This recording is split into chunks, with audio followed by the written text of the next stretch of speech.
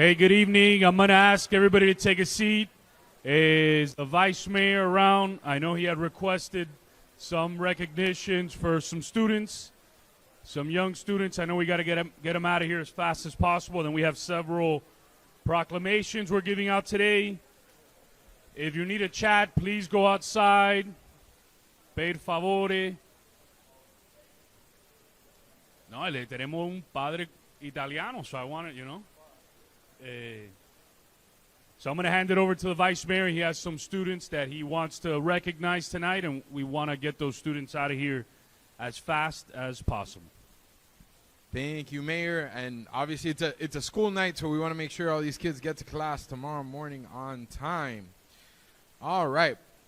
So the first special recognition that I want to do is for a very, very special young man in our community who just won a very prestigious award, right? So the Walter B. Young Youth Hall of Fame Award is an award that is given through the Youth Fair organization, right? It is highly, highly competitive. I was actually fortunate enough to be one of the judges a few years back, and I got to see the absolute best and brightest that Miami-Dade has to offer apply for what is essentially 5 awards, right?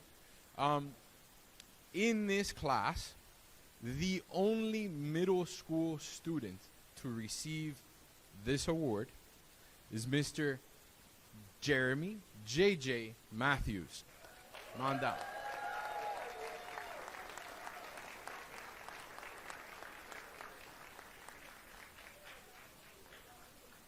And Jackie, please come up.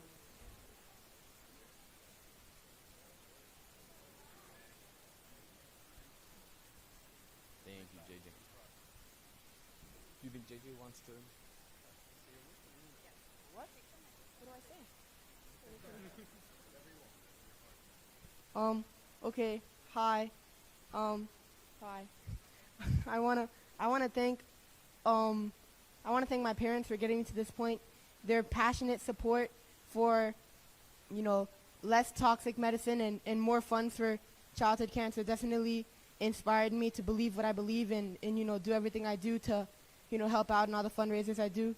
And also, I want to thank everybody at Bob Graham Education Center, their staff, the administrators definitely pushed me and motivated me. They gave me everything I need to succeed and get to the point where I am right now. Woo!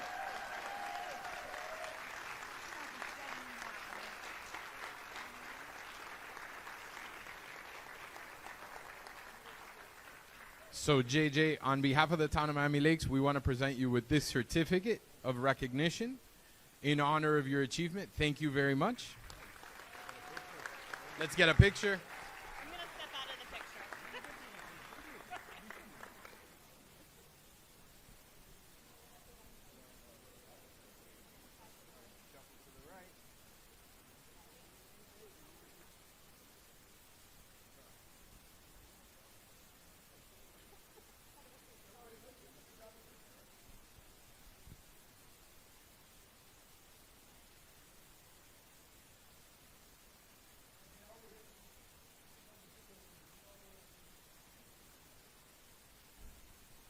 Congratulations, JJ.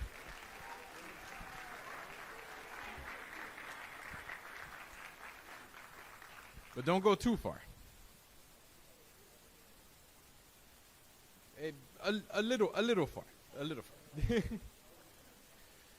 All right. So the second group that I want to recognize today, about 2 weeks ago, I was invited to participate and witness one of the most uplifting things that you can witness as an elected official. It was an auditorium full of young people who gave up their entire Saturday to become more civically engaged, better citizens, right?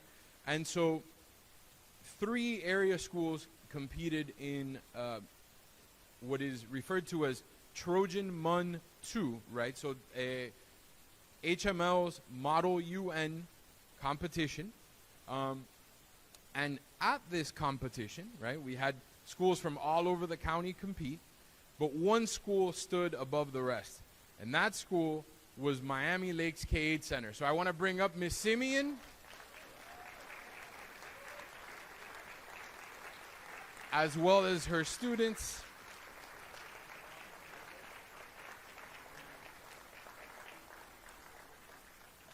So congratulations, guys. Miss Simeon, would you like to say a few words? Hi, everyone. Good evening. I'm sorry. I'm a teacher, and as a teacher, we are in testing mode, and my voice has completely gone. Thank you, everyone, for this recognition. These are some of my students that have participated in our Model UN competitions. This year, I'm proud to say that we competed at not only Trojan Mun 2, we competed at Goldman 1 at Barbara Goldman Senior High, where we also won Best Delegation. We competed at the district level at MD Mun. And for the first time ever, we took home Secretary General's Award, which is Best Overall School. There were about 300 students there, ranging as far from like Orlando. Some schools came down, and my kids came out on top, and I'm very proud of them. A lot of work goes into Model UN, and they were problem-solving issues that, you know, adults cannot solve. To give you an idea, we talked about crisis situations in Sudan. We talked about climate change and the growing AI technology, and they were all able to pass resolutions, you know, to hopefully solve these problems worldwide. So thank you so much for this recognition. I'm very proud of my children. Excellent.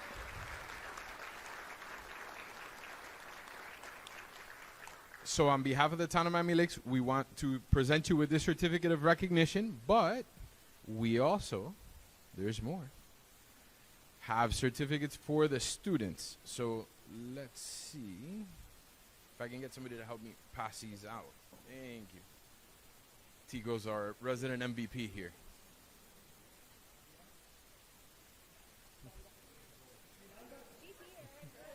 There we go.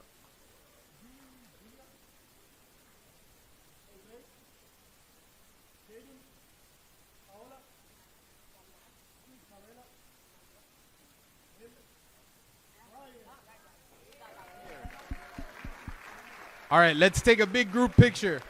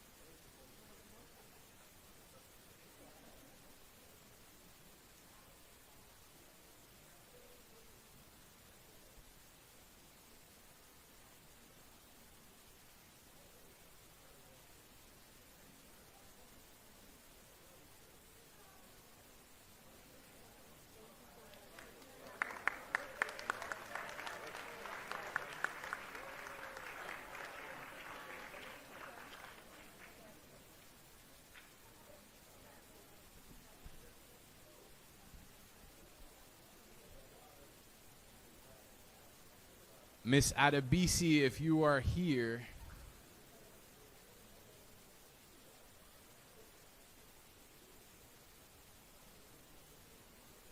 Miss Adebisi, come on up.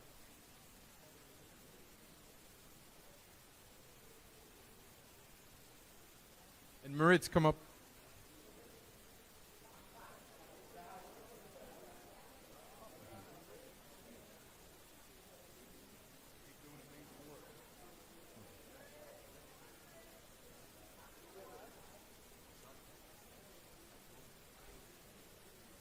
Miss Adebisi, so for those of you that don't know, Miss Adebisi is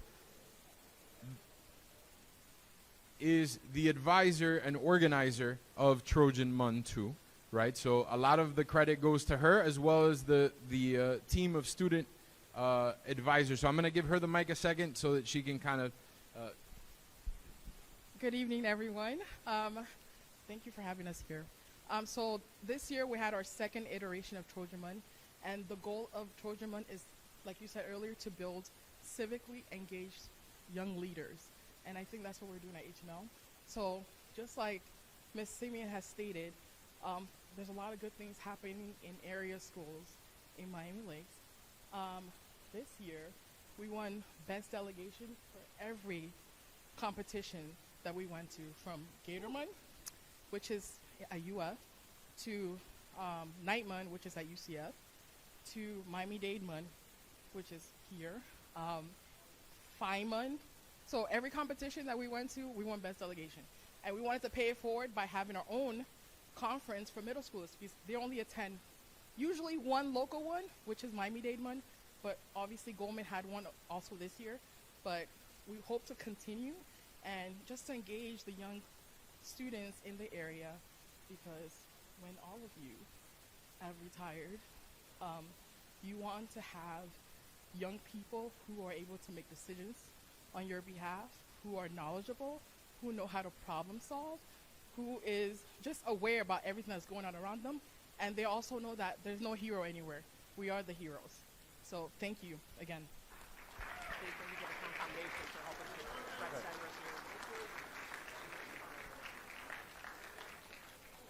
I would also like to recognize members of the Miami Lakes Town Foundation, which sponsored Trojan Month too. I think we have some members of the foundation board. I saw Fred in the back. Thank you, Fred.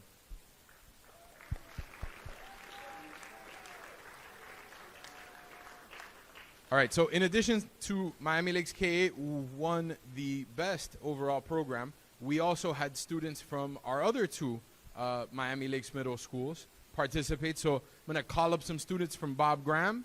We have Joel Gonzalez. Here you go, sir. Justin Proenza.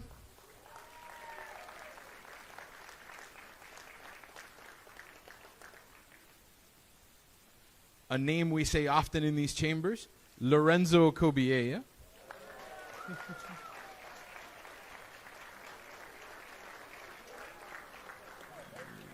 welcome. And JJ Matthews. Come back up.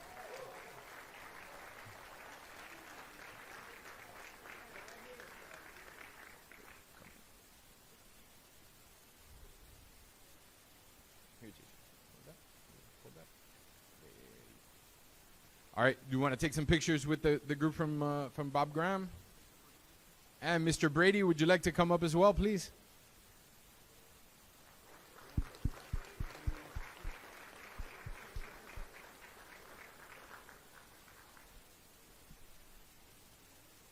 Thank you, everybody. And everybody says so well. I'll leave it at that. Thanks for all your support. And I'm proud of you students. Let's take a picture together.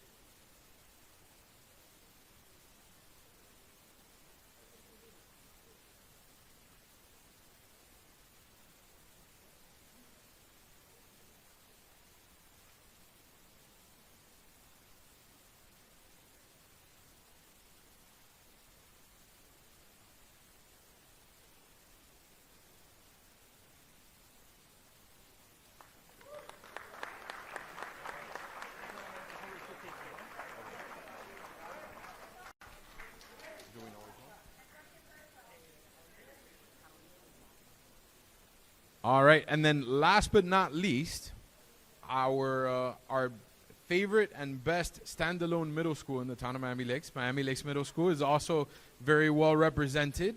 Let me make sure I get the right ones. I believe.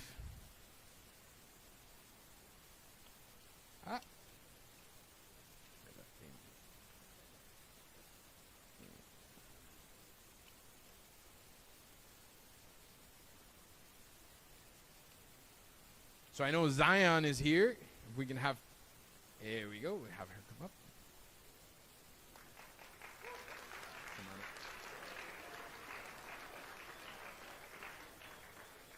up. And Carolina Poretti.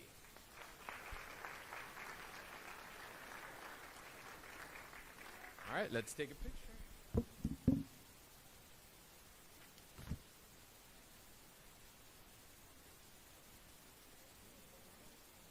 Future Trojans, maybe? No?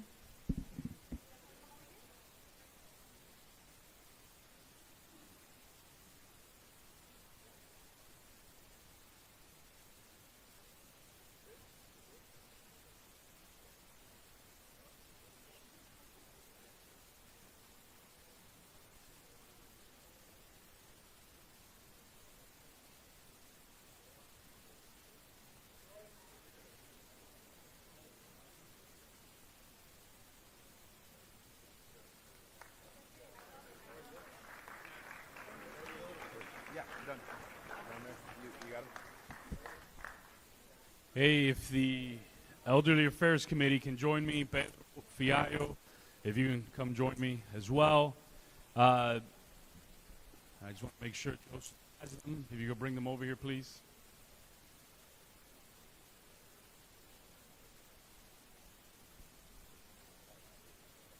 No, ahora la.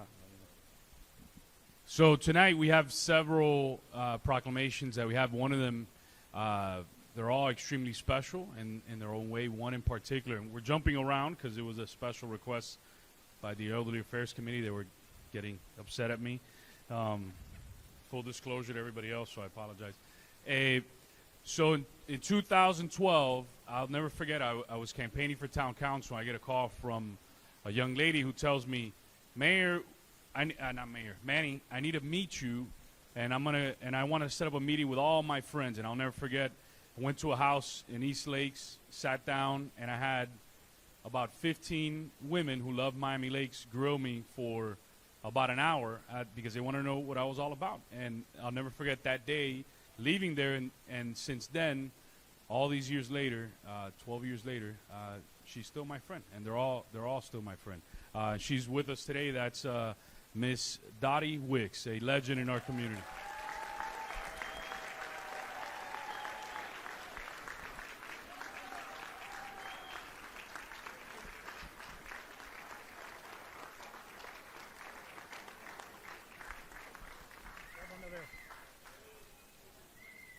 No. So whereas Dorothy Dottie Wicks, a longtime resident of Miami Lakes, Florida, has exemplified outstanding dedication and service to our community and has demonstrated exceptional leadership as a volunteer chair of the Miami Lakes Elderly Affairs Committee, tirelessly advocating for the well-being and enrichment of our elderly citizens. And during the challenging times of the pandemic, Dottie Wicks ensured that shut-ins and elderly residents were not only cared for, but were also provided with social engagement through initiatives like bingo and other activities, despite her own health risks.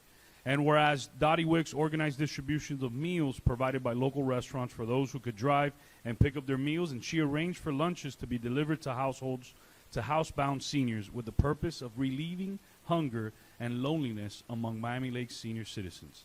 And whereas with her vibrant spirit and good humor, Dottie Wicks organized numerous community events, including the Miss and later Miss and Mr. Miami Lakes pageant, the annual Seniors Holiday Party, Halloween costume celebration, and informative seniors bingo luncheons with expert speakers on money and health matters, held right here at Town Hall and at Royal Oaks Park at the Roberto Alonso Community Center.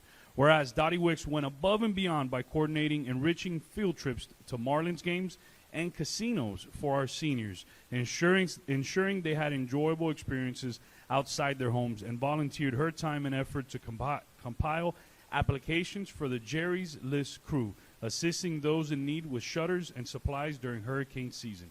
And whereas Dottie Wicks' volunteer work extended to the Church of Our Lady of the Lakes and St. Mary's Cathedral, where she selflessly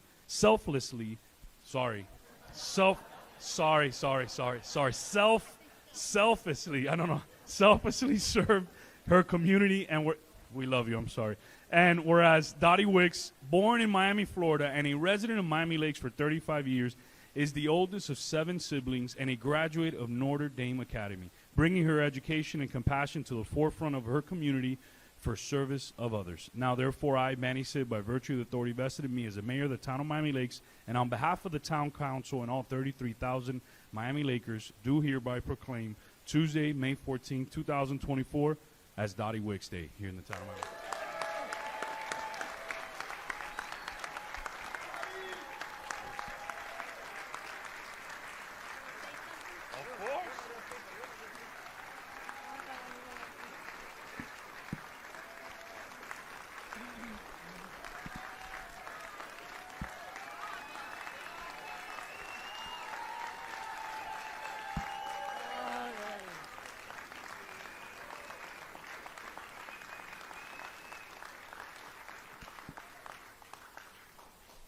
I don't know what to say after that. But the one I really want to thank is Luis Quiazzo for when we first started the Elderly Affairs Committee. Him and I teamed up with, I think it was Norma Frankie, and there was one other lady, and we carried it through to all these years. And it was the biggest blessing I've ever had. Working with the seniors is such a joy. They bring so much to you, so you learn so much history. And I'm sorry I'm getting out right now, but maybe later I can do little things here and there for them. So thank you all so much.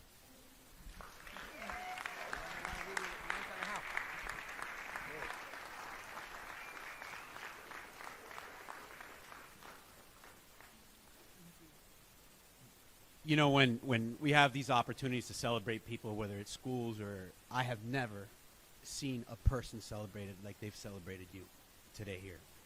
And that goes to speak to the heart that this woman has. There's been times where she has put herself selflessly before before everybody. And I'm gonna tell you, it's not an easy task. But she makes sure that everyone is remembered. Whether they're at home and they can't make it, whether they're sick dealing with an issue, whether they're caring for someone, she does not allow the event to go on. Did we remember this person? And you would make sure that somebody would go visit them, take them a meal. She would make sure that the seniors were remembered. And I think you said it best.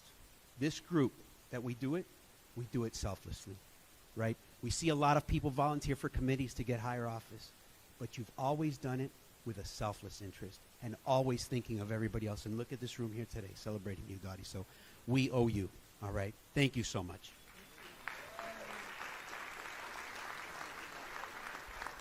Okay, Dorothy Weeks.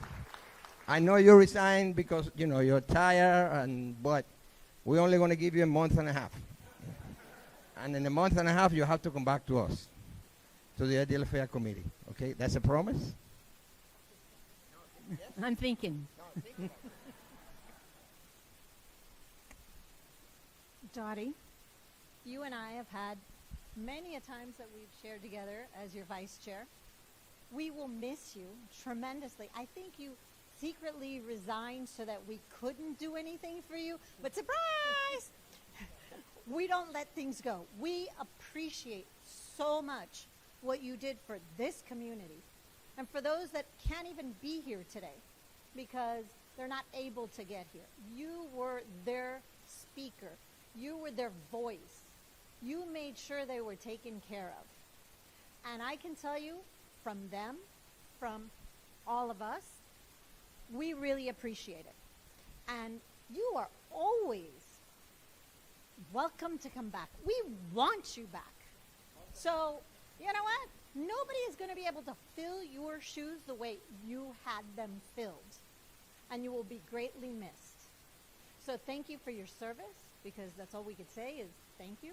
There's nothing else more we can do. There's nothing we can give you that shows our appreciation for what you have done for this town, for the elderly, and for all of our spirits that show that this is what you're supposed to do for your community. Not care about yourself, but care about your other members that are here that need your help.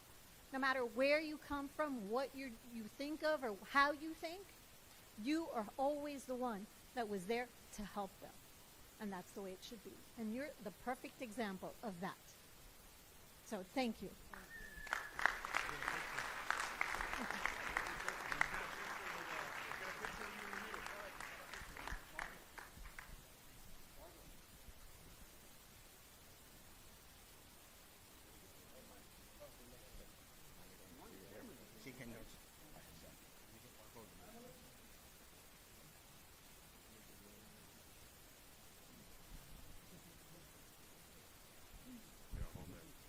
I'll hold that for you.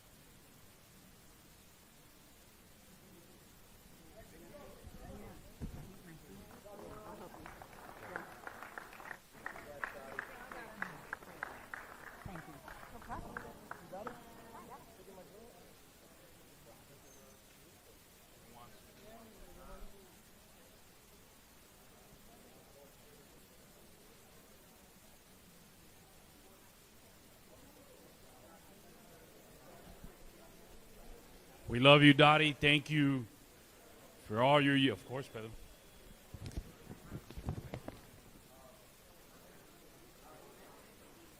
Hey, it's Jeremy. Jeremy's here tonight. No, Jeremy Badron, our Parks Director.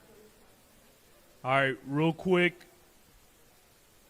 When I got elected 12 years ago, it's crazy how fast time flies. One of my first items was to talk about crossing guards and how to make sure that we have town residents, people who love our community, as crossing guards. And we made a change 10 years ago. And 10 years later, it's worked out really well. And I'm going to hand it over to Jeremy because these folks are beloved in our community. And it's awesome to see that come to fruition. So, Jeremy. Thank you, Mayor. And as the mayor talked about right now, our crossing guard program is actually held in-house within our parks department. And the goal was just that, to bring residents and bring individuals that cared and wanted to do more for their community. And that's what essentially we're going to be honoring today with our certificate. It says 3 individuals, 2 of which cannot make it here, unfortunately, but who have served now for 10 consecutive years for the town's crossing guard program. These are individuals who are there every morning and every afternoon, in rain, in sun, in cold weather, the few days we have in January. They're out there, they're there to protect the kids, and they're there performing. They're rightfully so, as they were trained to do. All of our crossing guards are FDOT certified every single year. So it's not just the years they've actually put forward, but it's a little bit more about their dedication to the craft. And Gary Cardenas, who is here and we'll be honoring now, is a testament to that dedication. Gary is now serving his 10th year with us. Gary's our lead crossing guard.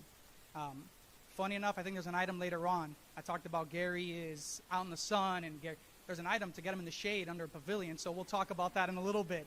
But I can't think of someone who's a definition of accountability, and that's what this long-term status here with the town shows.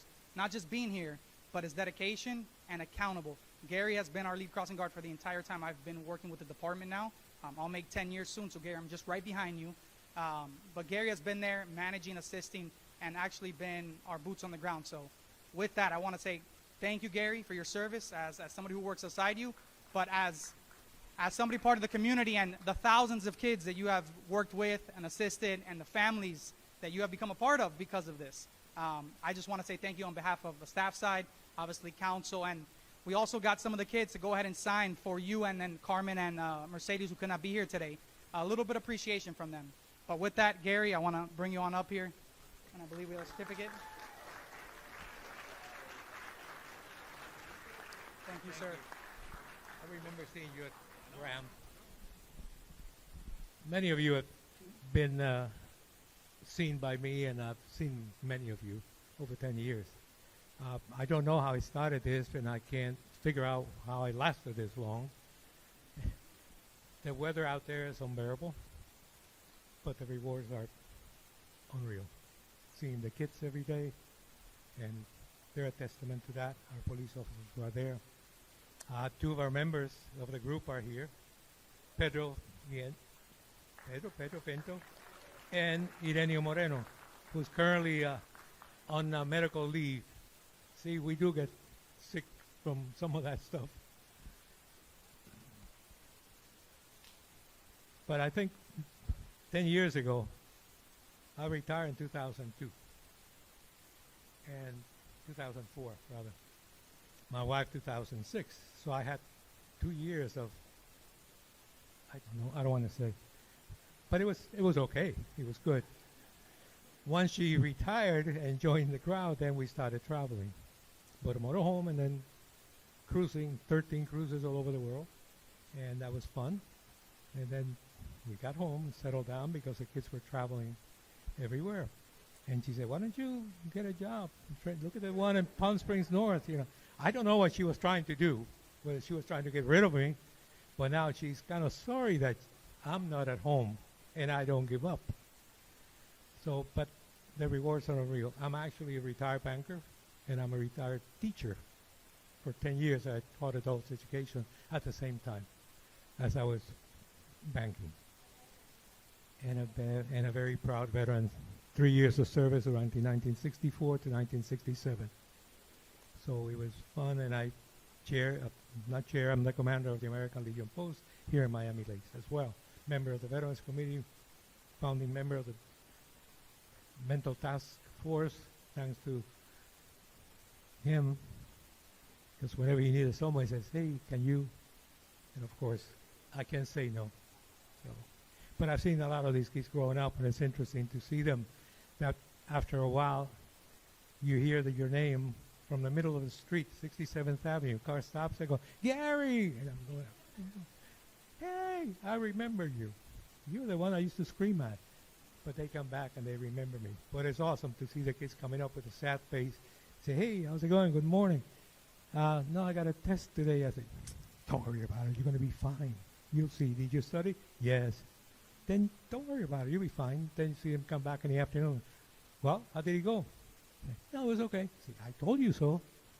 So it's extremely rewarding for me and for these other guys here too, because we get to communicate and listen to them. So on behalf of my crew, and thanks to Jeremy, thanks to JP, where is he? He's back there, for being there for us and supporting us, which is the main thing. We can't do the job alone, and our police also too. So trust me. Carlos this afternoon comes back to me and says, it was 103 out there. I said, I know. He had no shade. We did. But it gets hot, and it was a lot of fumes. And some of it is not diesel or gas fumes, if you know what I mean. But we can see it all. But thank you from the bottom of our heart. We all thank you. So. Let's get a picture in the middle.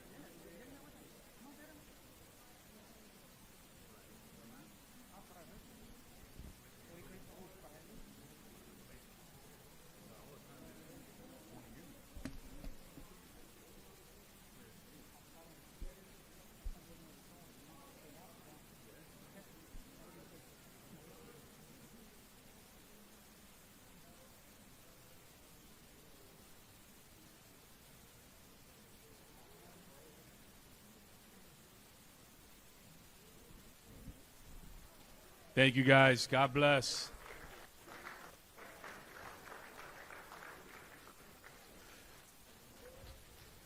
We have a couple more, and then we'll get started with the meeting. We have,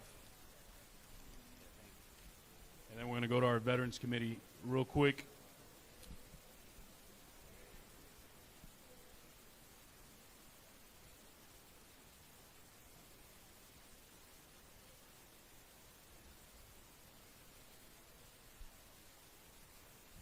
Come on up.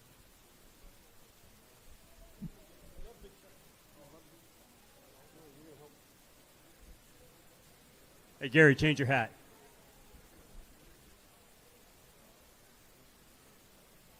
Good evening, ladies and gentlemen. My name is William Perez. I am the chairman of the Veterans Committee.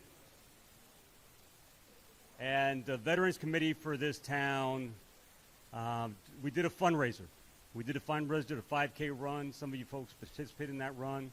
Some of you folks heard about the run. And that raised quite a bit of money. And one thing this town, this mayor, this council has emphasized to me as the chairman is, let's take care of our own. Let's take care of those who are Miami Lakes residents, those veterans who are here. Let's take care of them. And let's not send large amounts of money to some large organization that is headquarters in D.C. that says they take care of veterans. Let's take care of our people here. So we have a check that's being issued to the American Legion Post 144, which is the post for Miami Lakes, and it's going into their Veteran Relief Fund. We have a lot of veterans who can't make rent, who can't make electric payments. We have several whose cars broke down, and when their car breaks down, they can't get to work, they lose their job. A lot of times what has happened is we just basically pass a hat in our Legion meeting to help cover our brothers and sisters who need that money.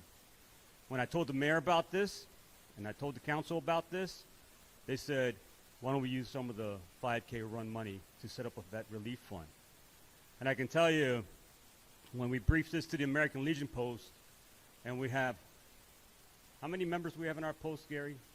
Gary's 226. We got already 5 folks who came up with estimates for car repairs, for air conditioning repair, for their house, because, especially now, they don't have the money. They just don't have the money. A lot of folks, a lot of towns like to say they take care of their veterans. I'm going to tell you, I was in the Marine Corps for 32 years. I retired as a colonel. I wish I could say that is true of every town and every place. A lot of folks just do a lot of lip service. But this town, this mayor, this council, they do. And let me tell you, that is something that we are incredibly grateful for. So Gary Cardenas is the commander of the American Legion. And so we're presenting that check, and I promise you I'm not going to let Gary talk. Sergeant Cardenas, you do not say a word. That's an order. But we have other great members here. We have Fred, who has supported us tremendously, another veteran. But anyway, thank you very much. I just wanted to show you what we're doing for our veterans. And really, it was your support. The sponsors, the runners, all you folks are the ones who made this happen. So you're really the ones who are not playing lip service to taking care of our veterans. You're really doing it. And so I thank you from the bottom of my heart. Thank you very much. We go.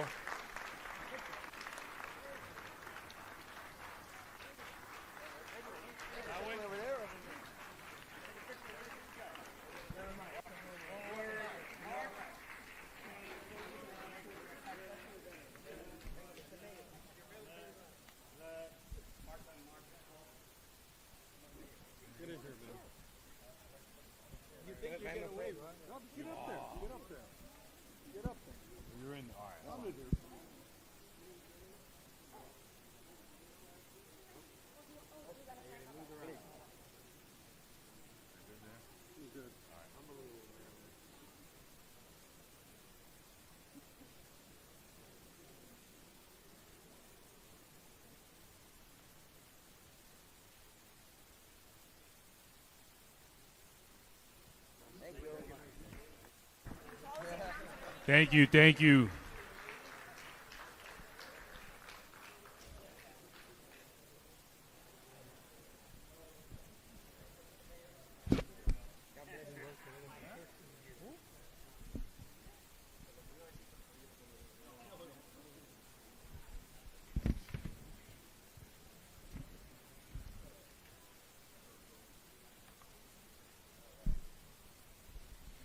All right, so we have, if you guys have ever been there, the People's Barbershop in Miami Lakes, the oldest barbershop in Northwest Dade, one of the oldest in South Florida. They've been in business for 60 years.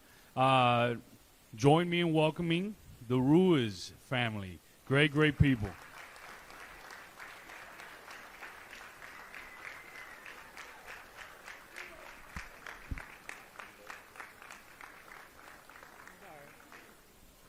So these folks are not only barbers, but they're therapists. I mean, you name it, folks from our community, from Don Shula to, rest in peace, Governor Graham, who's no longer with us. I think Don's son still. Everybody in our community has gone there, not only to get a haircut, but to feel welcome the way that you guys make folks feel, which is so special. And that's why you've been in business for 60 years. So we want to take a little bit of time here to thank you guys and present you with this proclamation.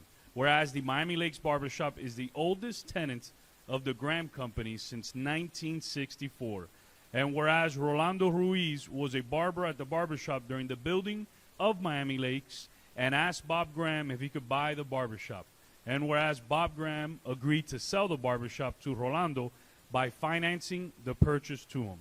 And whereas years later, Rolando later sold the barbershop to his brother, Mario Ruiz, in 1992 and operated until 2013. Whereas in 2013, Mario passed the barbershop to his son, Richard Ruiz, and continues to operate as of today, keeping the family tradition alive and well. For 60 years, the Ruiz family have served Miami Lakes and its residents with great service, and their tradition will continue for many years to come. And whereas the Miami Lakes Barbershop has served many celebrities over the years, especially the most famous customers were Bob Graham and Don Shula. And now, therefore, I, Manny Sid, by virtue of the authority vested in me as mayor of the town of Miami Lakes and on behalf of the town council and all 33,000 Miami Lakers, do hereby proclaim Wednesday, May 15, 2024, as the Ruiz Family Miami Lakes Barbershop Day here in the town of Miami Lakes.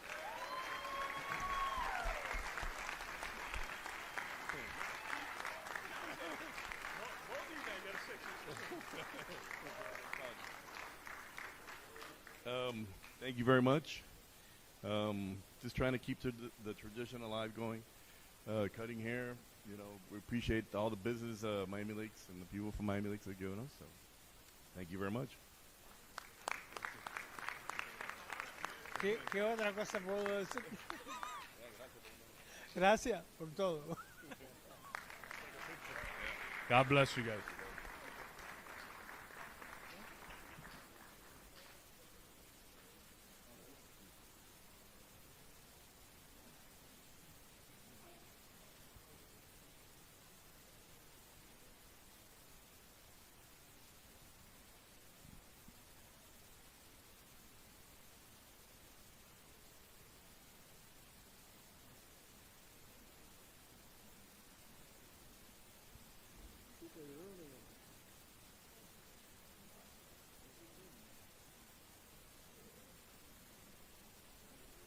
Awesome. We love you guys. God bless you. 60 years. If Tico and Nick Perdomo can join me, please. Mr. Casamayor, Mr. Perdomo, if you guys can join me before I read off the proclamation. If you want to say a few words about this incredibly special human being who we'll be honoring tonight. I'll start because he knows how to speak. I don't. So the gentleman that's here today is a good friend of mine, good friend of my father-in-law's. I'm going to let Nick, one of his guys, talk about him. The proclamation will say the rest. I just wanted to give him a big, I love that guy. I've never seen anybody that cooks food better than him. He probably won't mention that. Plays piano better than him, and is the nicest human being I've ever seen. He's here. He's actually brought an entire crew from down south, all the way in Kendall. These guys have been complaining through a group text ever since they got here, saying it took them forever to get here. They're standing in the hallway sweating. They're complaining about everything, but they came all the way down. Dr. Gustavo Plasencia, famous surgeon. I believe that's his plastic surgeon. Yes. And Carlos Padron. Carlos Padron is one of your assistants. Justo Parada, another one of his cooking assistants. They all came from down south. Even my brother is here to see this guy from down south. So I just wanted to give him a shout out, tell him I love Vice Mayor Perdomo will do the rest. Thank you. My father always said that you can't fail in this country. If you work hard, you can attain anything you want. And it's the American dream, and that's what Rafael Nadal is all about, the American dream. And I've known him for a long time. He actually came from Cuba on a boat with 300 people. I think you probably chummed a little bit of that water, too, while you were coming up, right? But what an attribute. Yeah, we were talking, you wish you could add that tie when you came from Cuba, and look what you've done so far. So it's all about the American dream and picking yourself up by the bootstraps. And Ralph, outside of this proclamation, I'm very proud to call you my friend. Look at all your competitors here. We all want to kill each other, and we're all here together. This is unbelievable in the cigar industry. So thank you, Ralph. Put your hands together and welcome Rafael Nodal.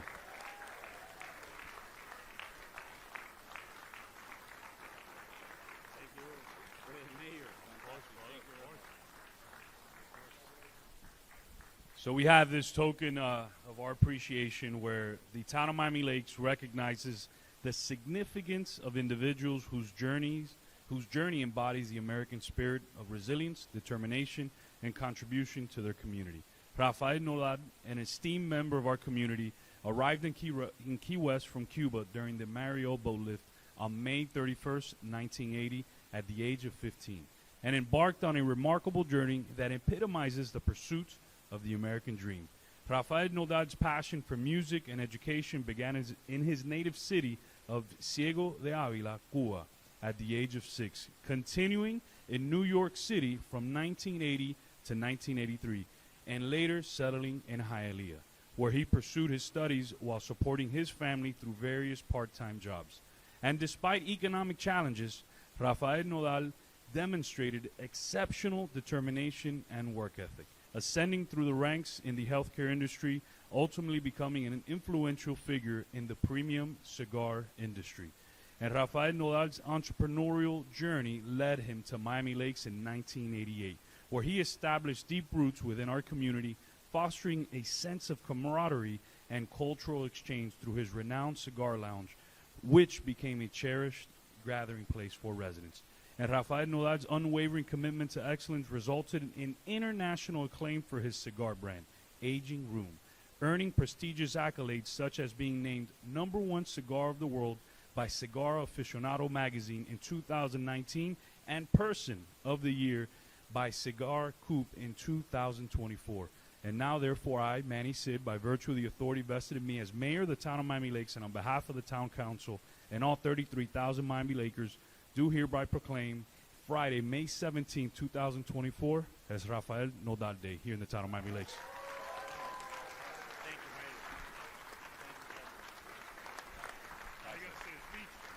Oh, wow. Thank you, Mayor, and thank you to the council. Thank you to the city of Miami Lakes. I don't know what to say. I love to talk. I mean, everybody that knows me knows that I love to talk, but I am without words. I appreciate it. I came to this city with my wife, Alina, and my kids, and I found in this city a sense of community, a sense of friendships, and with an spirit, entrepreneurial spirit. And that's why I was able to succeed here, because I got a lot of friends and a lot of help. I really appreciate your comment, Nick, Vice Mayor of the city. When we were starting, the city has changed a lot for the best. It's growing beautifully. Nick, if it wasn't for a meeting we had, that we had over 25 years ago, where Hank took me there and we smoked cigars. I bought my first cigars. I smoked it with you. I went that evening and I told my wife, this is what I want to do with the rest of my life. But Alina, being a psychiatrist, she said, yeah, honey, I'm sure you can do whatever you want. So thank you. To my wife, Alina, oh, wow. Not only is an amazing psychiatrist, I am the result of this, and she treated very well-known psychiatrists in the area. You have helped me, you have supported me, but you, more than that, have encouraged me to do the best I can. So thank you very much for my amazing family, for my kids, Carlos, Rafael, Marco, Sandra, and my grandson, Miles, that is here. Thank you all. To the rest of my family, I wouldn't be able to do it without you. You guys, whether it was the first company on the condominium management, or whether it was the hospital management, or you at the cigars, you've been there. You here with me to celebrate my moments, but I've been there in the difficult times. So thank you very much. To my partner, Hank, bear with me for a second. There's so many things. In a journey like this, you guys, so many people that help. So my partner, Hank, thank you very much. What a ride, an amazing ride. To Ernesto Perez Carrillo, he came all the way from the South. This guy is an icon, an amazing guy in the cigar industry. He's been my friend and a supporter and a teacher, so thank you. To everybody else, my the Plasencia family, the A.J. Fernandez family, all the retailers that are here, everybody that is here, thank you very much. We wouldn't be able to do it without you, because they say it takes a village, but I know it takes a town. Thank you very much. I appreciate it. I'm going to use that.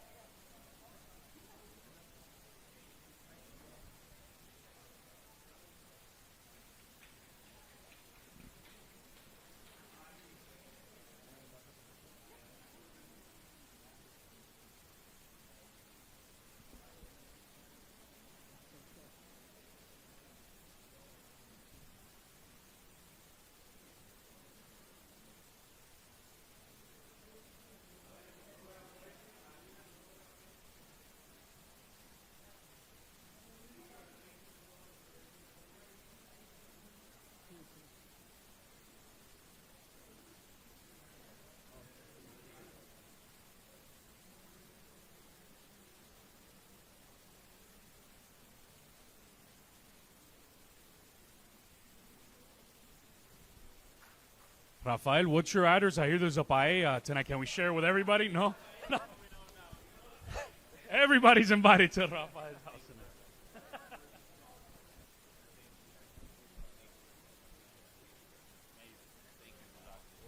Thank you. We have... Thanks, Nick. We have 2 more. We're going to get rocking and rolling with the meeting. So this individual was not expecting this honor, but I could tell you I felt that he needed to receive this type of honor because this is somebody that throughout the years has become my brother, our brother. I used to do... There was a long time our city council was very busy. I used to do a lot of ribbon cuttings by myself, and it was a little boring. And now they've turned into something where we get requests every day, but there's one reason for that.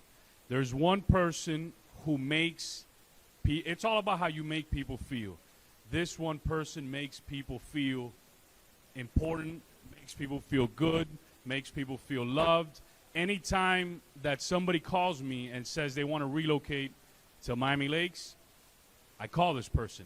And he's literally made people's dreams come true. And a lot of those folks are his family today. And he's somebody who, for the rest of my life, this is true about Tico. In politics, Lewis hit it on the head earlier. A lot of people get in committees, do stuff, because people think they're running. Everybody thinks this person is running, right? Yet he always tells me, he goes, no way, Unfortunately, politics is like crabs in a bucket. There's a story, a joke for that. But this person always tells me, no, I have no sense of ever running. I love to make people happy. I just love to see, either when they open up their business, I love folks want to live. I love my family, right? He's a big family man.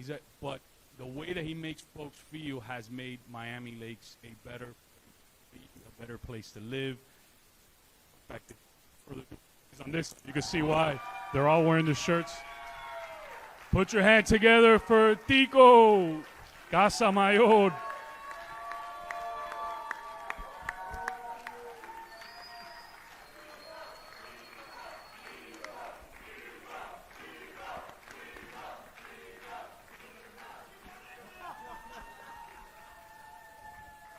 That's amazing. I love that shirt. It's for sale.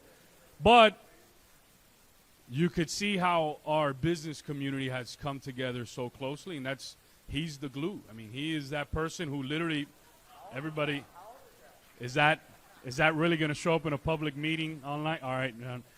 All right, so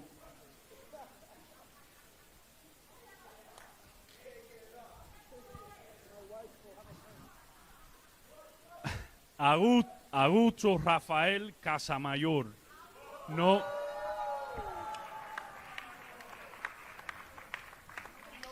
Known to us all as Tico Casamayor, a respected native of South Florida and esteemed resident of Miami Lakes since 1994, has demonstrated extraordinary commitment and leadership within our community.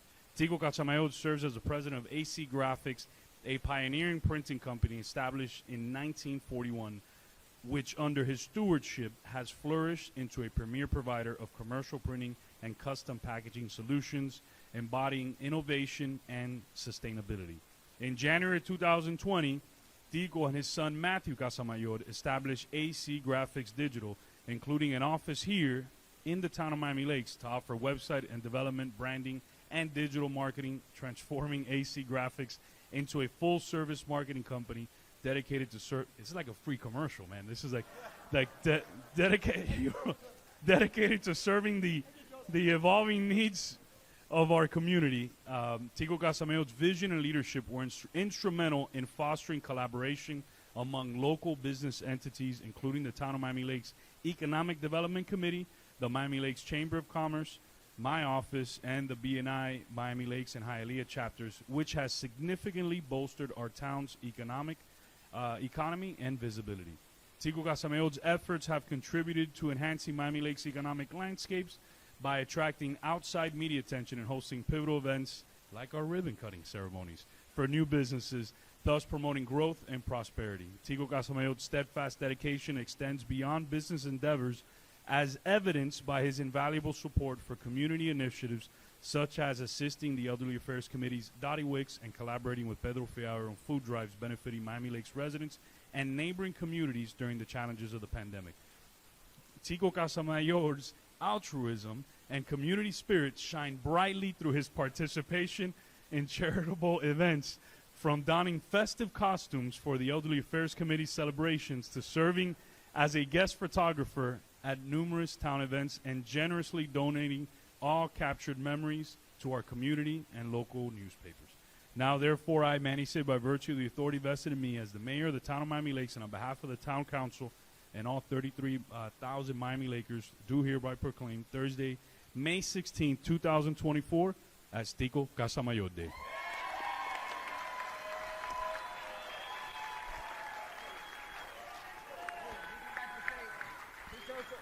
Tico Casamayor is also the master ceremony of the year. This man is the best, the best. Let's go. They're dying to start the town council meeting. Okay, as the mayor mentioned, I was not expecting this, so I would have been better prepared if I were. I would have probably had a list of things to say. Actually, Joseph kind of like ruined it by me finding out through him, but thank you. All right, I'll be quick, but I won't be quick. I'm not going to be like my friend that took forever. Number one, really important. Yeah, all you guys got to start coming up.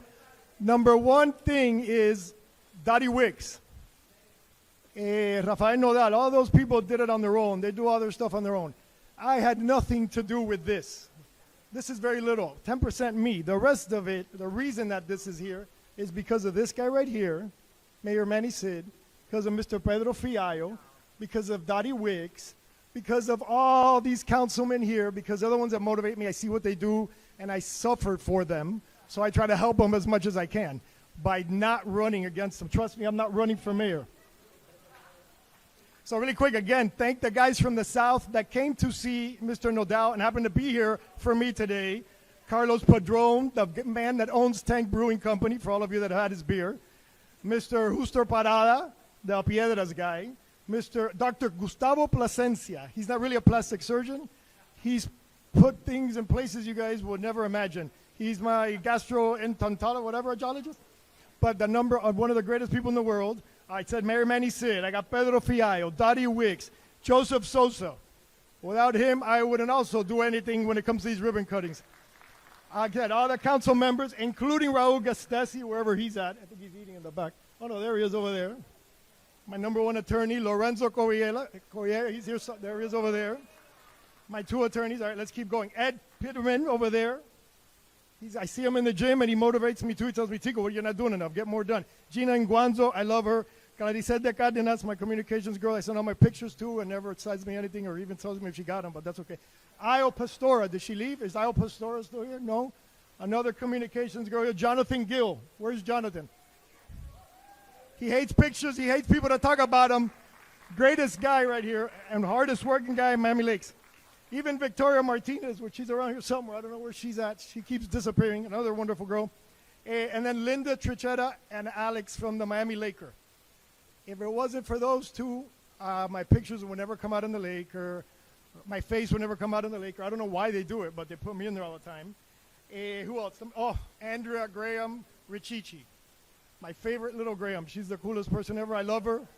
I always threaten her that I'm going to be her assistant. She's yet to hire me, but I love her really good. Without her also, she wouldn't help. And she did something else for me that I'll tell you now in a minute. My BNI Miami Lakes crew. I leave the best for the end. They would be all the idiots wearing shirts over there. If you guys don't mind, I'm going to have them come up and each do a 30-second commercial. No.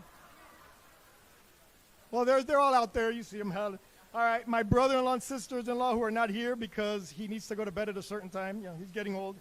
The person that taught me how to speak, well, he was the second person that taught me how to speak and how to help and how to do all these kind of things, along with his wife, who taught me how to be a father and how to be married. These two idiots right here. My in-laws. And the gentleman that actually stood me up one day and made me speak to a crowd when I had never done it before, I sweat so much, I had to throw away my underwear. They were useless because I sweat that much. Patrick Eloa, the greatest. He taught me how to. He didn't do a very good job, but whatever, I do my best. My best friend and the godfather of this guy, my other best friend, Pat, you too. And the godfather of this guy who's in Michigan, George Pears, who told me when you walk into a room, and this is 100% true, and I try to do it, you either got to be loved or hated. Never be the guy nobody remembers. I'm working on switching the percentage from 90-10. Right now, 90% of the people hate me, 10% love me. But as long as they remember you, that's the key. I'm working on it, but he's the one that taught me that. All right, and then the guy that taught me to be very, very cheap, to save money, not to spend, not to buy anything until you have the cash in hand. Hence my cars and my properties and everything. Very stressful. No, not a sweater. That would be my father right here. The one thing he didn't teach me to do that he does very good is dance, but whatever. So he taught me that, and then who else? Oh, wait, somebody taught me. Oh, my brother. Where's my brother? Is he behind me? Now he's the one. This one is like the smart one in the family, so he's got the looks and the brains and the money. But he taught me how to spend money and not to be cheap, and to enjoy life and spend. So between the two of these, I'm like one of those generous broke people. Or you're a generous spender or generous cheap guy. There it is, generous cheap guy. Thanks to these two. And then, of course, the lady that gets me the most clicks on Instagram, my wife, Mylene. That's what I care about the most, my clicks. And the reason that he's alive, which is my last guy, I promise, last one, Matthew Casamayor, the reason I'm actually standing here, because I told myself, you're embarrassed to talk in public. That's not a good example to set for someone that's going to open up a marketing company. So I have to be good at that. You are scared to help people, talk to people. That had to change. I had to be a good example. So everything I've done, thanks to all these guys back here, I do to show the example to him. So hopefully one day he'll be better than me, which is usually the way it goes, because I'm much better than him. So hopefully he'll be much better than me. Okay, all that said, now that I'm done, Justo.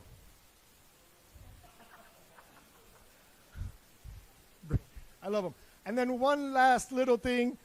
We have a young girl that's been with us since second grade. And then she grew up at Immaculate, went to school, worked with my wife. Then she was our intern. Then she worked with us. And what do you get for all that? She's leaving us for another company now. She got her master's. Miss Lauren Roderick right here. I love her very much, too. Thank you, Lauren. So that means I got a commercial left. I need a new intern. If anybody has any kids that need to be interned, we get them jobs. Thank you very much, Mayor Manny Sid. Thank you very much, Tanamami Lakes. Thank you very much, all of you, for listening to me. I love you all. Thank you, BNI family. Thank you for the shirts from 2016. I have to shout out Romy PR for leading the pack. Love you all. Hey, you guys got to get in the picture.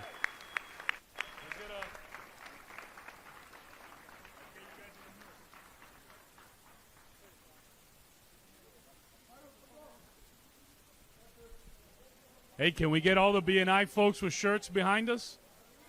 Come on.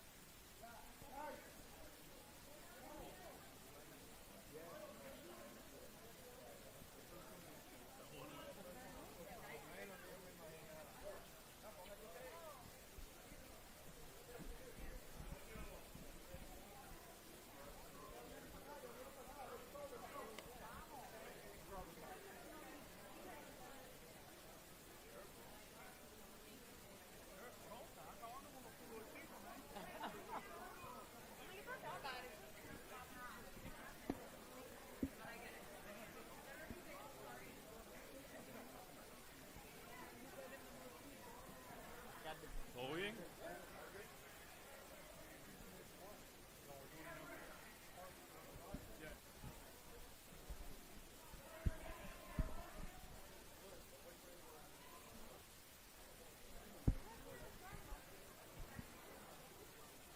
You got a flag. You got a flag.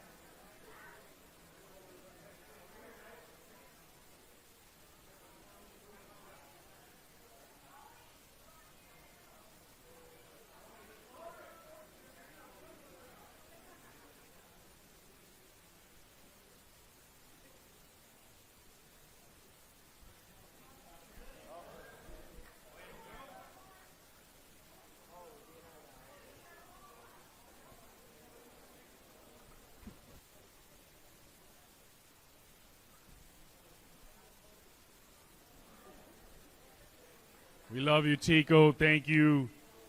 And last but not least, we have Nancy Rogers and our Public Safety Committee. Tico, pass me that. Tico.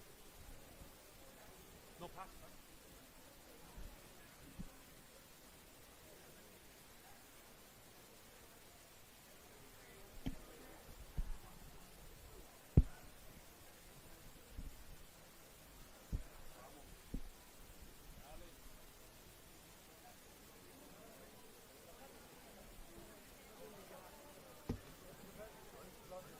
No, of course. We got you right now, Ms. Glover. 2 seconds. No, gracias.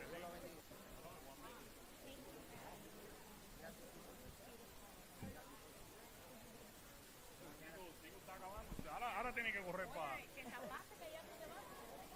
No, me come vivo.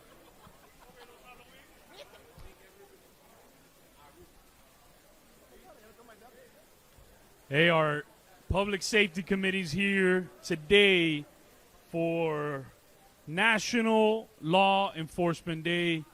Mama Nance. No, police appreciation, but on the national level, we're talking. Sure, you're sure? You guys read me? I want you to hold it. I don't care. Hold it. Oh, I hold it. I can't.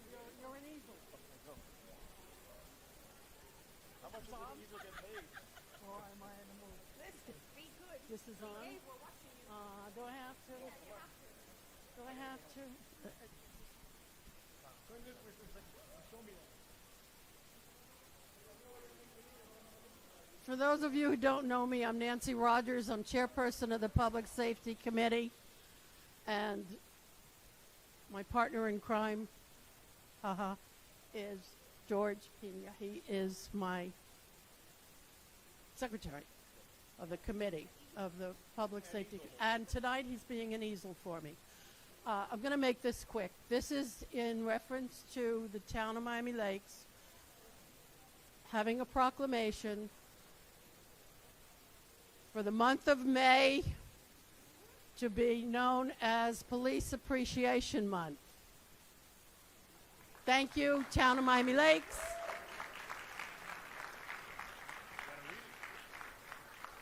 Oh, wonderful. I'm going to read the proclamation proclaiming Saturday, the 18th of 2024, National Law Enforcement Day in the town of Miami Lakes. Whereas the health and safety of the citizens of the town of Miami Lakes, Florida, is important to the happiness, prosperity, and well-being of our town's families and community. And whereas the town of Miami Lakes, Florida, is the proud home of dedicated police officers who put their lives on the line to keep our community safe. And whereas these officers stand as leaders and teachers, educating the community about the importance of public safety. And whereas the town of Miami Lakes, Florida, appreciates the extraordinary efforts and sacrifices made by officers and their family members on a daily basis in order to protect our schools, our workplaces, roadways, and homes, and mostly, I'm adding, our citizens. Whereas National Law Enforcement Appreciation Day is an opportunity to show our support for law enforcement, and now, therefore, I, Manny Sid, our mayor, not me, by virtue of the authority vested in our in me as the mayor of the town of Miami Lakes and on behalf of the town council as National Law Enforcement Day. Thank you.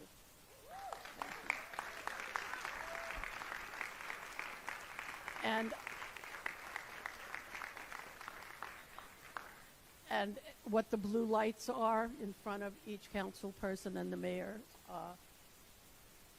seats on the dais are for National Police Enforcement Appreciation Day.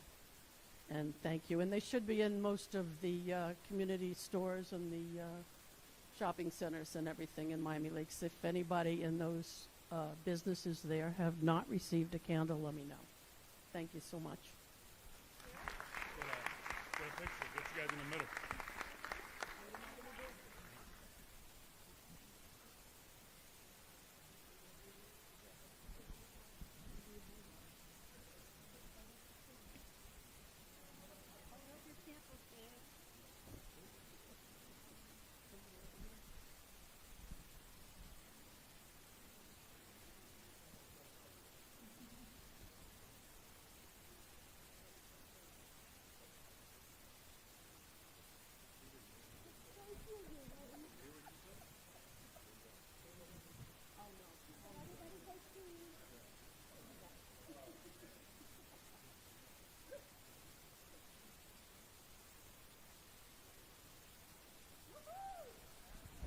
All right, let's call this meeting to order.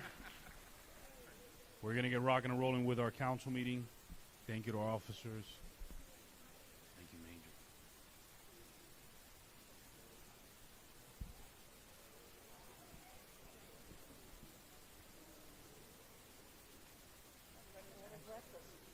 Been good?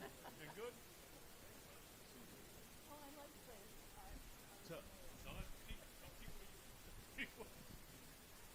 All right, everything will go as planned, Father God. In the name of Jesus, I ask, oh God, that when they leave this place tonight, Father God, they don't leave alone. You promised in your word, God, that you would never leave us nor forsake us, Father God. So we thank you that you're where we are, God, and you follow us and you go with us and you cover us in your blood. And these and all other blessings we ask in the name of Jesus. Amen, amen, and amen. I love you guys. Invite me back. I'm on the run to get my grandbaby. Oh, no, you'll be back.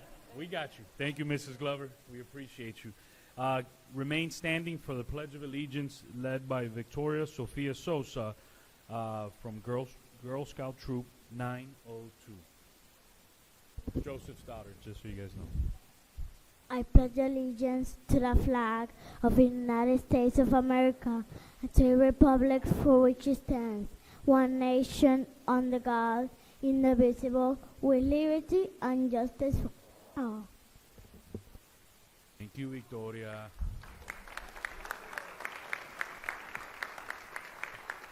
Thank you. You may be seated. Council, while we do the Better You Minute by Commissioner Ariel Fernandez, please look at the order of business so we can adopt it. Do you want motions for the order of business prior or after? Right after. Just wanted to see. No Better You Minute. Don, do we have the Better You Minute tonight? Not tonight, sorry. Got it. Okay. I have items for the order of business, Mayor. Yes, Councilman Collazo. There's two items on the agenda that are very similar, item 14B and item 14D. I'd like to combine them, as well as combining it. I see several members of the audience here that would like to speak on that item, so I'd like to also move it up immediately after appointments. So item 14B and D, if it's okay with my colleague, I'd like to combine them and also move them up in the order of business. I second. The other item I have are 14N and J. Again, items very similar, recognizing Mental Health Awareness Month. I'd like to combine them, but not necessarily move them up in the order of business and leave them where they're at. And the last item that I see is item 14H. I know that there were still several veterans that wanted to speak on behalf of that item, and I'd like to move it up on the order of business. And lastly, there's items 14C and item 17. I'd like to incorporate them in discussion of 11A. They're germane to that particular topic where we're going to be discussing the budget. They both reference budget items that we need to have discussion, and I think it would be proper in the order of business to have 14C and item 17, the attorney's report, heard at the same time that we were hearing 11A. So Got it. those are my my recommendations on the order of business. I move Give me- item 13.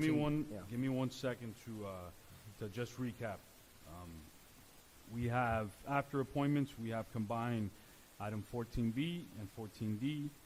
We're also combining but keeping in new business item 14J, item 14N. We're going to move up item 14H to after public comments. And then additionally, we're going to combine item 17, item 14C, and with 11A. That's what I have so far. Yeah, and I'm fine with that. On 14H, because there were members of the public that are here to speak on that item, I'd like to put it after appointments, the same courtesy that we're giving item 14B and D, but if the council prefers to keep that after public comments, I'm fine with that as well. Whatever, at the will of the council. I move 13B also after public comments. That would be the conditional use application. And also, I actually believe that we should take up the attorney's report before the carry forward amendment. While they do relate, the issues could get tangled up. So I think that should be a standalone discussion. Yeah, I think you, if I may, Mr. Mayor, I think you need to hear the attorney's report. I agree with Councilman Dieguez, because based on what happens during that report, it will have a impact on the budget. Okay, that's fine. Real quick, so after public comments, we can do appointments as real fast, just announcing it. Then we'll do 14B, combined with 14D, 14H, 13B, and I also want to move up 13A, because I know there's some folks here tonight that want to speak on item 13A. So when that comes up, if we can put those all together, then we're gonna combine J and H from 14 and keep it in new business, but then we're going to take up what Councilman Dieguez suggested with the attorney's report, and so that's fine. But we'll keep those after. I know we're moving it up, but after 13A, after public comments, we'll take up the attorney's report with all the other items that are germane to that. Mr. Mayor, and I also see some people in the audience that want to speak on 14E, so if we can do 14E after 14H before 13B. 14E? Got it. Can we do that after the attorney's report or no, after 13A? Because there's a long list. So after appointments, 14B and D, 14H, 13B, 13A, attorney's report, and every other item that was discussed. I would want to do it before the attorney's report, so with the other 14s that we moved up. Okay, so after 13A, then we'll do the attorney's report before we do committee reports. Okay, any other additions, deletions on the agenda, council? Anything else? I'll second or motion it. I'll second if that was a motion. Yeah, that was a motion. All those in favor? Aye. Aye. Any opposed? Seeing none, the motion passes. We're on to public comments.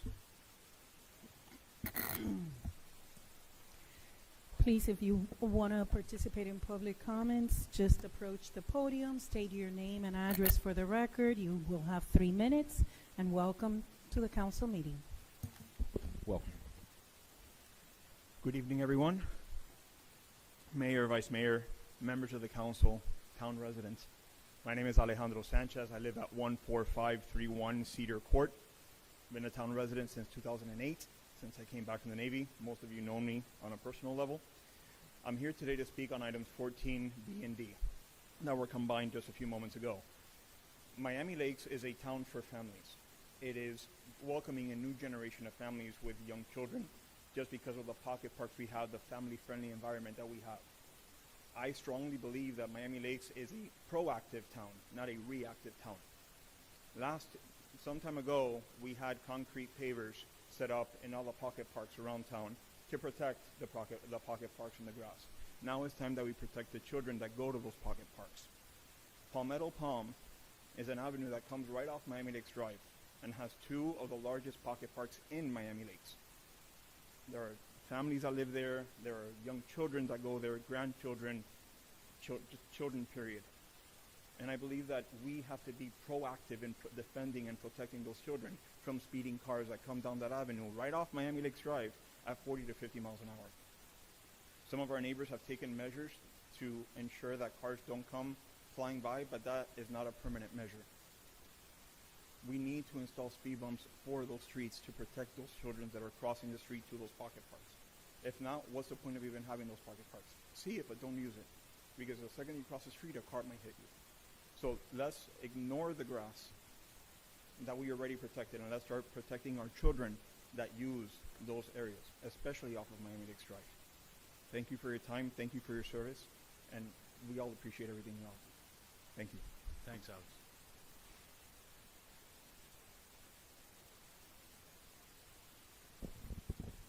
Good evening, Mr. Mayor, Council, Madam Clerk. My name is David Campos. I live at 6914 Bottlebrush Drive, right around the corner from Palmetto Palm Avenue. I've been there for 25 years. Fortunately, my children are grown up now, and I don't have to worry too much about, their use of the park and the dangers that the close proximity of the street brings to the park. But I care about my neighbors, and I care about the children. I see the little kids there at the park, and cars are just flying by. Unfortunately, some of the cars that are flying by are some of the neighbors, and we've been pretty proactive about asking them to settle down. But the truth is, we need speed bumps, because unfortunately, someone's going to get hurt, and that's why we're here. We want to save our kids. We want to save our grandkids. We want to make sure that everyone's safe. And the only way we're going to do that is by installing bumps or you name it along that street. Thank you for your time. Thank you, sir. Good evening. My name is Miriam Campos, 6801 Dunun Court. I'm here to support the petition for the speed bumps in Palmetto and Spread. My grandkids live there, and I see that they go by really fast in that street. They don't follow, the speed limit, and it's very dangerous. So I really appreciate that you can prove that for them. Thank you. Thank you, Miriam. Good evening. My name is Ray Angulo from 14611 Palmetto Palm Avenue. I've been going back and forth, emailing over a year to try to get some assistance with the speed bumps. If it's not the cars in the morning or the evening, school buses, the garbage truck, the recycling, Amazon. There's two big parks at the beginning of each side of Palmetto Palm. And then when school's on, they cut through Palmetto Palm because Mahogany has speed bumps. So we get that additional traffic coming through there. It's gotten so bad that sometimes you almost have to take it into your own hands with some of the neighbors there. So I think it's something. We have 17 homes from Palmetto Palm from the beginning to the end. Everyone signed. All 17 residents are on board. 24 around surrounding Bottlebrush. They also came around and were for it. Brian came around one of the days that he was talking to the neighbors, and he saw cars speeding. So I want to thank him for putting this on the agenda to see what we could do. It's going to save somebody's life. They put the borders at the park. This was more important, way more important. All right. Thank you. Thank you, Ray. Hi. My name is Frank Vilas, and I reside at 6910 Bottlebrush Drive. I'm right at the corner of Palmetto Avenue. I've been here for about 6 years already. I'm in support of the new agenda for the pavements. I see a lot of kids around the area constantly, and there is a lot of speeding cars in that area. So if we can do something about it, it'd be great. Thank you. Thank you.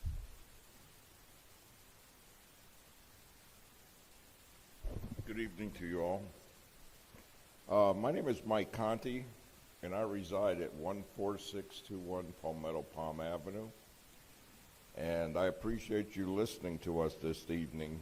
But I'd like to bring to you a couple sad stories over the last 5 years, and I've been a resident of Miami Lakes for over 40 years. We've had a cat run over in the street. We've had somebody back up in their driveway, and a guy speeding down the street had to drive into the park over the curbstones because he was doing about 50. Like Ray said, we even have school buses that drive 50 miles an hour down the street, and I work for the school board and have for 53 years. I hope that nothing ever happens like it did when I was an administrator at Little River Elementary. We were trying to get a crosswalk on 79th Street. It took one of our kids to get run over and killed for the county to put a crosswalk.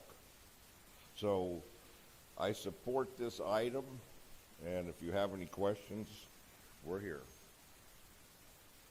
Thanks, Mike. Hello, Mayor. Hello, Council. My name is Ryan Campos. I live in 6914 Bottlebush Drive. My grandmother and my father spoke regarding supporting of the speed bumps.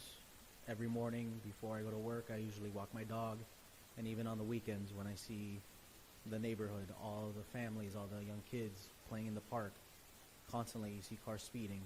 It could be morning, night, you could just hear the cars going by, sometimes even the school buses. It's just one straightaway going into the street, so that might give people the incentive, hey, let me speed up a little. And yeah, the gaps between the grass and the road, that helped a little, but that's not really going to prevent someone from just going 50, 60 on a straightaway, especially in a neighborhood filled with young children. And right next to a park as well, all it takes is something to happen, and if that person veers into the park, then not a good situation. So I'm here to show my support along with all my neighbors to install speed humps, bumps, whatever is needed on Palmetto Avenue. Thank you. Thank you.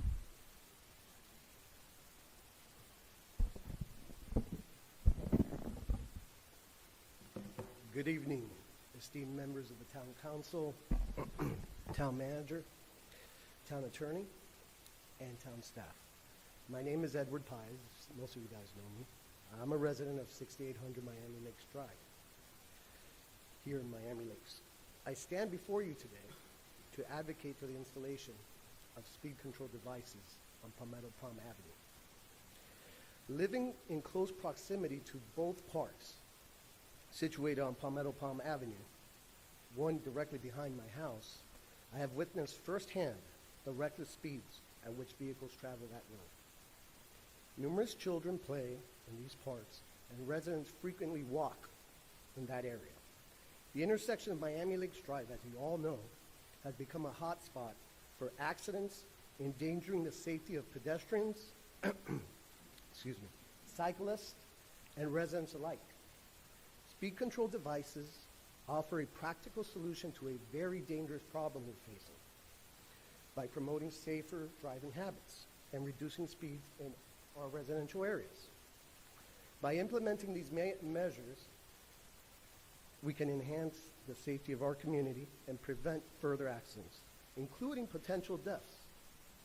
I urge the council to give serious consideration and support line items, which are now combined, 14B and 14D. Allocate the resources necessary to install the speed control devices on Palmetto Palm Avenue.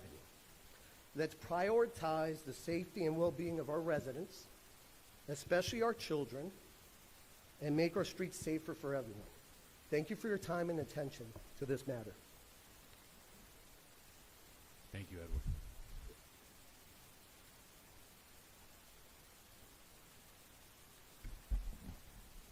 Good evening. Thank you for listening to us. We appreciate it. My name is Jim Gorsuch. I live at 14601 Palmetto Palm Avenue. And I can say the same thing that everybody else has said. My wife's on with us tonight. She lives directly across the street from one of these small parks on Palmetto Palm Avenue. And it's a very enjoyable place to live. It's beautiful. We get to see all the kids playing in the park with their moms, their dads, their nannies. And we all know that kids cannot be contained. You're trying to keep them in one place, and it doesn't work. They run. And most of the people who come down our street do it sensibly and reasonably, but there are very many who go too fast, very dangerous rate of speed. And again, I don't want to repeat what everybody else said, but it's very simple. If we don't do something to control the speed of the people using that street, there is going to be a tragedy, and we don't want that to happen. Thank you very much. Thank you.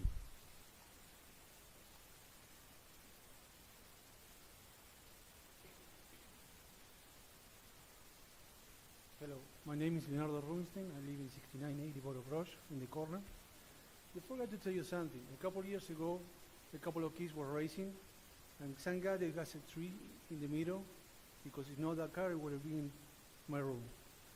So that's why we wanted to put the spin ball, okay? And the kids are playing, my kids was growing there. So I love the place. We live here for about 35 years. So keep it up, please. Okay? Like I used to. Thank you.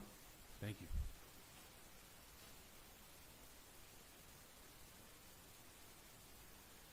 Good evening, Mayor, Town Council, Town staff. Carlos Andres, 14530 Dade Pine Avenue, Miami-Dade, Florida. The neighbors of this neighborhood have really, brought up a lot of very good points. I don't need to repeat them, but I can tell you that my daughters are, 9 and 6, and they've almost gotten run over a few times by people speeding down the street. Thankfully, we're, on our game. We have a great, community, as you can see, that's a very close knit. We all help each other, but, let's not ignore this problem.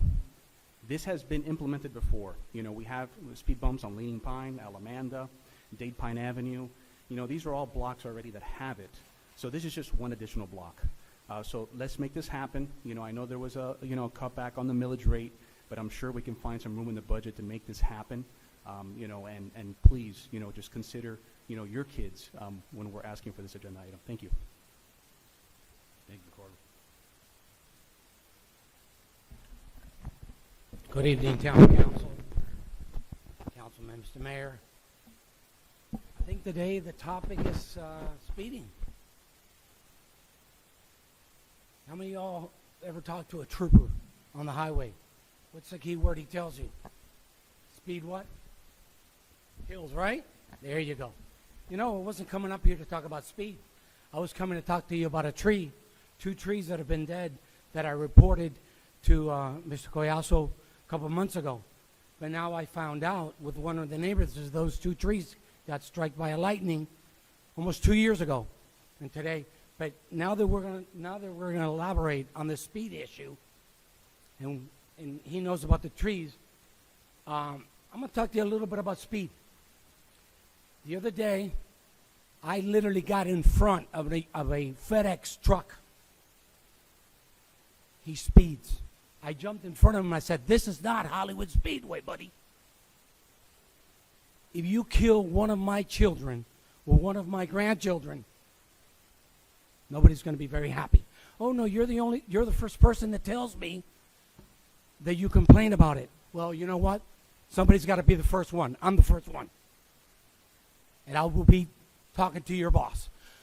What I'm trying to say is, I don't know how many people need to come up here to talk to you about the speed issue. I don't know how many times I've heard that we're going to do speed humps and on and on and on. And I don't know how many times I've heard people say that I'm going to fix, every time they run on their campaign, I'm going to fix traffic. Well, guess what? When I run again, I'm not going to promise anybody that I'm going to fix anything with traffic. That we will be talking about speed, and we'll go back to talking about those sidewalks. But I sure will tell you, take these people very serious on what they're talking to you today about this speed issue. And please, Mr. Collazo, remind whoever our tree coordinator or whoever this arborist is, remind them about these 2 trees that have been dead for 2 years. Thank you. Reminder, think about it. Think about that speed issue. Don't listen to it and then forget about it. Digest it and keep thinking about it. Make it happen. Thank you. Thank you, Angelo.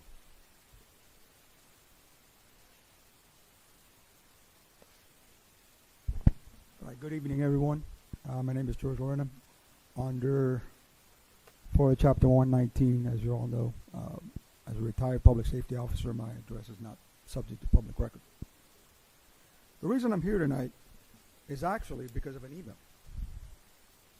Last Friday, approximately 5:21, it's on the email, I received an email from a representative of this town. And I'd rather not name names right now in a public forum.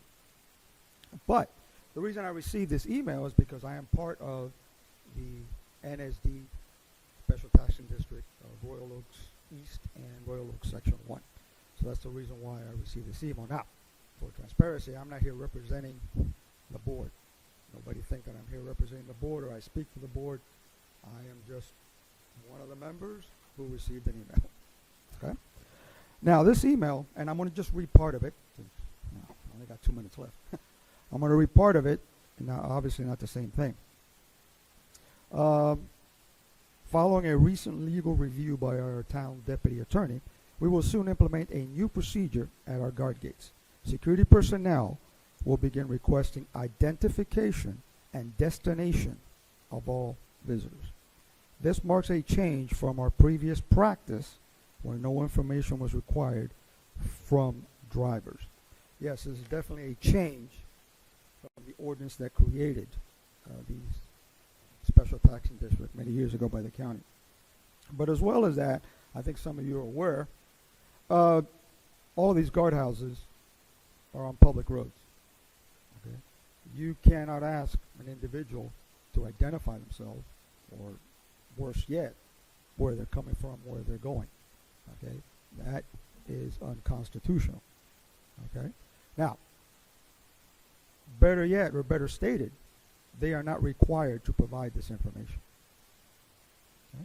You can ask, which will only cause one terrific traffic jam on 79th Avenue, which affects me, and 167 Terrace, also 168th Street, that traffic comes from 82nd Avenue. So we're going to create a needless traffic jam here, asking information that is not required and really doesn't provide much of any additional security. All right? Then, of course, we can get into federal law, state law that prohibits all except certain entities, law enforcement, from having access to driver's license information. I have a major concern whether this information is going to be properly stored and who's going to have access to it.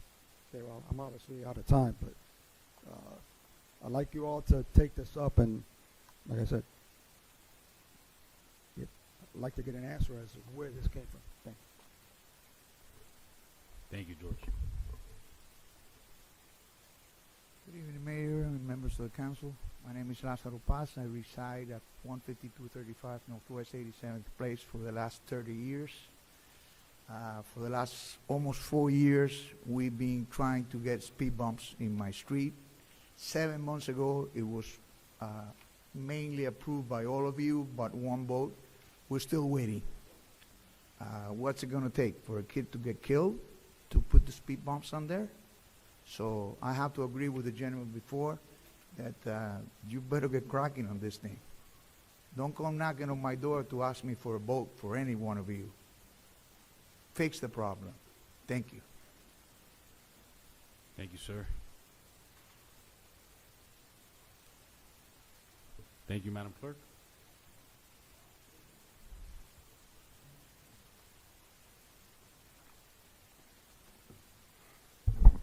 Good evening, everyone.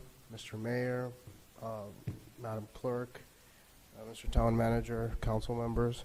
So for like the past 2 years, I've been coming up here every so often, mainly just pushing for like student rights issues and student, issues facing students in the town. As a student that goes to Barbara Goldman, I've always, had a genuine interest in, civic engagement and stuff like that. So, I brought it to the attention of Councilmember Collazo, Ruano, and Fernandez, who have been the ones that have mainly helped me in that endeavor.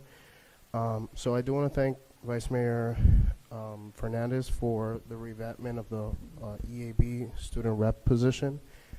So this month, I assume that the committee is going to, based on what was agreed upon by you guys, deciding on who the next student rep is. So I'm not going to ask you guys to support me because there are other students that are running and, they are more than highly qualified to, take on the position and represent the interests of the town.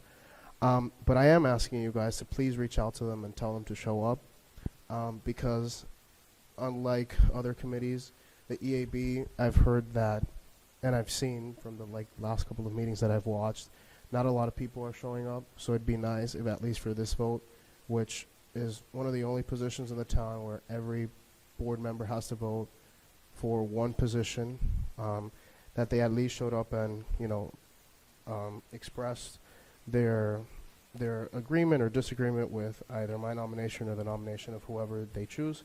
I also want to show my support for 14A. And then I also have sort of a complaint. So the freebies in the town, they're great. But here's the issue. From Monday to Friday during school time, in the Barbara Goldman area, there's only one driver that decides to pick us up, whose name is Jason. And he actually told us in the freebie to come and ask for some sort of help from the council. So the issue is that around that time, Jason is the only driver that picks us up. And Jason drives one of the Teslas, which only fits about 3 to 4 of us. And sometimes there's 7 students that want to go around the town. And we've been inside the Tesla, and the other freebies have been going around at that specific time, and they're completely empty. And for some reason, Jason has also asked us to tell you guys that they expect, at least them, that he takes on the responsibility of picking us up. But when there's free spots for us to ride to go somewhere in the town, a lot of the time the freebies do not take us to where we have to go. They just await Jason to pick us up. But again, that's not enough space for a lot of the kids that depend on the freebies.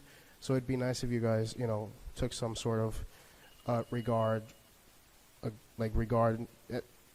the whole freebie situation. And then also I'd like to support the whole idea behind the speed bumps and stuff. We got to keep our kids safe. So thank you. Thank you, Diane.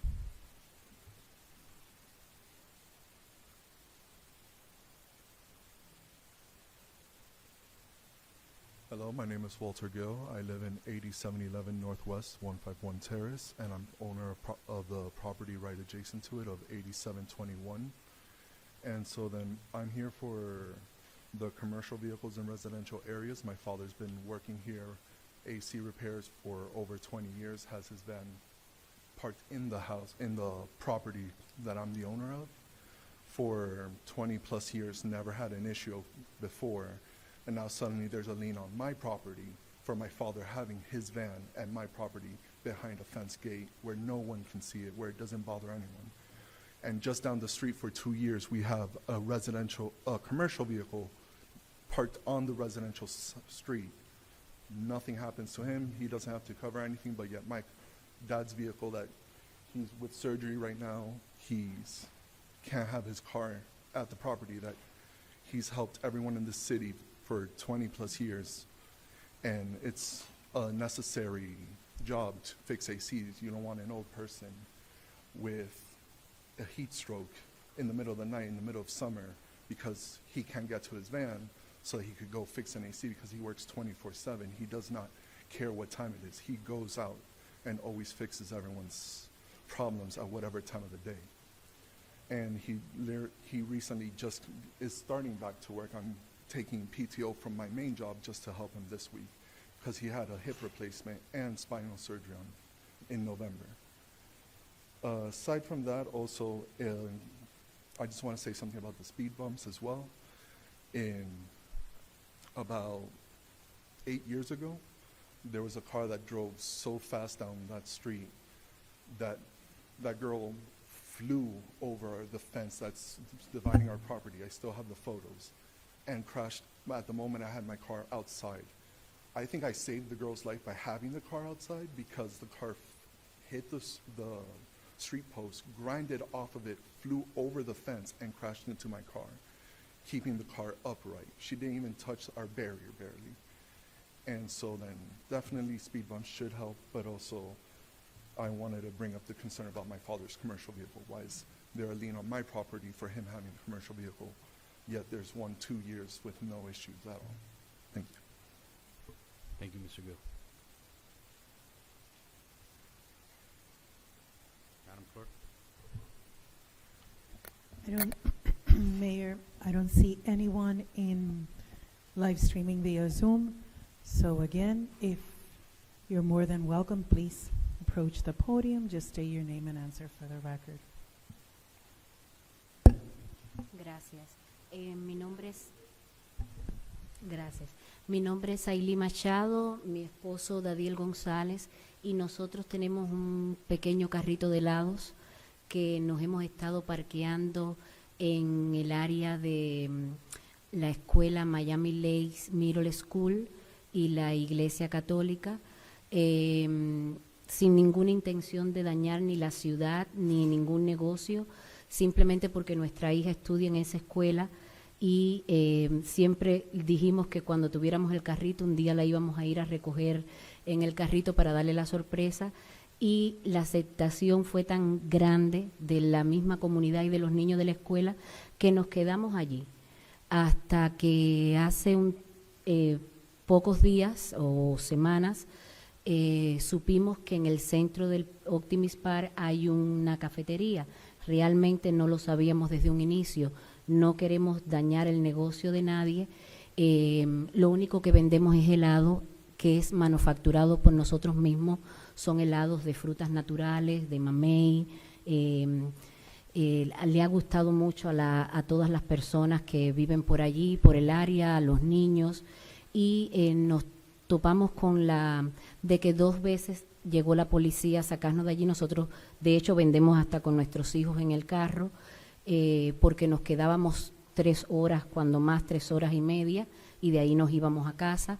Y entonces lo que venimos es a ver qué podemos hacer, porque lo que nosotros queremos es servirle a la comunidad, que hacemos unos helados riquísimos, pero no tenemos la economía para tener una heladería como tal, que sería el sueño anhelado de nosotros, demostrarle a nuestros hijos que están en el mejor país del mundo, en el país de las oportunidades, que hay, trabajando decentemente uno puede alcanzar. 19 años nos ha llevado poder tener este carrito de helados. Y aportarle al parque también. Yo le comentaba a Jones Llanes que la verdad que le hemos dado bastante dolor de cabeza, y le pido disculpas, que qué podíamos hacer, que nosotros queríamos pagar, que nosotros ayudar a la comunidad, y así es como único nos vamos a ayudar a nosotros mismos. Entonces, pues, estamos aquí hoy para que sepan nuestra situación. Muchas gracias. Si te puede reunir con Daniel Angel, que es el señor con la barba blanca, para que él le pueda explicar qué son las regulaciones y qué parte de la ciudad, y él está arriba del código y las ordenanzas esas, para dejarte saber qué opciones hay para ustedes. Gracias, muy amable. El que tiene la barba blanca.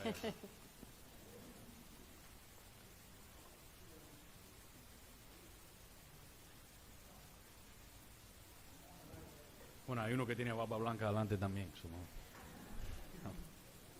Campos. All right, thank you, Madam Clerk. Are we done? Yes, All I right. don't see anyone here. Public wanting comments to- is closed. We're moving on real quick to appointments. I'll just say those real fast. Julie Padron to the Neighborhood Service District, Section 1. Not appointed by an elected official. She is a representative for the Regatta Point HOA. She's the secretary for Regatta Point. Alexandra Aguiar to the Mental Health Task Force by Vice Mayor Tony Fernandez. John Roger, welcome back, to the Special Needs Advisory Board by Councilmember Ray Garcia. Justin Trujillo to the Culture Affairs Committee by Vice Mayor Tony Fernandez. Patricia Vila to the Elderly Affairs Committee by Vice Mayor Tony Fernandez. Gladys Espino to the Elderly Affairs Committee by Councilmember Josh Diegues. And I have 2 folks that are here tonight, that were here tonight. Eladio Armesto to the Blasting Advisory Board by me, and then Maria Millie Gonzalez to the Elderly Affairs Committee. Real quick, Council, those 2 require a waiver of Section 11. Ms. Gonzalez, you all know who is here today, and Mr. Armesto, you all wanted to ask so many questions, but Yeah, I want are to they make here still? Yep, Millie's back there. Millie, where are you? Oh, okay, there. I couldn't see you. Just to be clear, the rule that we're waiving here has to do that they needed to attend 2 meetings, or attend a meeting rather, with the chair. Okay.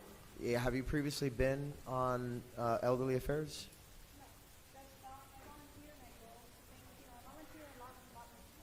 Yeah. Sorry. I'm almost there, though. I volunteer on a lot of events for the elderly, for everyone, for veterans, you know, for my friends, for whoever. And I love the elderly. No, and I understand. Look, and I love you, Millie, and Eladio, Yeah. wherever you're at. You know, you guys do good work, but I guess my question is, how come you haven't been able to meet that requirement? Because if we start doing this, then we got to do it for everybody, and then once again we're back in square one of why do we even have this rule? Because I feel I can bring something to the board. I want to bring more ideas, more things, more. You know, I was talking to somebody, and I was saying, you know, how I want to bring some things that we do in different places, like things that I've seen at different events that I've gone to. No. I totally understand. I know that you have the heart for service and that you would do excellent. I'm just asking how come you haven't been able to meet or go to one of the meetings or meet with the chair. Oh, because I didn't know that I had to do that. I'm sorry. Okay. Did you guys, Gina and others, explain that? No. Victoria. She's, I think she's mentioning that she's not aware of section 11 that she needs to, according to the committee rules, meet with the chair or attend one of the meetings. Okay, so that Yeah, is a I don't have a different problem story. with Thank doing you. any of that. Yeah, Right. look, Millie, and you know I love you. If you can just do me that favor of taking the time to meet with them.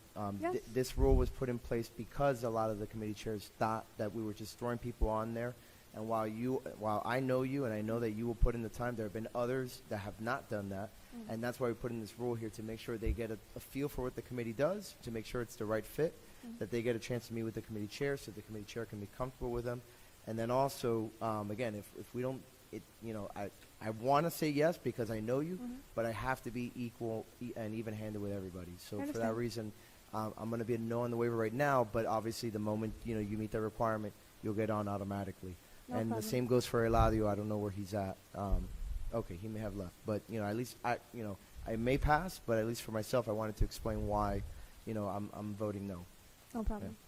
So I'd like to make a motion to approve the waiver, and the reason that I feel comfortable doing so is, look, I think the spirit of the rule was for people that maybe you're not that are new to the community or new to the committee process, that don't know what that process entails, to be exposed to the committee, to come to a meeting, to experience a meeting. But with both of these individuals, I've seen countless elderly affairs events, right? Even though she's not on the committee. So, and the same goes for Eladio. I see him.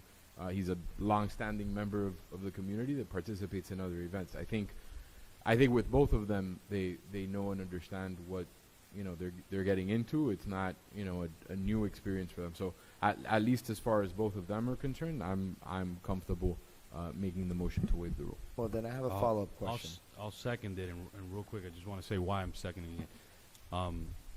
Millie and Eladio are both extremely knowledgeable on both committees, and that's why I brought it up as a waiver. I've actually voted on waivers on a lot of our colleagues in the past, even though some of those folks might not ever participated, but I really felt strongly about Millie and Eladio. That's why when Victoria brought it to my attention, I was like, it's fine. You know, both of them actually attend Blasting Advisory Board events, and Millie's been to Elderly Affairs Committee meetings, and not meetings, events. Events. I mean, And the dozens chamber, upon and the dozens chamber upon Miami dozens. Lakes, So and Fred. And that's the only reason why I brought it up in this fashion, because I think Millie is somebody who cares a lot about our seniors and actually has been there for our seniors. So, that's why I second the motion. My follow-up question was going to be just if you've attended in the past, then maybe not as part of this particular process, but in the past, if you've gone to an Elderly Affairs Committee meeting.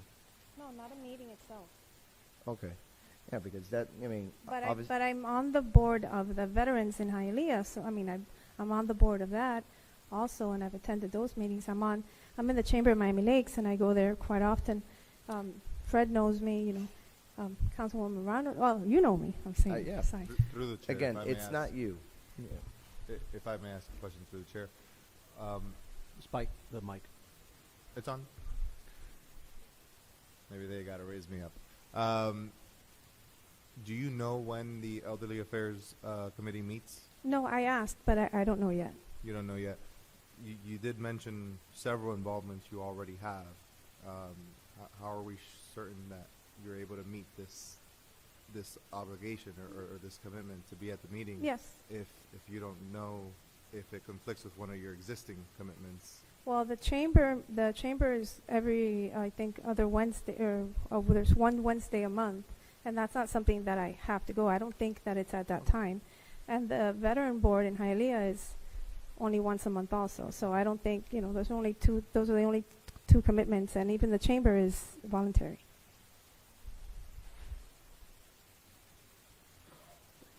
And I just want to reiterate, the only reason I'm comfortable with, I've voted on this for my colleagues dozens of times. Millie has not only, forget about the meetings per se, but she's been at all the events volunteering. I think if anybody is worthy of a waiver of the rules, it's her. I've done it plenty of times for my colleagues. Yeah, even I've though never when I made a wasn't sure who dollar. the folks were. I've never, everywhere I go, it's volunteer. I don't work for anyone. I don't. Everything that I do is from the bottom of my heart. No, and that's why when I thought of somebody and I had a vacancy, unfortunately, Dottie Wicks, who's been my appointment for many, many years, I couldn't think of anybody better than Millie. So. And yet Dottie would be one of the first people to tell us that that's why she was insisting on this rule, especially the meeting requirement with the chairs, because she wanted to also get comfortable with them. Because just because we know them, right, the chair needs an opportunity to know them. And so that's my point. The rule has to mean something, right? And it's not Millie's fault, right?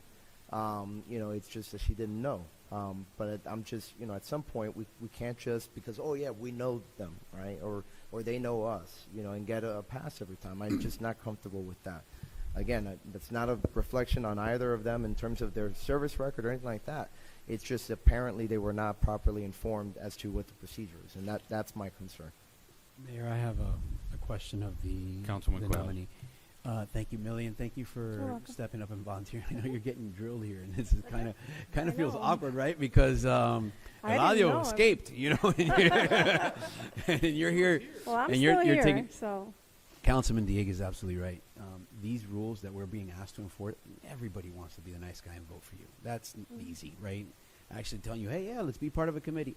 But these are the chairs, right? They're saying, you guys are putting people here that can't even come to our meetings, right? So the first question is very simple. Can you make it on June 5th in the morning? Yes. All right. So What time? You're going to have an opportunity on June 5th to get there and make it. Can you typically make it weekday mornings? I think they meet every 8 a.m. I think it's at 8 a.m. They'll meet like on a Wednesday. Is it It's the the first Wednesday of every month at 8 a.m. So first Wednesday of every month. You think you can I make drop it? off my son at 7:20. I can Right. come straight here. So I know, and I've seen you at the at the committee meeting. So that's one. The only other concern I would have is Eladio. Just making sure that he can make it. For instance, I have a public safety appointee. Somebody has been calling Victoria incessantly. I felt responsible. I said no. Right? This guy who's hyper qualified, director of public safety, University of Miami Health Systems, town residents, wants to commit, but he can't commit to the committee. I would be irresponsible if I didn't at least check down and make sure that these basic questions were at least on the front of my mind, right? So I have no problem supporting the mayor's waiver. I don't have anything at 8 in the morning. Just understand that what we're doing is just making sure that we're kind of following the lead, that our volunteers are telling us that, look, we don't want somebody that can't even show up on Wednesday morning. So I appreciate you stepping up. I'll go ahead and support your nomination. so much. But just understand, Eladio owes you big time. Okay, I'll remind him. There you go. Thank you so much. Thank you, everyone.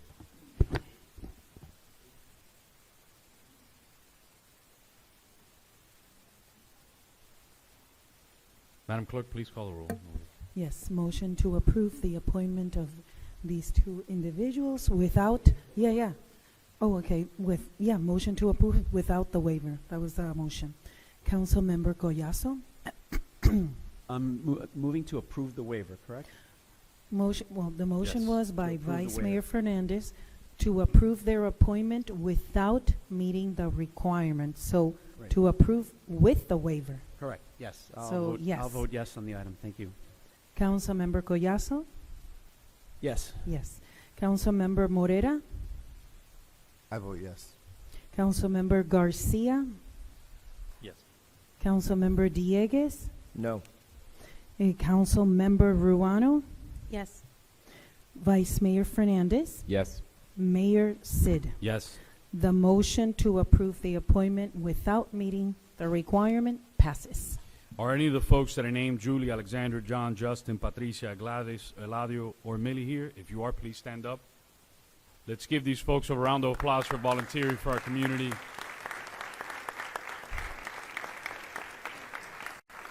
Thank you, Justin. Thank you, Millie. All right, we're moving on to the items that were pulled. We have first the items that Councilman Collazo pulled, which he combined, which was item 14B and 14D. Mayor, Mr. Mayor, Yes.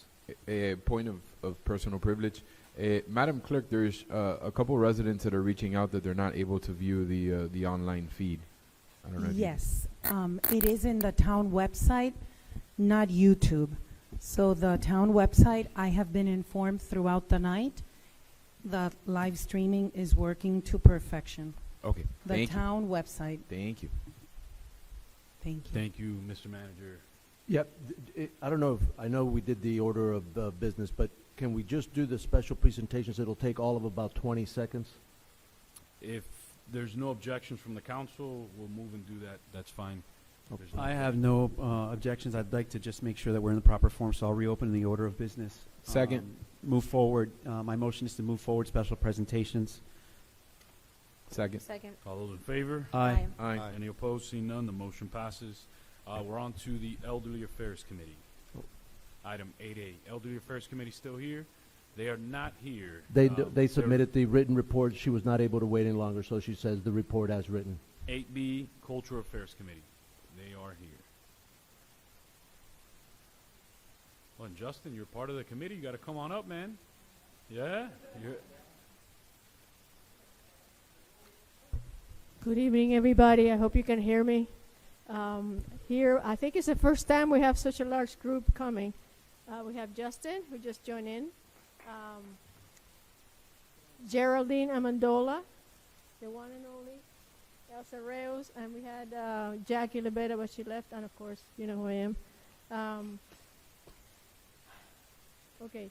I don't want to take too much of your time because I know it's been a long meeting for all of us. Today I'm here to give the semi-annual report to council. So, honorable mayor, council members, staff, which are very important to us.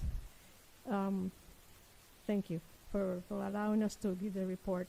You have in front of you the roster of the people that we have, and basically we have 2 openings. I don't know if this is the appropriate venue to do it, but I was thinking, I don't know if we have to run it through the committee, to have reduce the number of members because we're not meeting quorum, as you can see in our attendance roster. And you know, if someone leaves, you know, it helps us with the quorum. Or maybe instead of having 2 members per council member, maybe have 1, because that would help us. I mean, and these are the groups that, you know, work with me most of the time. And just, I don't know, I need your advice on this, but let me go on. We had the meetings, and then we have all these events that have been happening. They have been very successful, thanks to the hardworking people that I have in my committee. The book talk, the Hispanic Heritage March, which we had here, was very successful. Jazz concert was postponed. The holiday book reading was one of the biggest one ever, so it was very nice. The Black History Month, we have the Motown Review, which was also very, I think the only person that attended was Tony, and it was a very well done event. Then we have our Women of Distinction, which was done here in the chamber, very successful again. And our Painted Pictures for Mom, which was had last Saturday, again, very successful. So we're happy that within the budget that we have great participation from the community. And the initiative and events that we have coming up are the fishing tournament on June 15th. Then we have our Independence Day celebration on July 4th, and we're finalizing the preparation. So hopefully we have enough sponsors, and we're looking forward to that. It was very successful last year. As you know, we had over 9,000 people participating. We have been working with the police for security, more lighting. Again, trying to get the sponsorship package ready. And we've been a little bit delayed on that, but I think we will do it. Then we have Symphony of the America. Finally, we have scheduled for August 17th. The book talk, which Elsa is putting together, is September 7th. We already have, it's 5th, I'm sorry. I can't read this very well. We already have the author, and we look forward for some of you to attend. It's a very interesting author. And then we have a concert in the fairway, or in the park actually, for November. We're still working on that because we have not had confirmation. For future projects and considerations, I met with via Zoom with the Miami-Dade Department of Cultural Affairs. They want to collaborate with us. I spoke to the manager in our quarterly chairs meeting, and I had a presentation. They forwarded it to me, and they have a lot of resources. I spoke with several people. Ashley Thomas, the deputy director, Graham Winnick, and Marie Denise, who's chief of capital and construction projects. They are very happy to help us.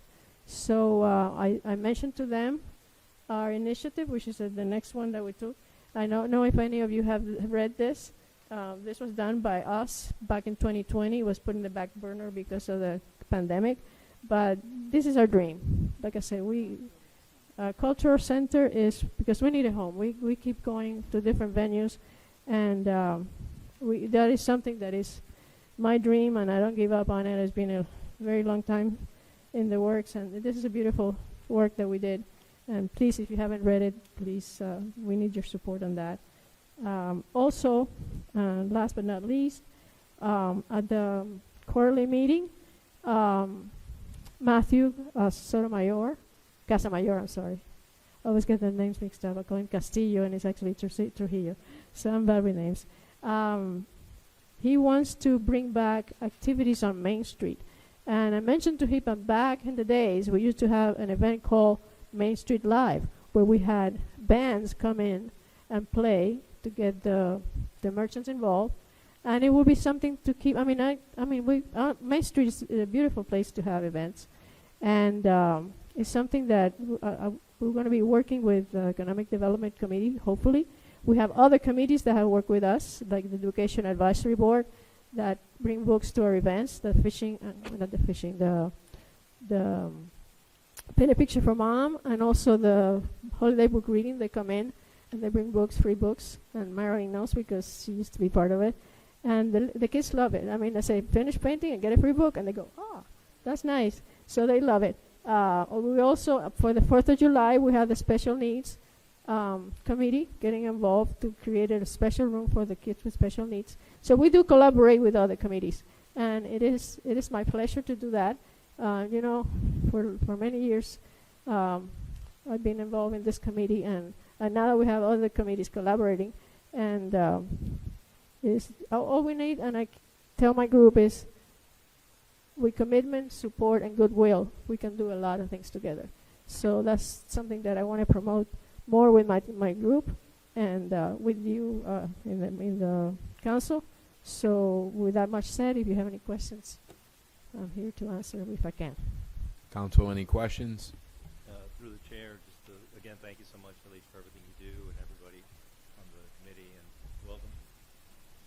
Just looking at the Main Street live concerts, I know that there's been a lot of talk of bringing live music back to Main Street. A lot of businesses want to see that, to bring more, just bring people from outside to come in and shop at our stores.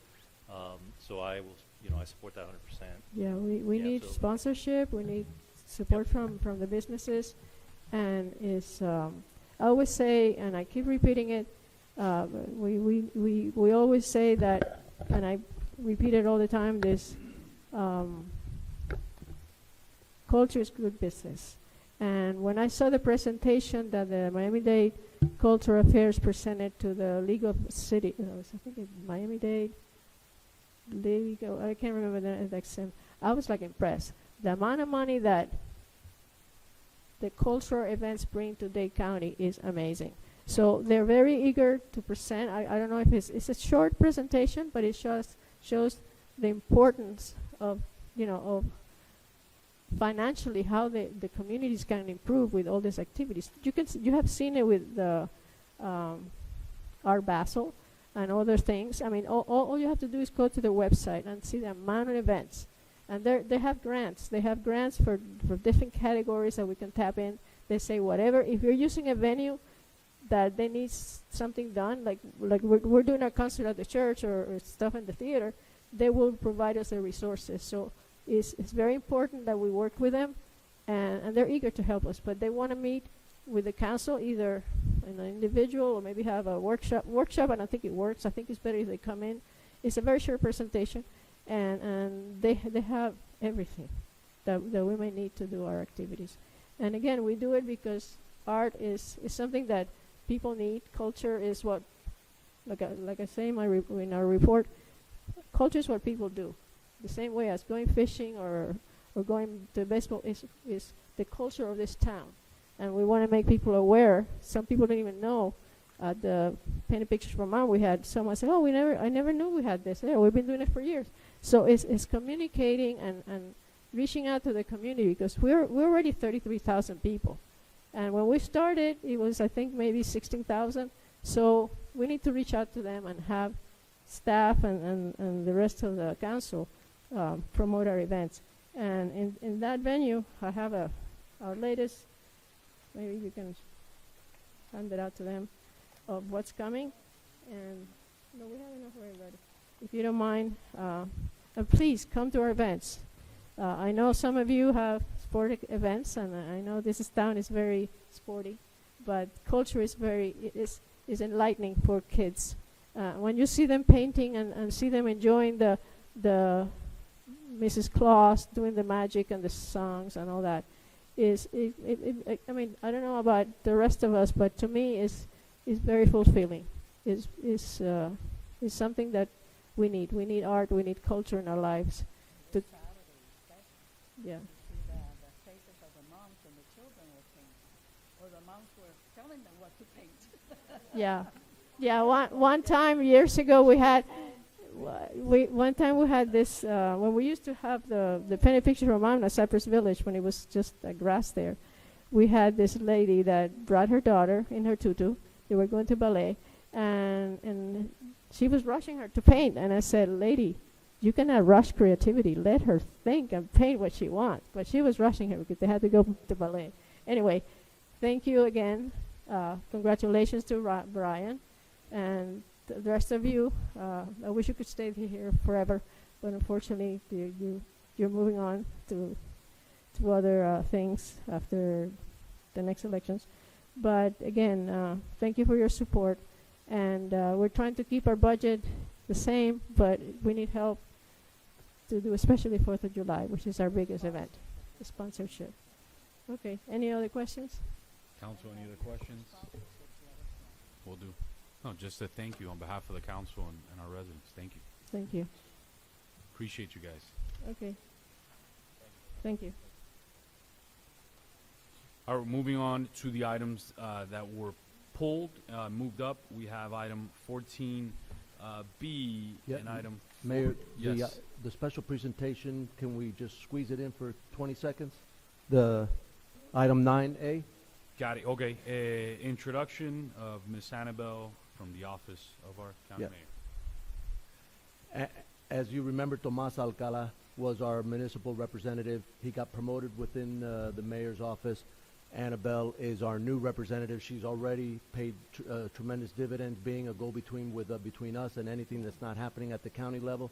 And just wanted you, when you start seeing things with her name on it, I wanted you to be able to put a face with the name. So Annabelle, I don't know if you want to say anything else. Thank you. I just wanted to come here personally and introduce myself. I'm out here at your service, so whatever you need, please feel free to reach out. I would love to work with each of you and the city. So, I mean, the town. So thank you very much, Ed. I really appreciate it. Yeah, she's Thank proven she has great patience Yeah. between the county bureaucracy and waiting here tonight.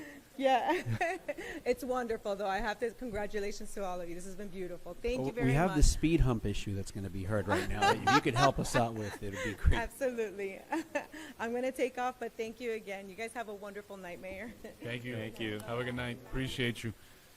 We're moving on to item 14B and 14D. Those items were combined. You have Councilman Collazo and Councilman Morera. This is both of your items.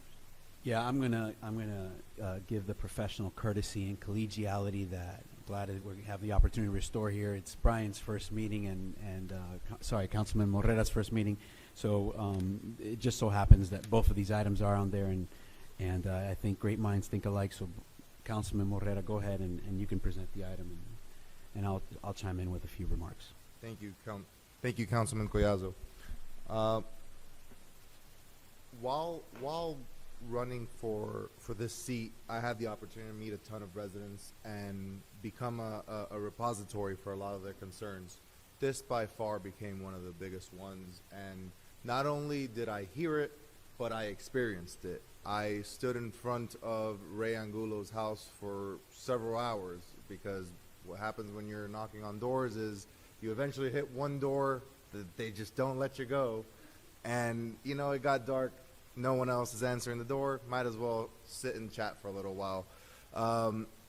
And while there, I got to personally experience cars speeding through there. And we're not talking about speeding through at 40 miles an hour. We're talking about speeding through at very, very fast rates of speed.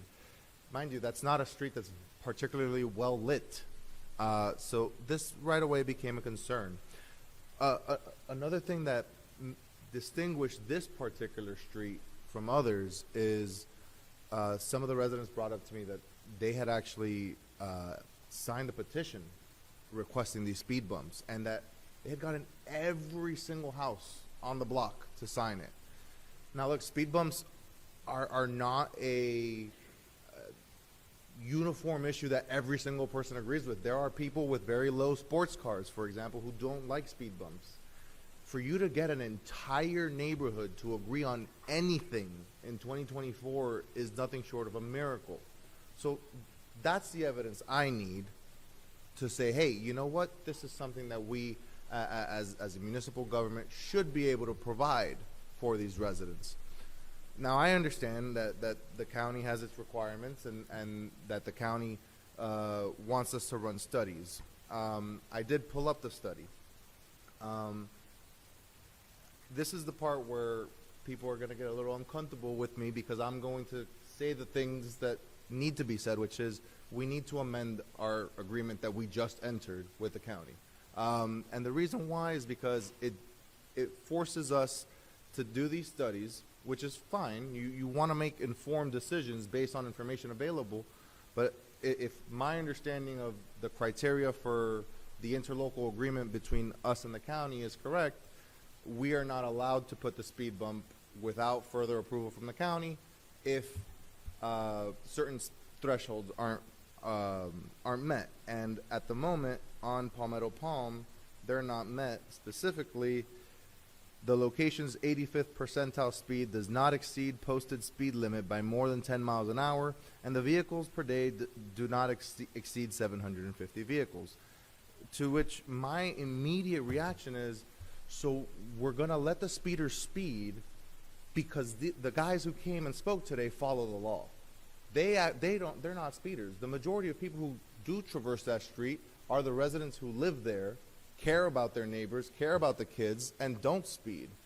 But it's unfortunate, and they're the ones who would be, if anything, detrimented by these speed bumps, but yet they're the ones asking for it, because the ones who are doing the speeding are 9 times out of 10, the people who don't live in that neighborhood.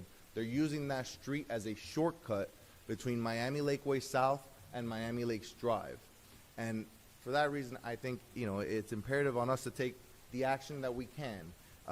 You know, if the interpretation of the ILA is that we are allowed to do it, I say we immediately move forward with doing it.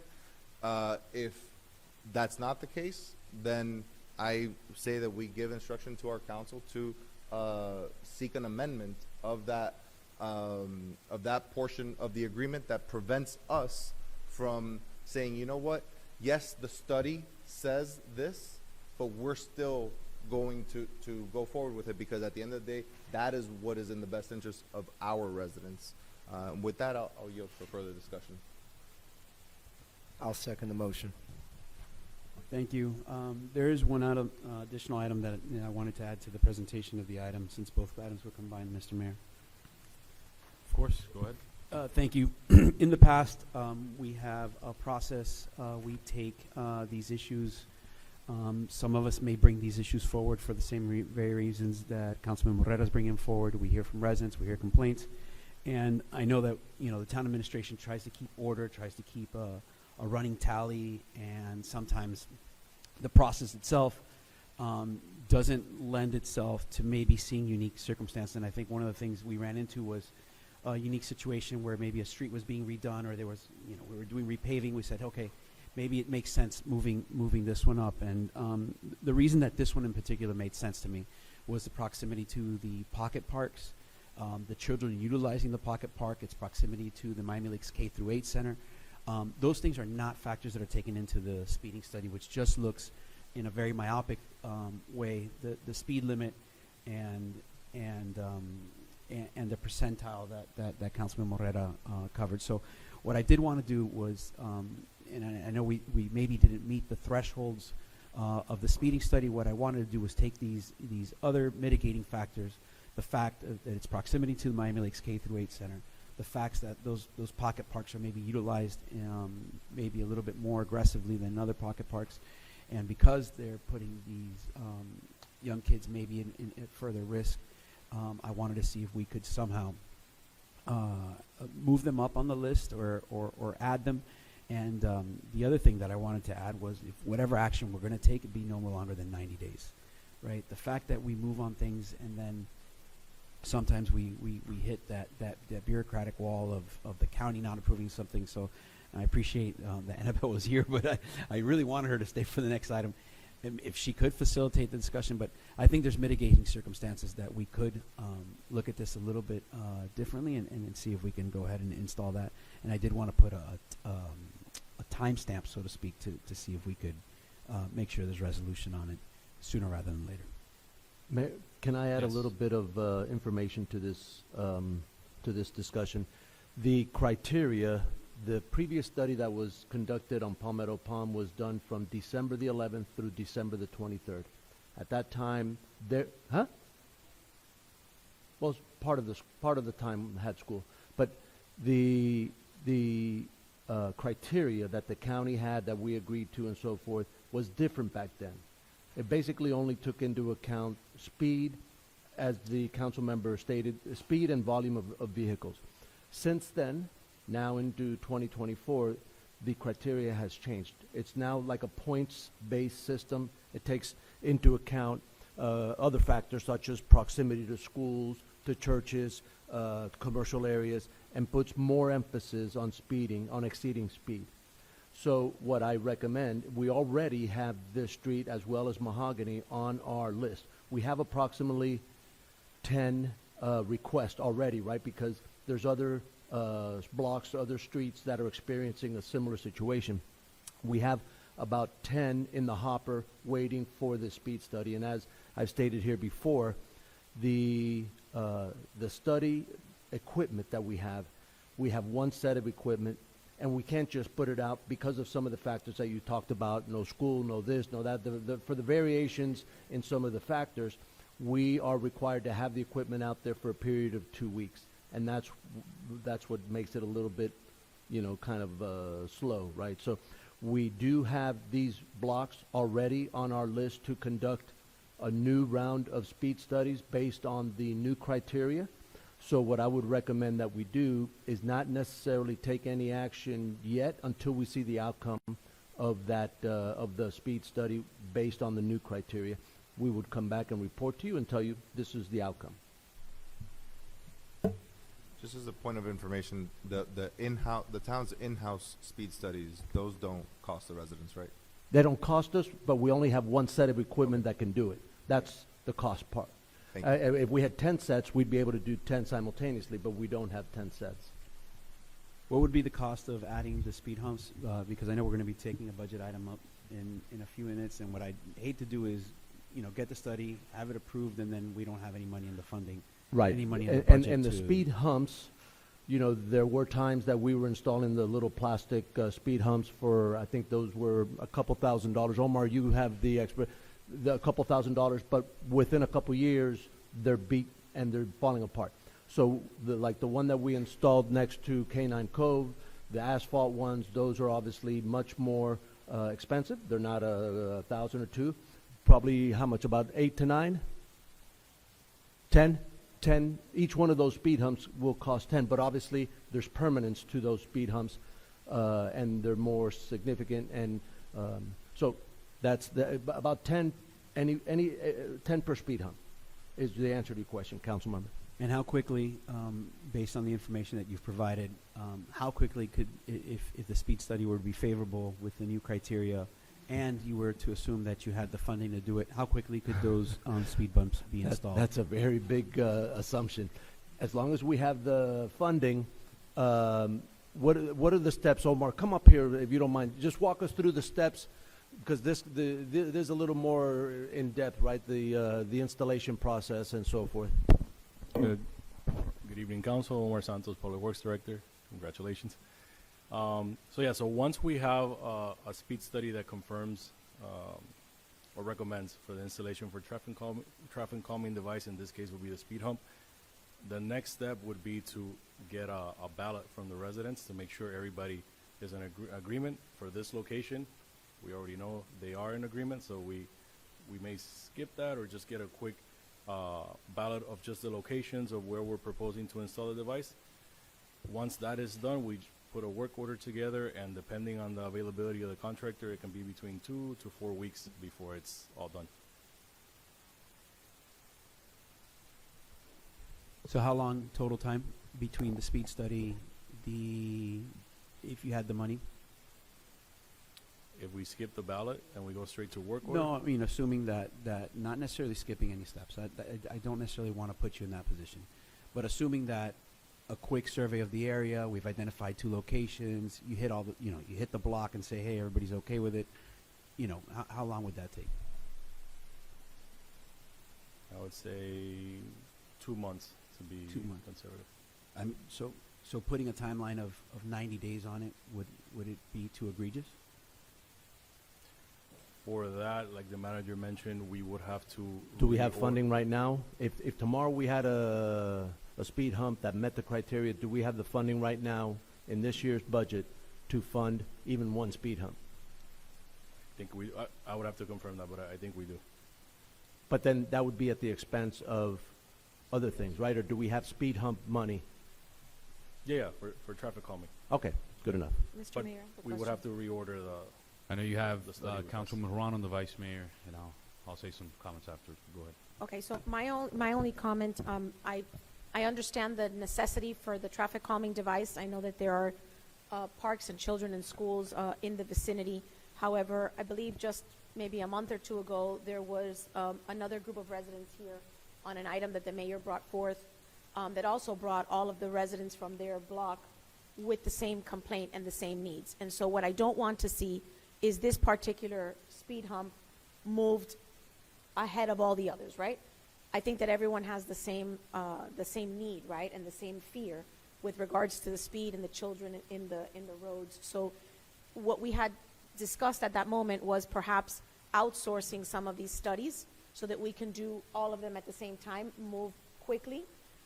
Even though you said that there's maybe 10 streets that are on our radar, and it takes about 2 weeks to, I guess, to install and to register that information. So it would be 20 weeks to get all of those streets, I guess, analyzed if we did them back to back. Yeah, you may want to add a week in between when we take the 30, data. so about 30 weeks, right? It would take us to. So I mean, I'm definitely, and I understand where Councilmember Moreira's coming from, right? When you campaign and you canvass, you really get to the meat and potatoes of what people want, right? You get to talk to them and see what their needs truly are, and that's the wonder, right, of knocking on doors so that you can sit up here and bring those issues to a forefront. But I don't want to see this particular street, I guess, brought forward on that list, because there are some streets that have been on that list for quite some time. Yes. Perhaps even, you know. And one thing that we do not have control over is other traffic calming devices like three-way stops or four-way stops, etc. And I know we've already submitted Palmetto Palm to the county. That one we don't have control over. We don't have the ability to just go in and install it. That is one that we have to request to the county and then for them to consider. So we have already a Palmetto Palm and Mahogany, or just Palmetto Palm? Just Palmetto Palm, and then in the last council meeting, we also, after the last council meeting, we submitted 77th Court and 149th, so we have to. So do we have to wait, because we've already submitted that, do we have to wait, or we can move forward with our study as well? No, we can do the study, and if we decide to go, if it comes out that it favors the installation of this traffic calming device, I would have to get in communication with the county and just let them know to pull that request. Right, because we're going to be moving Because forward. there may be. It's there may running be a parallel conflict. courses right now. Us Right. with the speed study for speed hump, and at the county for them to consider installing three-way Or stop. three-way stops. Right. And the request was made because it didn't meet the old criteria for the speed hump, and there's still a concern for the behavior of the traffic in the area. Then we requested to get an evaluation for a three-way stop. Were we able to do any research with regards to outsourcing these machines that we utilize to do the traffic study, so that we can So knock everything out? I reached out to another municipality that did something similar. I unfortunately have not received any data, but I put a rough estimate together, which is what is in the carry forward. Yeah. No, yeah. Okay, so I just wanted to put my thoughts on the record with regards to that. I would like to see it all happen simultaneously, so that there isn't one particular block that feels that they've been neglected because we've pushed forward another. Thank you. Vice Mayor, then I'll say a few comments, and then anybody else, and we'll close it out. Thank you, Mayor. I have a few questions. Some of the questions I have been answered. So I guess the first question is why, and I guess this is to legal and to the manager, why did we agree to still follow the county's criteria when evaluating the speed bumps? Why did we do that? Did they compel what us they- to do that? Obviously, in any negotiation, it's two sides have to agree. They demanded that in order for them to give us, because traffic calming, when we did the road transfer agreement, when we incorporated as a town, the county transferred over control of all of the streets other than 67th Avenue and 87th Avenue to the town. That was done through a vehicle named the road transfer agreement. In that road transfer agreement, they retained traffic calming and traffic engineering. So this is now our way of trying to nickel and nibble back some of that. They said, yes, you can go ahead and do for certain things like speed humps, but you have to do it based on this criteria. Right. So when that agreement was negotiated, did we push back at all? Did we say, yeah, okay, thank you, but we don't want to do that? The agreement we had, and I think the manager already clarified, but the first study that was done that only put an emphasis on speed and volume, so that's no longer the case. So what we have now is a point-based evaluation that does put more of an emphasis if it's going 1 to 2, 2 to 4, or more miles per hour over the speed limit. So it's no longer 10 and above, and that's it. Also, it gives a different set of points based on the volume. So it takes that in consideration, and the type of road, if it's very small or just a regular local road. And we also look at, are there schools within half a mile? Are there places of worship within half a mile? Other kind of pedestrian generators like multifamily complexes, business centers. So we take that into consideration. It gives points to the evaluation, and in the end, it has a higher chance of of meeting criteria than before. Right, no, I understand that the new criteria is more favorable and may result in more speed bumps. What I'm interested to know is when we negotiated the agreement and they said, yes, you can do this, but you have to follow our criteria, did we push back and say, So- we don't want to use your criteria? I'll answer that question. So that's something that both Omar and I kind of work together. There are certain criteria that have to be met by state. So a lot of these have to be met by the Green Book, I think is what it's called, and it's based off of. So we took a look at different cities within the Miami Beach, city of Coral Gables, and city of Doral. And those were the three ones that there had been these interlocal agreements transferring certain road functions to the municipalities. And based on the criteria that's based in that handbook, and based on some of those agreements, we modeled ours. So it does have to follow a certain criteria. It can't just be, we want to do this and we're going forward on it. Okay, I think that one deserves a little bit more discussion further down the line. The other part, do we still have? So if what changed is the criteria, do we still have the raw data from the previous study, and can we recalculate the outcome using the new criteria with the old data and save ourselves the 2 weeks of doing this again? Yeah, that's something I was going to mention that I haven't discussed it yet, but we're looking into doing just that. Okay. Yeah, that streamlines the process some. To Councilwoman Serrano's point, I think we have a lot of these in a lot of different places, and I too was hoping we would have an answer to have a cost to expedite these. What does the equipment to do these studies cost? Do we have an estimate on that? It's about a little over $4,000 each. So with another piece of equipment, we can double the output. Yeah. Okay, I think that might be something we might want to consider when we have the budget conversation. Okay, those were my questions. Thank you. That'll lead to more informed decision making. Thank you.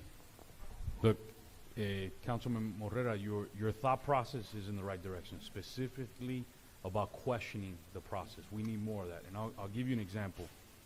I personally disagree with our attorneys and our staff on their interpretation of the county ordinance over this issue. I was recently in another city. I visited a school. They did a crosswalk in 2 weeks. The principal asked for it. The city did it. And I asked the question. I was like, but you guys didn't need county approval? And they looked at me and said, no, this is a residential road. So every city has a different perspective. Back in the days, Miami Lakes also took the position that our roads, we were able to do certain things like entrance features and calming devices. It became very cumbersome. Now, I respect our staff, I respect our attorneys, but I wholeheartedly disagree with that interpretation. I really believe residential roads are completely in our purview when it comes to especially temporary speed bumps and those things of that nature. That's been always my position on that, and I've seen other cities take the same exact position that I have. But quick question for you, Omar. So months ago, Councilman Serrano refreshed my memory, and I see Mr. Paz sitting in front. What happened with their We're running the study as we speak. The machine is out there right now. Got it. It was placed out there about a week and a half ago. So we're about to Refresh. I could have sworn that, and I don't know, maybe I'm incorrect. We didn't take a vote to remove any sort of study and just go ahead and install the speed bump because it was a road that was under construction. We want to do it all together. Or that wasn't. Yes, if I remember correctly, the request was once the construction cleared out to place the device, and that's what we ended up doing. Got it. And again, I know I'm in the minority in this. My interpretation of the county laws, but residential roads, when it comes to this, completely in our purview. And other cities agree with that perspective. Mayor, I'll try to be brief. There was one other point, and you, with your comments, you refreshed my mind. I think the reason that we exist as a municipality is so that we don't operate in the realm of county level, one size fits all codes and criterias, right? So the town of Miami Lakes is very unique design, right? Our residential streets were created in such a way to promote, safe pedestrian streets without a lot of through traffic, right?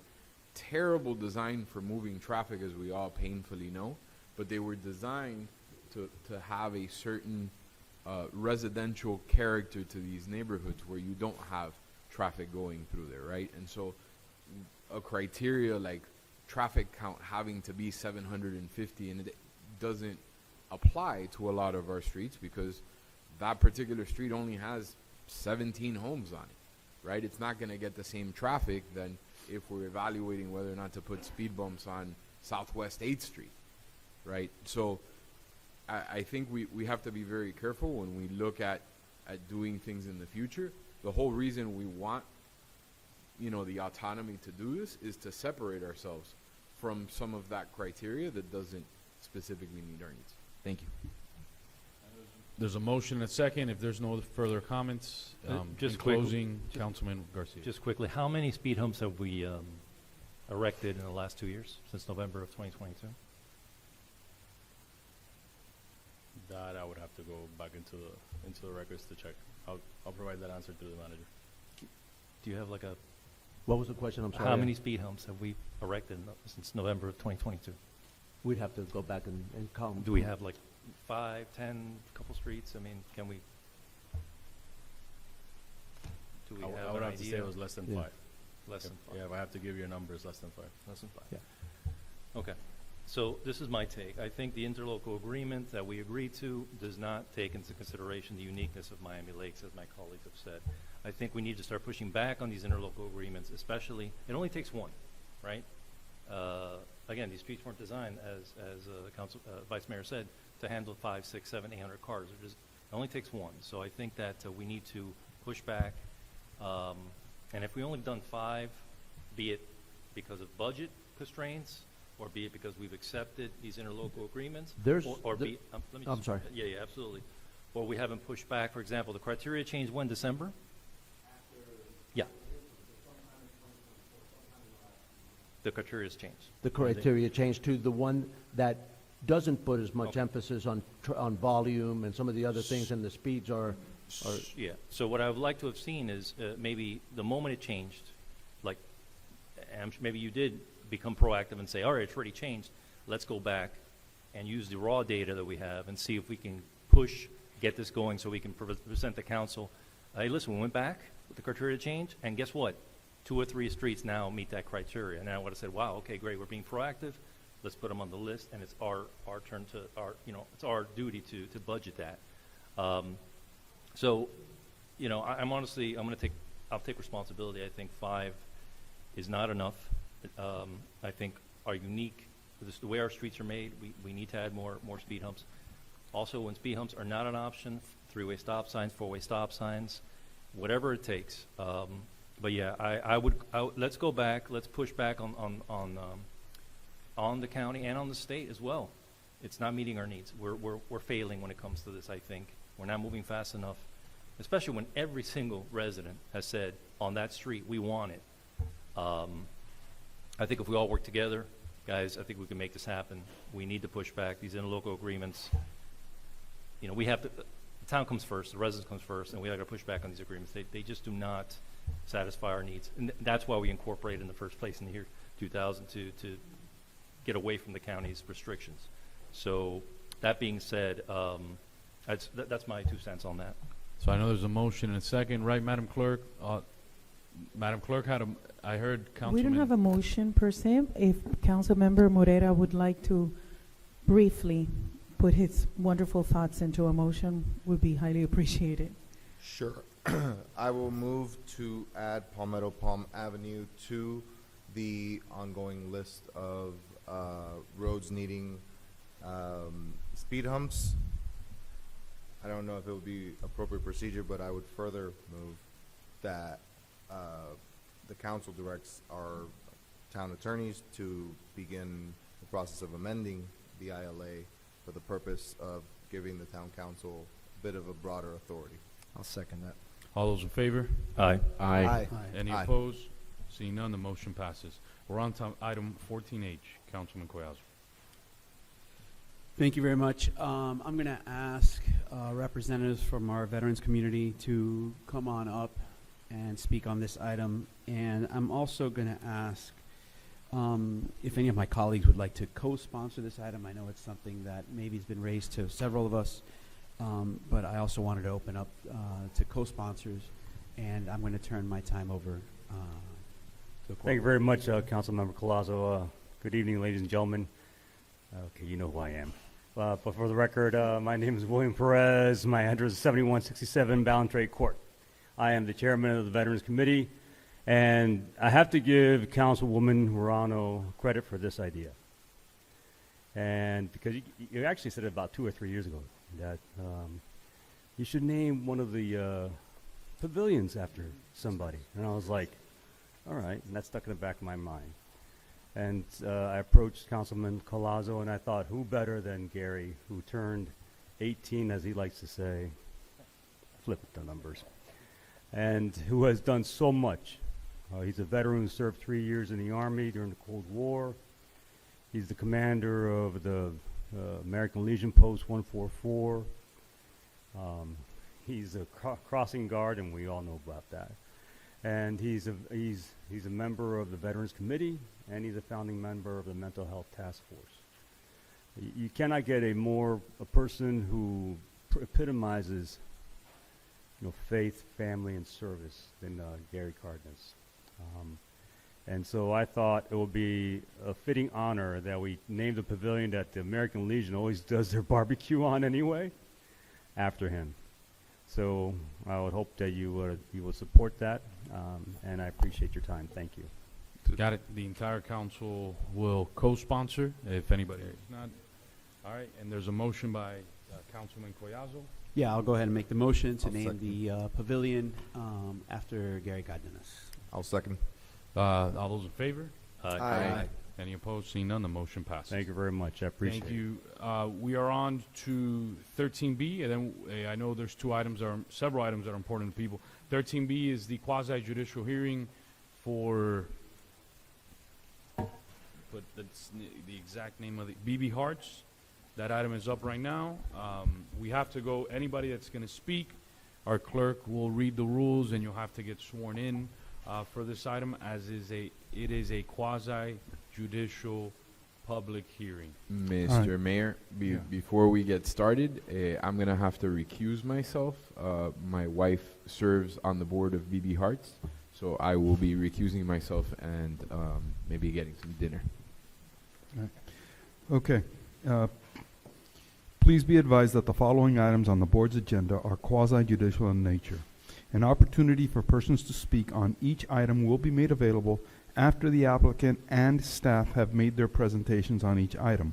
All testimony, including public testimony and evidence, will be made under oath or affirmation. Additionally, each person who gives testimony may be subject to cross-examination. If you do not wish to be either cross-examined or sworn, your testimony will be given its due weight. The general public will not be permitted to cross-examine witnesses, but the public may request the board to ask questions of staff or witnesses on their behalf. Persons representing organizations must present evidence of their authority to speak for the organization. Any person presenting documents to the board should provide the town clerk with a minimum of 10 copies. Further details of the quasi-judicial procedure may be obtained from the clerk. This is for the item 13B, conditional use to operate a school of performing arts, BB Hearts.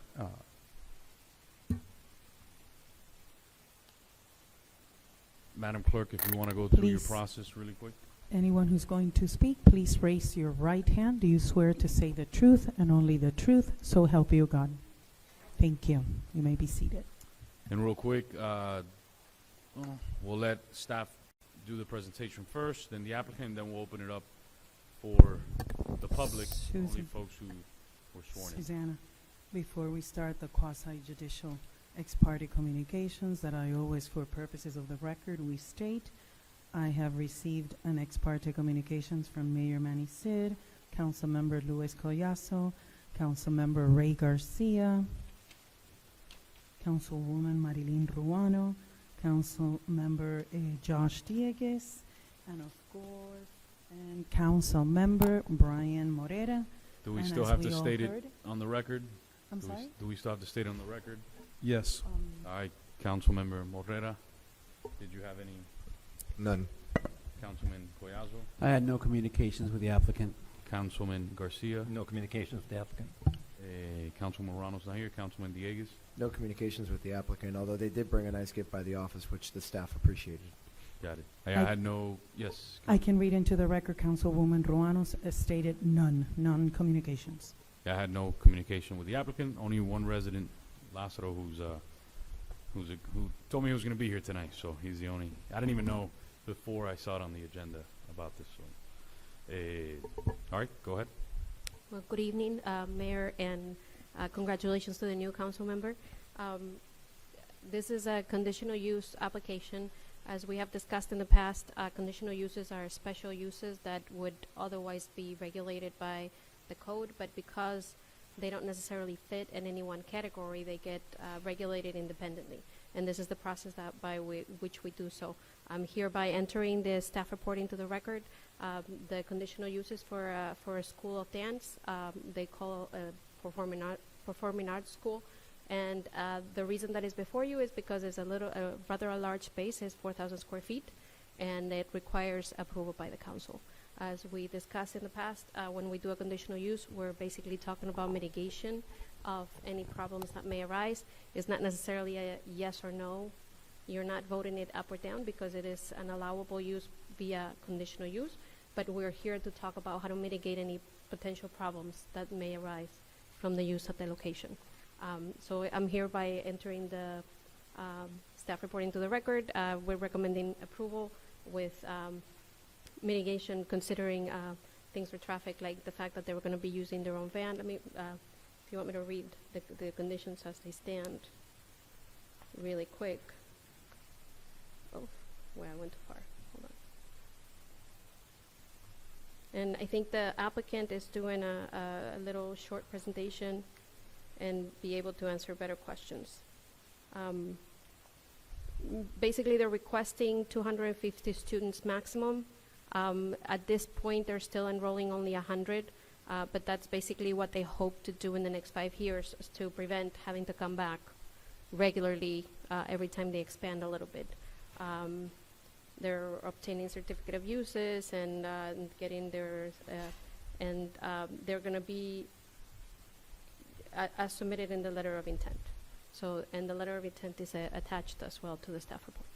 Thank I'm gonna you, let her- yeah. staff. Real quick before you leave, council questions just of staff on this questions just of staff. One quick question. What is the current approved use there? Currently, it's a clinic. It's medical use, which is a use that has a high traffic count. Okay. It's a dialysis center right now. So I guess that might be a question for the applicant, but at the moment, the school has not actually started. Correct. The Okay. school is right now operating out of PSN, Got it. so they're hoping to move their facility to Miami Lakes.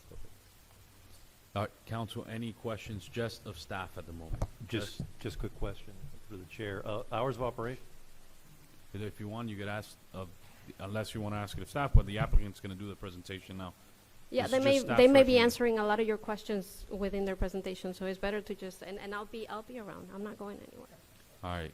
I have staff questions, Mayor. Susanna, staff Hi. questions by Councilman Guadalajara. Yes, I know you wanted to get out of it.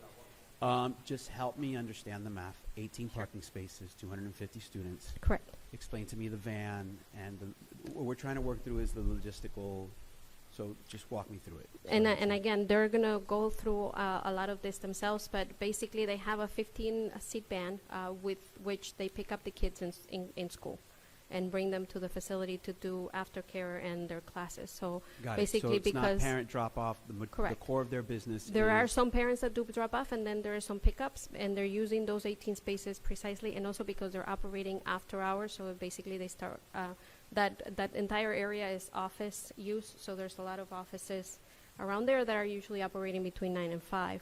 So they start their operation around 3. So they're sort of like staggered after the main uses in the street are getting used. Perfect, makes perfect sense. Had you have an opportunity to visit their current operations and their utilization of parking? The and- outside, yes. And they're tight, and that's why they're moving, because they would like to have a little Does the more current room to breathe. operation have less than Yes. 18 spaces? Much less, yeah. Okay. All right, I think thank they you. have like maybe, they can answer, but very little. I'm gonna go ahead and ask them when they're the presentation. Thank you. So questions of staff, Jess of staff, see none. Thank you. The applicant, welcome. And then we'll take public comments afterwards. Thank Everybody you. go Good for it. evening. I usually speak from my heart, but I'm going to read today because I think it's better. My students say that I take too long when I do that. So good afternoon, esteemed council and community members, and thank you for providing us with this opportunity to address you today. I am honored to stand before you as Miriam De Francisco, the founding director of Bilingual School of Business and Performing Arts, also called BB Hearts. Clarification, we are not a school right now. We operate as a after-school program. With over 2 decades of dedication and service as an educator within the Miami-Dade County Public School system, I had the privilege to contribute to the educational journey of our community and youth. My tenure as a founding teacher at Matter Lakes, which is in our community, Matter Gardens, and the charter schools in the area, has enriched my understanding of the unique needs and aspirations of our students. For the last 12 years, I have had the privilege of directing BB Hearts, a journey that has seen and we have navigated to pursue our mission, which is to basically use the performing arts as a vehicle for our children to discover talent and purpose. From our humble beginnings at Matter Gardens Elementary in 2012, some subsequent moves to Matter Lakes and PSN Shopping Center, our program has continually evolved to meet the dynamic demands of our students and community. Amidst the challenges posted by the global pandemic in 2020, we persevered and adapted, ultimately finding ourselves situated in the PSN Town Center by the library. Despite the growth and expansion that ensued, managing multiple spaces with the same shopping center that brought its own set of challenges, including leasing right now from 4 different landlords and ensuring that our students are safe as they cross within the shopping center, something that we really, truly wanted to avoid. And I heard all of the conversation before we came up about boat speeds and bumping and speed bumps, and that is an issue. Yes, I actually thought of that because that is one of the main reasons we want to move to one space, one location, one building, one everything. We're in 4 right now, moving around. With that being said, as we look ahead to the future, I am confident that this new space will continue to serve as a beacon of inspiration and excellence, fostering creativity, collaboration, and individual expression among our students. Together, we embrace the opportunity to cultivate a community where every artistic endeavor is celebrated and every student is empowered to reach their fullest potential. And now, for those of you wondering if this sounds too good to be true, which is, it's very proper, who better than our staff, our families and students of more than 12 years, some of them, including my assistant director. But we did put in a brief video because some of them were here and we didn't know if they were going to make it. Some of them didn't. So we have a short 2-minute video that will show you a little bit of why we would like to be part of this community.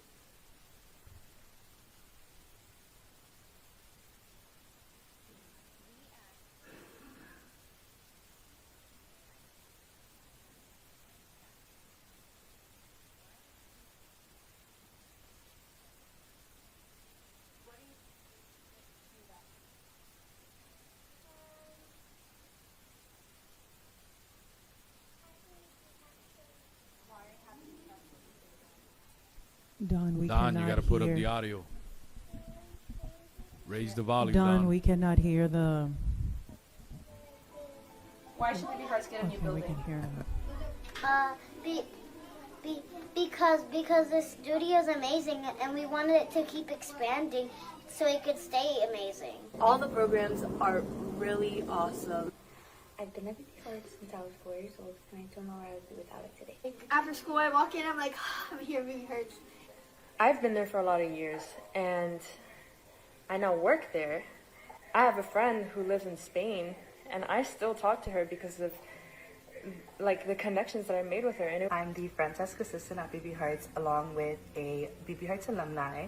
BB Hearts means a family, a home, a safe space for all of our dancers. Because not only do they instill the love of dance, but they instill so much more, like love, kindness, and a sense of purpose. And for me, that's priceless. I don't know if we would have survived parenthood without them. I wouldn't trust anyone else than BB Hearts to take care of my child. BB Hearts truly takes care of my kids like they're their own. With your eyes closed, I know I can trust them with my child, no questions asked. Gianna has become a star in the making, and that's all to BB Hearts. We can continue to grow as artists, as a family, and in essence, it's great for our Miami Lakes community. Safety, just peace of mind, a great town. I really look forward to having my kids be a part of the new building at BB Hearts. Well, that was it from them. To close our presentation, I want to thank all the families that have been here waiting since 6:30. But I would like to close with Sarah. She was my student when she was a 9th grader. She's a little older now. Hi. Good evening. Okay. All right, so my name is Sarah Valera. I'm the assistant director here at BB Hearts. BB Hearts holds a very special place in my heart. And my journey with this incredible organization began long before it even opened its doors. It actually began in a Manor Lakes classroom in 2008, where I had the privilege of being Miriam DeFrancisco's drama student. Stumbled into that class by accident, but I was there. I did not. I preferred to take a science or something, but it's okay. I was just 14 years old, and at that tender age, she saw the potential in me. Unfortunately, when I was 15, my world was turned upside down with the passing of my mom. I was devastated. It was a devastating time for me, but Miriam kept tabs on me, and that summer, she started a program out of her garage, and I would walk from school to her house to teach ballet, and I didn't realize it then, but she was providing me with a sense of belonging and support during the darkest season of my life. In short, she saw me. By the time I turned 19, Miriam's unwavering dedication to the vision of BB Hearts profoundly impacted me, and I joined the team when it began in 2012. That and the fact that she's incredibly gifted at casting vision and persuasive as heck. But she didn't need to do much because I fell in love with BB Hearts' mission to enrich lives through the arts, and I knew that I had found my calling, just simply put. Today, as the Assistant Director of BB Hearts, I have the honor of passing that same love and passion and support that Miriam once gave me. I get to see dozens of kids every day and hopefully impact them in the same way that they can see themselves the way that I see them. This new building represents more than just a physical space.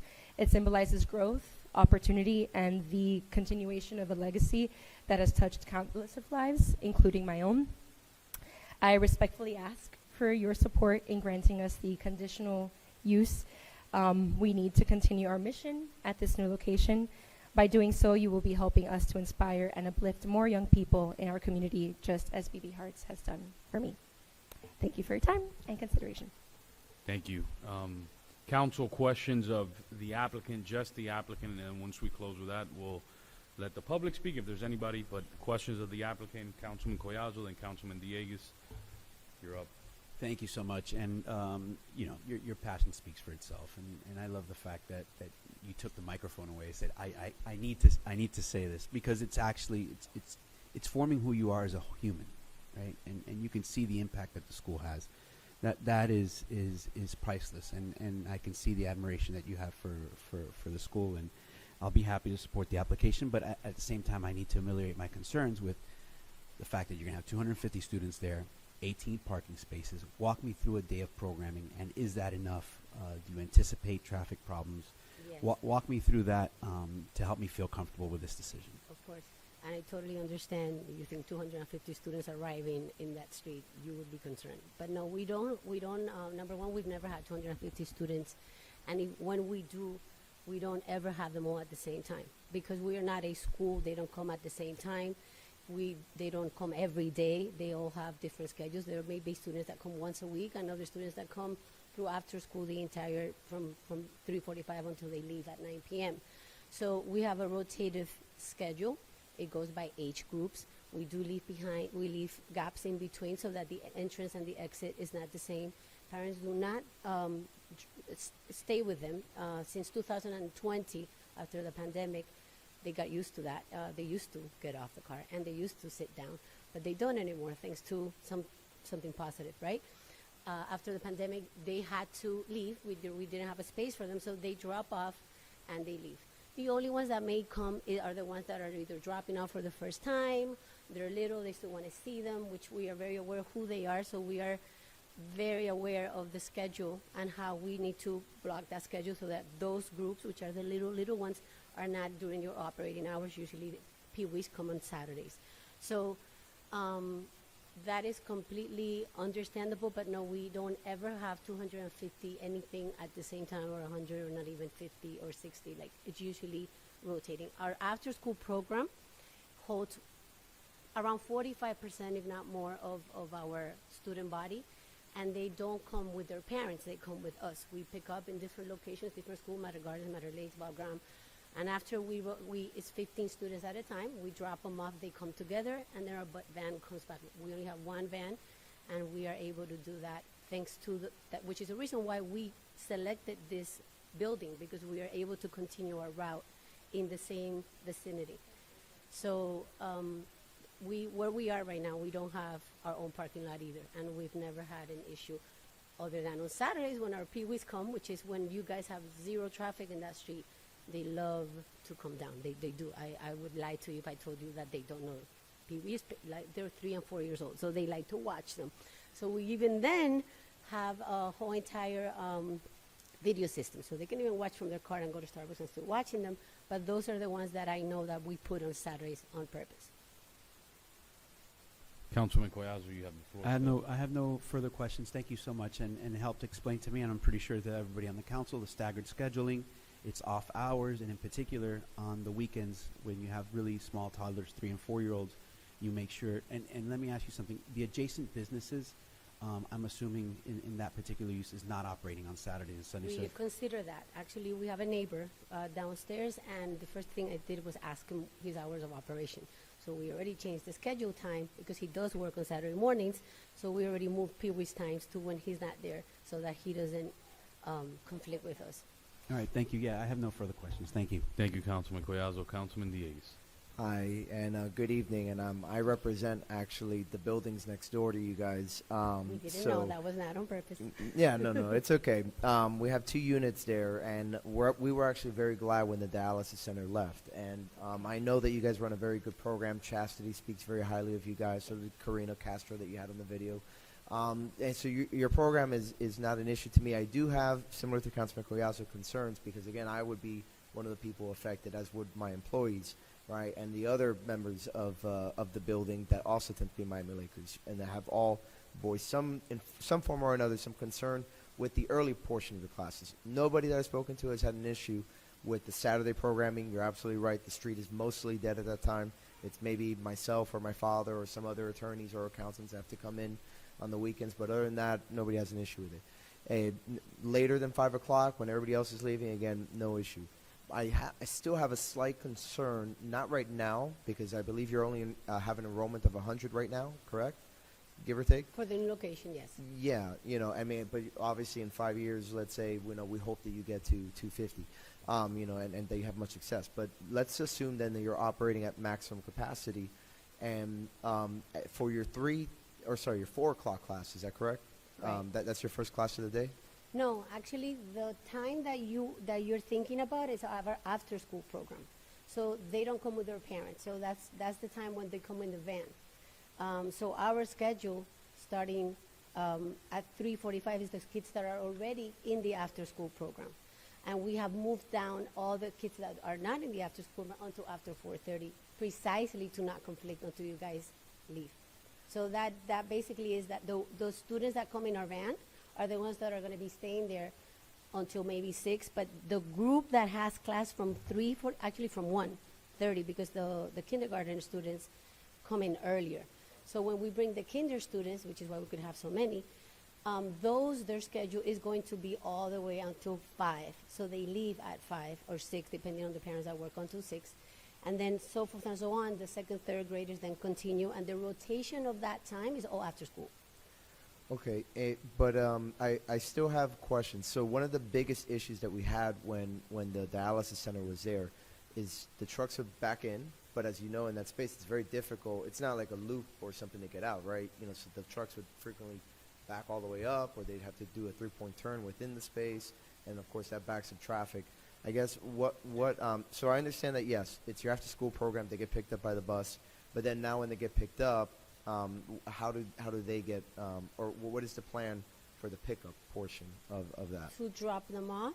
No, to pick them up, sorry. Like after they've been picked up and taken to the center, they take their class, how do they get picked up? The parents come by to the center? Right, so those are the after-schoolers. Their pickup time ranges from 5 to 9, because they're working parents. So usually they leave work around 5. They have until 6 p.m. for the little ones, and then the other ones, some of them stay until 9 p.m. because they're older. So depending on the time, the earliest they're going to come after school is going to be 5, because they work. That's why they're in after school. That's usually the case. And how many of the after-school kids do you currently have? Right now, currently, I don't know that number. 40, 43. And the next class after that would be at what time again? 4:45, 5:30. At 5. And that is just for those that sign up in classes, or is that still considered part of after school? After school, depending on their level, they're ending, like level 1s, for example, can end between 5 and 5:30, depending on the day. Most days it's 5:30s, except for Friday. Friday's 5. Level 2s won't end until 6 or 7 or 8 if they chose to pick classes at 7 or 8. But really, if they only did like the first class, it would be until 6. And we do that again for the parents. So if they need them to be in more classes because they have other hours, then they can run until 8 o'clock if they wanted to. And then my bigger kids that are still here way past bedtime until 9 o'clock. Got it. Thank you. Oh, yeah. Yeah, Yeah. that's They it. start at 5. Yeah. Yeah, they're doing homework, volunteer, and then their classes start at 5. Yeah.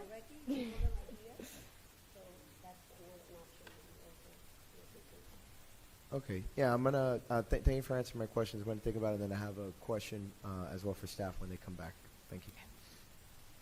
Any other questions of the applicant? If not, okay. Yes. Mainly just Councilman to Montero. congratulate you on the fact that you're expanding. Thank you to those that you brought with you. For me, it was Taekwondo. It wasn't this. It was martial arts, but something to instill discipline in the youth in our community. Bring in a new business. You know, I'm very much looking forward to your future ribbon cutting. All right.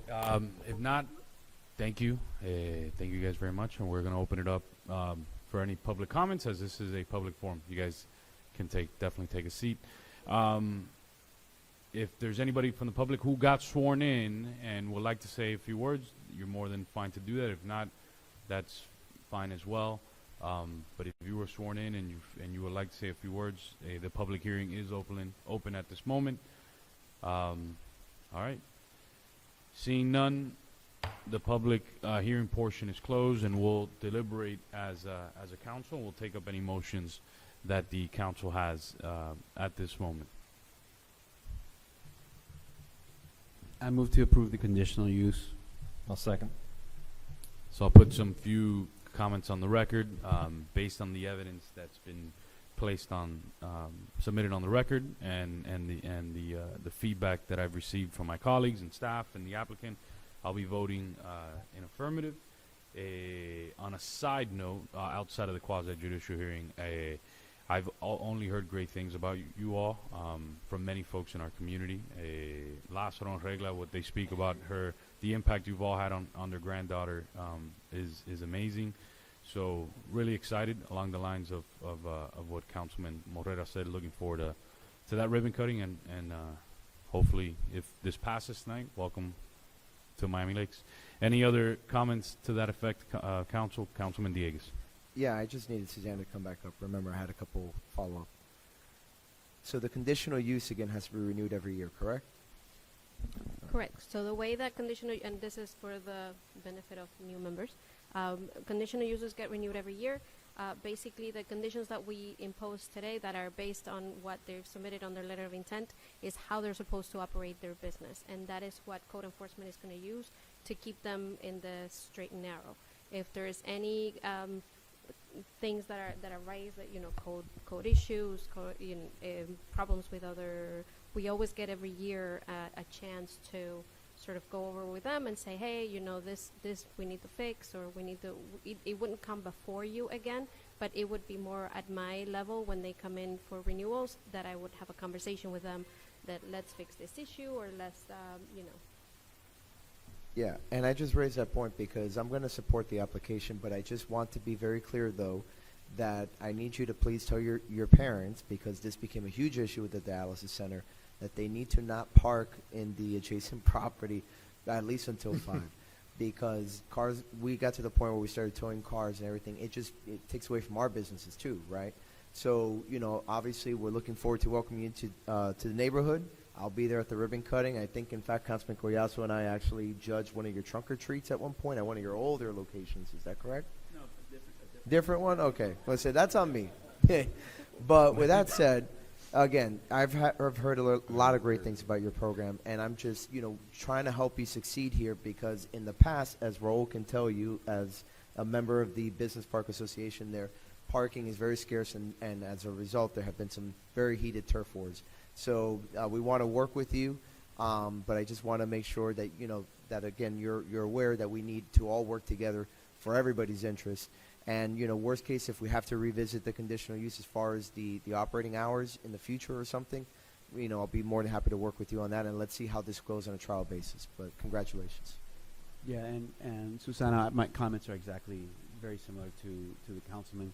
Welcome, to Miami Lakes. I'm going to vote in affirmative as well, but just monitor the traffic situation. We're trying to make sure everybody's happy. You've had a lot of outpouring of support. We're happy you guys to be here, but at the same time, we need to be good neighbors to the entire business part. So that's going to be the number one concern that's going to be riding with me, at least with staff. And it's not going to be now. It's as you grow into your success and you grow into that space, hopefully you have another problem, right? That you need even a bigger space, right? So that God willing, that's the issue that you're having a few years down the road. So I'm going to be voting in the affirmative as well.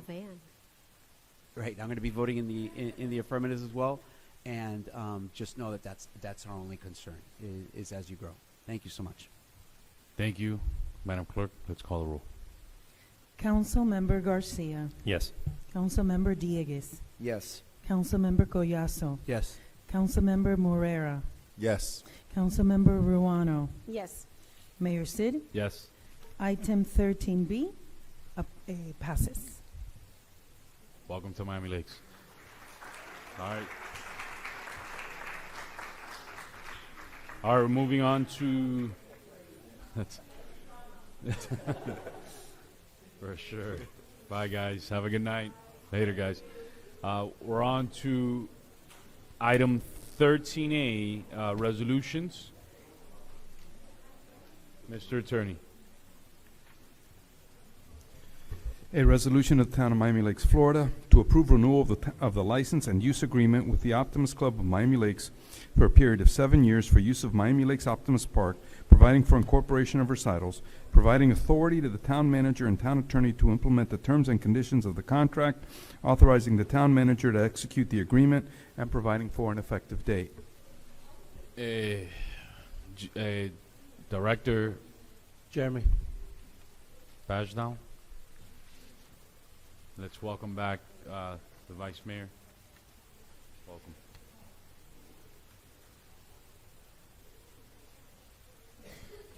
Good evening, Mayor and Council. The item you have before you is the renewal, it's the actual new agreement for the Miami Lakes Optimist Club, as well as we also do have the Miami Lakes United Soccer Club. These discussions that we've been going back and forth on the agreements since November have been taken into account between council meetings, between workshops, and this agreement, these both agreements before you reflect those items and clauses that have been discussed and incorporated into each, and also to kind of make them a little more similar together. So with that, if there's any questions, I'm here. Any questions, any motions on the table? So, there's any motions to approve or disapprove? Or Yeah, I'll move to approve. I'll go ahead and second. There's a motion and a second. I see members of the Optimist Club here. I don't know if there needs to be any further discussion, or if the council... Are we voting on one resolution at a time? There's just the Optimist Club, because there's two resolutions, one for the Optimist Club and one for the soccer club. Well, I just saw, under that, I saw one item all together. It's a single explanatory memo, but there are two resolutions in here. It was a motion for one of them, or what motion was to pass both? Well, Councilman? I only read one. All right. Then Yeah. we're taking up the first one, So which just is Optimist. the Optimist Club. All right. Any questions? There's a motion and a second. Any other questions? I have debate. Yep. Debate. Councilman Diegues, and then Councilman Morano had her hand up. And Thank you, and I want to thank Jeremy as well as the members of the Optimist Club for taking the time to meet with me and better educate me, as well as far as the history of the club and the services that you all provide. And out of those conversations, we ended up learning some other ways perhaps where we can expand your functionality, right? You know, with the talk about potentially what we may be able to achieve or not at Barbara Goldman. I still feel that with respect to the main issue that I have always had, which has never been with the club, and I just want to be clear about that, you know, which is that there's just not enough park space made available to the average kid, right, that just wants to play with their friends, you know, and that they have to go out to PSN or to Lakes on the Green in order to play football with their friends without being part of a club that has a whole set schedule, you know, instead of the leisure aspect of it. That's not getting resolved tonight. But again, I'm going to support the agreement with one exception, which is just that I'm going to ask that it continue to be at 5 years. I really do not see why it needs to go to 7. I think 5 years is more than reasonable. There's also a termination with cause, which is something the Miami Lakes United is not getting, which I think is a great security measure. But I just, you know, just on principle, I really think 7 years is a very long time, right, for any agreement. And it wouldn't work in a regular business in most cases. I don't see why it would be acceptable here. So my one amendment that I'm going to see where it goes is to amend the term to be 5 years instead of 7. Everything else is the same. I want to thank the club because they did accept the change, which involved that if we do get the Goldman space, right, or access to there, we would have a conversation about them contributing toward those acquisition and improvement costs. So I thank them for their cooperation on that. But that is the only change that I wanted to make, which I think they would agree is me coming a long way, you know, from where I started. Is that a motion, or is that a? That is amendment? the motion is to move it, as I mentioned, is to move it from a term of 7 years to 5 years. And again, we're taking both contracts separately, but I'm assuming that same motion is going to apply to the soccer club as well. It will be coming up when we take that. Right now, we're only taking up the Optimist Club. Okay, so I'm going to support that motion, but and I'll go into my comments, but I'll second the motion for discussion. All right, discussion just on the 5-year, moving from 7 years to 5 years. Through the chair. Yes. I understand the 5-year, 7-year dilemma with contracts, but I believe because the Optimist Club has shown decades, almost half a century of incredible service to our community, that in this case, a 7-year contract to me is not only saying thank you, but and the fact that changes, they're open to making changes if we open up other areas they can play. And they're willing to be just flexible with that. I have no problem with approving a 7-year contract with the Optimists. They've more than earned that respect from me, myself, and I think the community. So that's my 2 cents on that. Any other discussion on 7 to 5 year? Yes, Mayor. I just want to clarify something. I think Josh might have mentioned that this one was terminable without cause. This one only shows for cause. Yeah, no, that's not what I said. Okay, I'm sorry, I said misheard that the United contract Okay. allows them to, or requires, or rather permits us to terminate without cause. This one's different, so they got that added layer of protection, which is already, I think, a way of saying thank you, in addition to the fact that we're renewing the contract. Got it. Okay, I just wanted to make sure that I misheard you. Yeah, the only reason I'm going to vote no on the going from 7 to 5 is this is an organization that's going to be here hopefully forever. It's been the most consistent organization in our town's history with the most consistent leadership. And if looking at it from even the private sector perspective in the NBA, when Jordan was at the top of his game, super consistent, the Bulls tried to give him a 20-year contract, right? I think he ended up signing an 8-year contract. So I actually would have liked to seen it longer. You guys are a nonprofit. You guys are going to be here. I want to see you guys here forever. And if it's my grandkids, hopefully, would go through the Optimist. So if it were up to me, I'd make it a 40-year contract as long as possible with you all. You're a nonprofit organization, and if something were to go wrong, we can, like the private sector, you can ultimately, right? We can come back and rescind the contract if need be. But I'm going to vote no on going from 7 to 5. And I think since it was germane and it was mentioned, we voted already on the soccer one, and they're not even here to defend that portion. So I'm going to stick, especially seeing that they're not here to defend it. We have one member from Oh, yeah, okay, for the soccer club. I didn't even see. I thought but no. If it were up to me, I'd make it. I'd make it a little bit longer. The club, I know Vice Mayor wanted to speak, but the club also wanted to say a word if after. Well, that's the word that I wanted to say was I wanted to hear from the club what the drawback would be to 5 years versus 7. Good evening, council, staff. Jeff Rodriguez, 6550 Lake Como Terrace in Miami Lakes. I'm here on behalf of the Optimist Club. Obviously, if it was up to me, this would be an evergreen contract. I think they deserve that. But 7 years, if you think about it, most kids play from the age of 6 to the age of 13. That's 7 years. Wouldn't you want to have the same organization there from a time that a kid starts at 6 years old until the time they're 13 years old, working under the guise of the same operation, the same directors, the same presidents running the same quality of program that they've run for 50 years. So I get it. We gave in on every other concession. Every single concession that you guys asked for, we gave in on. So I think to cut their legs off for 2 years, it's really not that big of a deal. But giving it is a big deal. It shows that the meetings that we've had 2 separate meetings, 2 actually with the president, and then there was a third one where we had school board member Alonso there to help us out with the potential of getting additional field space. And really, that time and effort is volunteer based. None of these people get paid. In fact, they pay $100 to volunteer. It costs these people money to volunteer. And they've been doing it for 50 years. So you can want your 2 years. I would ask you, just give them the 7 years. Keep the contract the way it is. Let's see them here for another 7 and potentially another 50. All right? So thank you.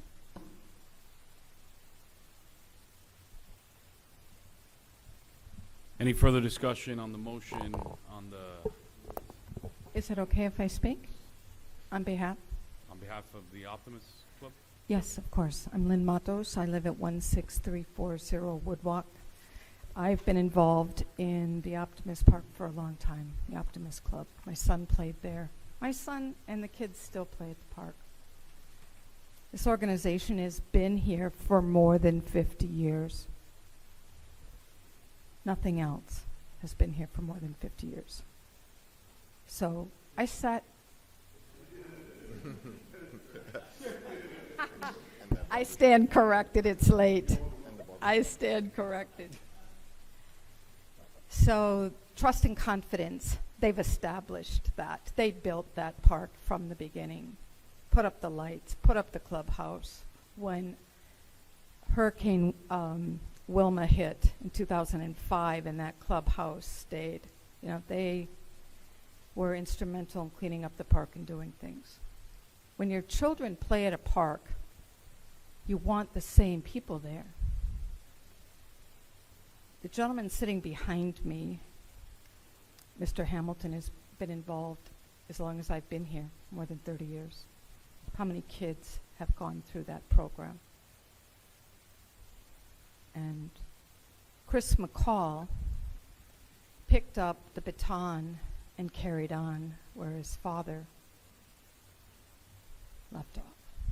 Jack is still out there. I feel him every time I'm there. So whether it's 5 years or another 50, renew the contract at 7 years. Put the contract where it needs to be, where it's been. The point of reducing it to 5 years is moot to me. I do contracts every day. Renew the contract for 7 years. This is a volunteer organization that's out there almost every single day of the week, giving back to our children. Do the right thing. Renew the contract for 7 years. Thank you.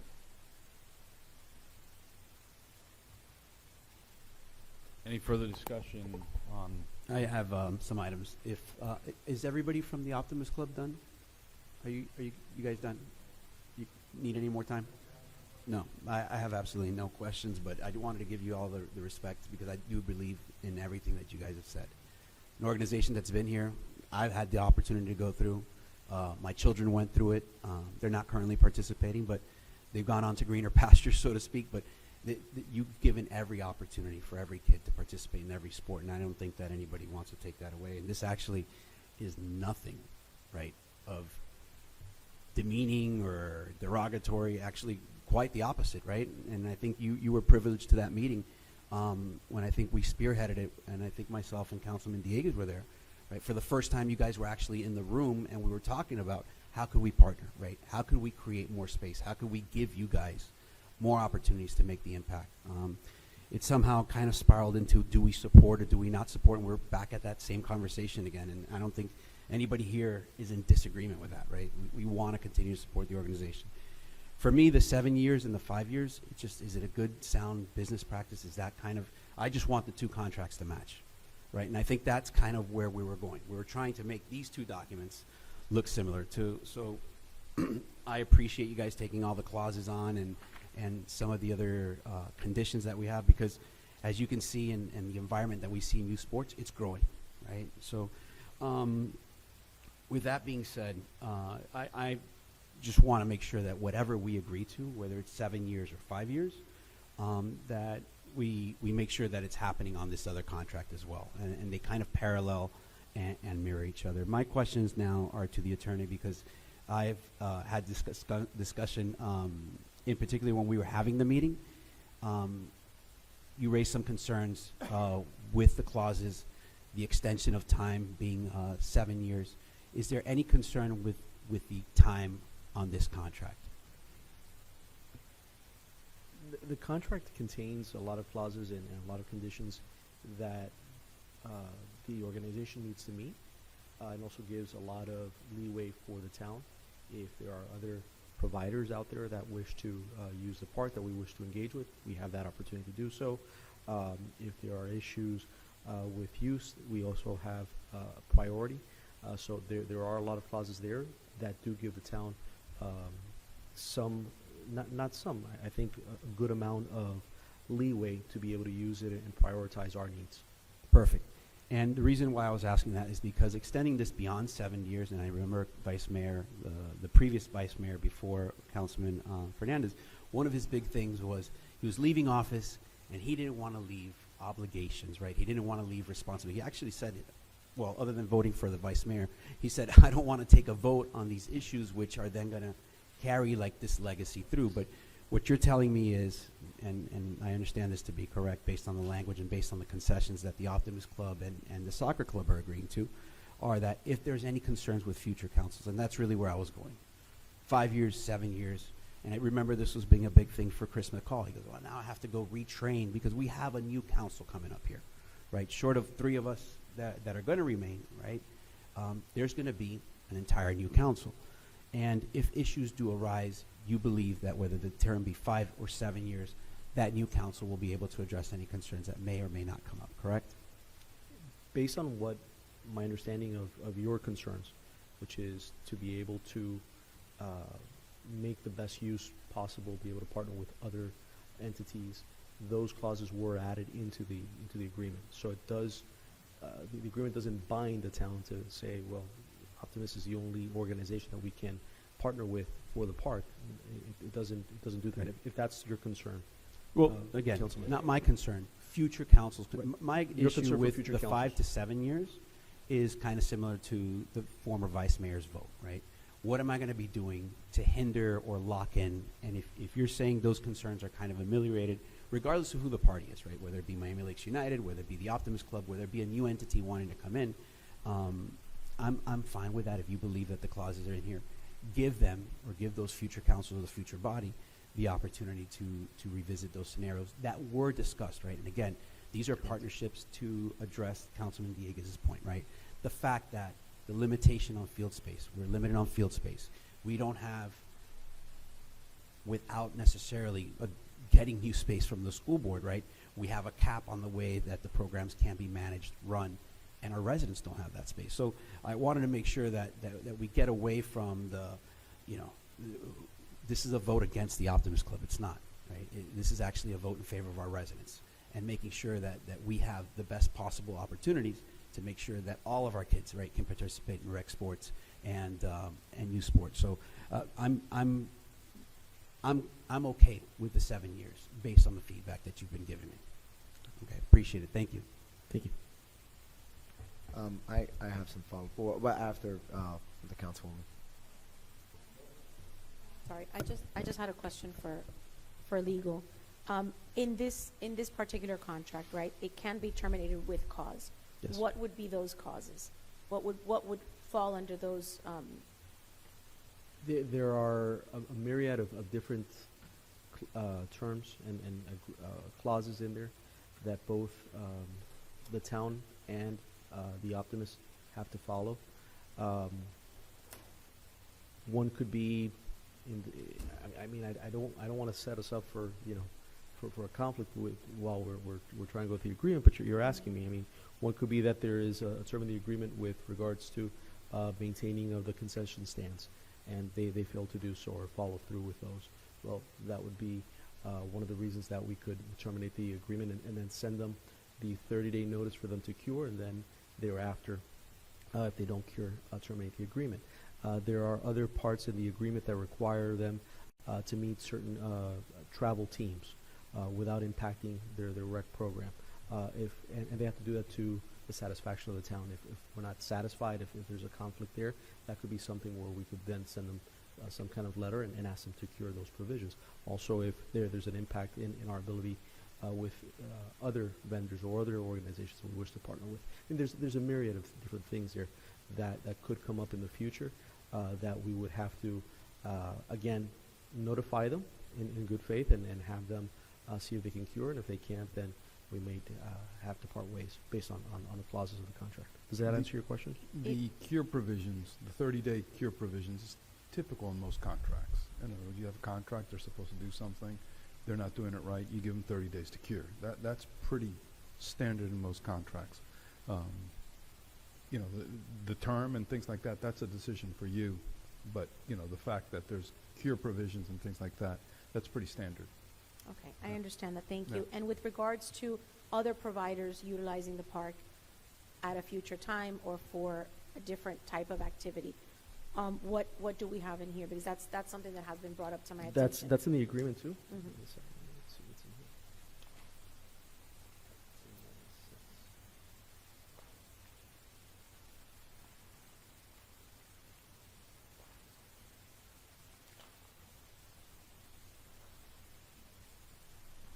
sorry, I didn't mean to put you on the spot. No, that's okay.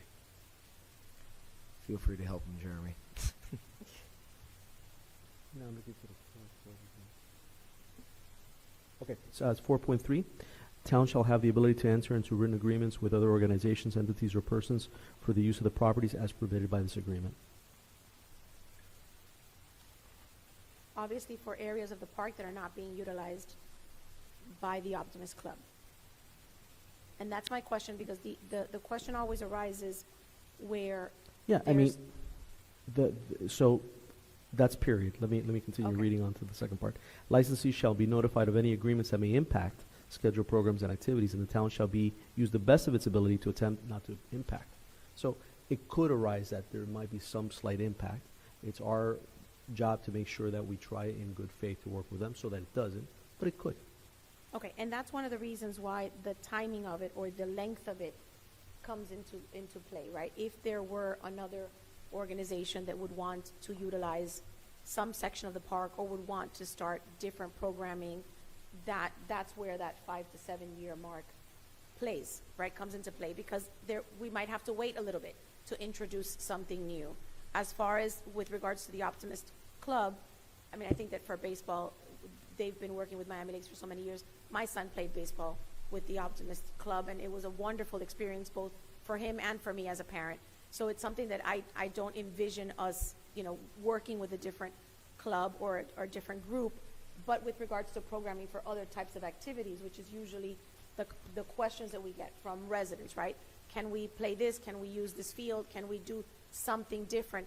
If that opportunity were to arise at some point, you read this to me, so there's room in here for us to be able to, I guess, contract with another or enter into Yes. agreement with another organization. But if there's a conflict, then that's where the 5 to 7 year mark comes into play, because we might have to revisit the contract at the 5 year mark to be able to introduce something new. So there's nothing in this clause, the way I'm reading it, that impacts our ability to make agreements with anybody else. It's our part to use. The question is, or the issue is it says the town shall use its best ability to not impact the operation of the Optimist. But if it impacts it some, it impacts it some. I mean, again, this clause does give us the ability to. So that gives us the ability to do it even while this contract is in place. Yeah, absolutely, yes. Okay. And to add to that, we currently do. So we have summer camp providers that are providing at their location, and it impacts their ability to host a summer camp. While their summer camp is specialized and on the field, we still hold an actual summer camp within the main rec center. Similar to that, we also work with them to not create any conflicts and open up space for events. We've done some charity events before for running events throughout the park, and Food and Wine is probably our biggest one, where they have to kind of amend to our needs as a town of what other event or what other organization needs to run an event for the betterment of the community. So some of those items are already coming, but yeah, something direct conflict would be something that we'd have to work through as far as another sports provider or something of that Right, nature. we'd have to work through it, but it's still doable with this, Correct. okay. Thank you very much, I Can appreciate that. can we just put in the agreement that, things like Food and Wine and certain other items, can we clean that part up, or is it too late to do that? Can we clean up the fact that we are allowed to use the park exclusively and not, that they don't have an exclusive right to use the park? I mean, the clause is very broad right now. As Okay. long as, and by the way, in 50 years, I don't think there's ever been a time where the Optimist Club has said, no, we need it. They shut down for Food and Wine. The town rents on Saturdays and Sundays to whoever wants to go, even if they're not part of a program. The town charges residents to host birthday parties at the park, at the field, right? That's Okay, not I restricted. just want to make sure that we are clear at this meeting that you guys don't Extremely have the clear. exclusive right to use the park. Extremely it. clear, Okay. extremely broad on your side. Good, okay. And all that the club asks is that you do your best not to impede on. Okay. And really, it comes down to if we have games that are already scheduled. Right, it's for the It's children. kind of a pain to change that stuff around.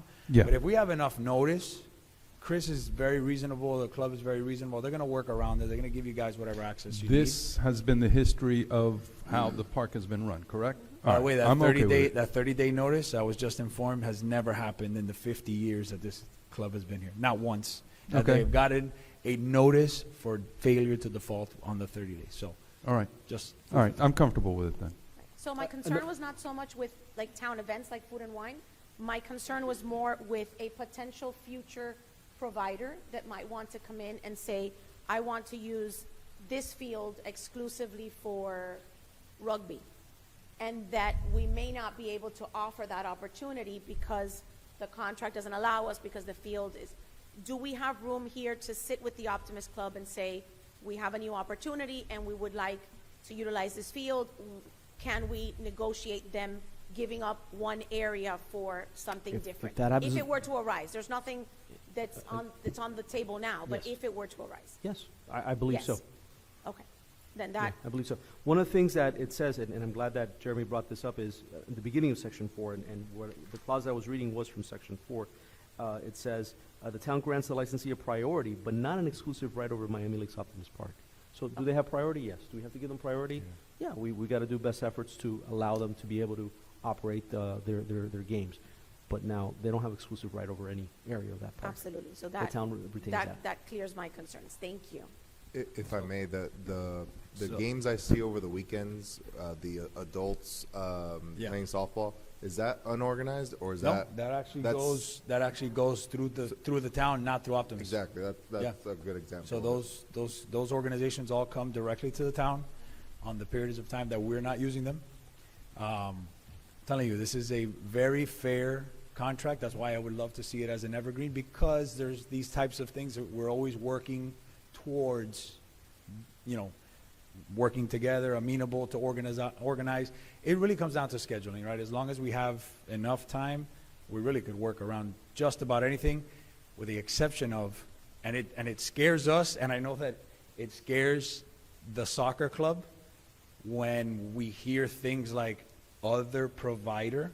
That's like a really bad word for these clubs, right? Especially soccer, because there's a very competitive soccer aspect to rec and travel. So the last thing we want to hear is other provider, right? And that's kind of why we want the longest contract possible, because as long as we're doing a good job, don't kick us out because somebody's coming to pay you guys more money, right? And we've kept the fees for the kids extremely low. We have a discount for Miami Lakes residents. I mean, this club has gone above and beyond. So I would ask you to change your motion from 7 to 10, if you could, but we'll take the 7 if So Mm-hmm. we I can get understand, it. and just to clarify, when I say other providers, I mean for other Other sports. sports, right. yes, okay, For but yeah. other sports, right, Right, correct. thank you. That's how I meant it. Yeah, and I'm going to speak a little bit about the meeting that we had with Roberto Alonso and the school board. And really, it was quite the opposite. It wasn't to kick you guys out. It was to give you capacity because you have so many people leaving the program because they don't have the opportunity to play there, right? And in particular, travel ball, right? It's capped, and rec is a priority. So you have so many families going to other leagues, leaving Miami Lakes because they don't have that opportunity, right? Because you've run out of field space. So the reality is this is trying to give you, right, better amenities, more access, more field space, more opportunities to have those kids play. And not just you, the soccer program, right? And partnering with our school board and having our school board say, hey, let's look at this, let's look at these opportunities. And the way that we talked about other providers in that meeting was by going out and doing, I think, an RFI, right? And really that whole premise was giving you guys the rights of first refusal, right? If you guys didn't want to do that, if you guys didn't want to bring in better programming, if you guys didn't want to, then we would be forced to look elsewhere, right? But that's not the answer that we heard. We heard we want to be your partners. And I think that's what brought us to this point, right? So again, I think it takes this. I got frustrated at the meeting, and I'll be quite honest with you. I'm frustrated now because it's not against one party or the other, right? It's just making sure that we're all working towards the same thing, which I believe we are, right? Again, the 5-year to 7-year might be big to you, evergreen. I'm comfortable with the language that's in here. The reality is that at any point in time, that organization or this organization is not doing a good job, both parties here are protected, right? Yeah, we're going to go for an RFI. We're going to go. That was part of the discussion. That's part of what school board member Alonso wants.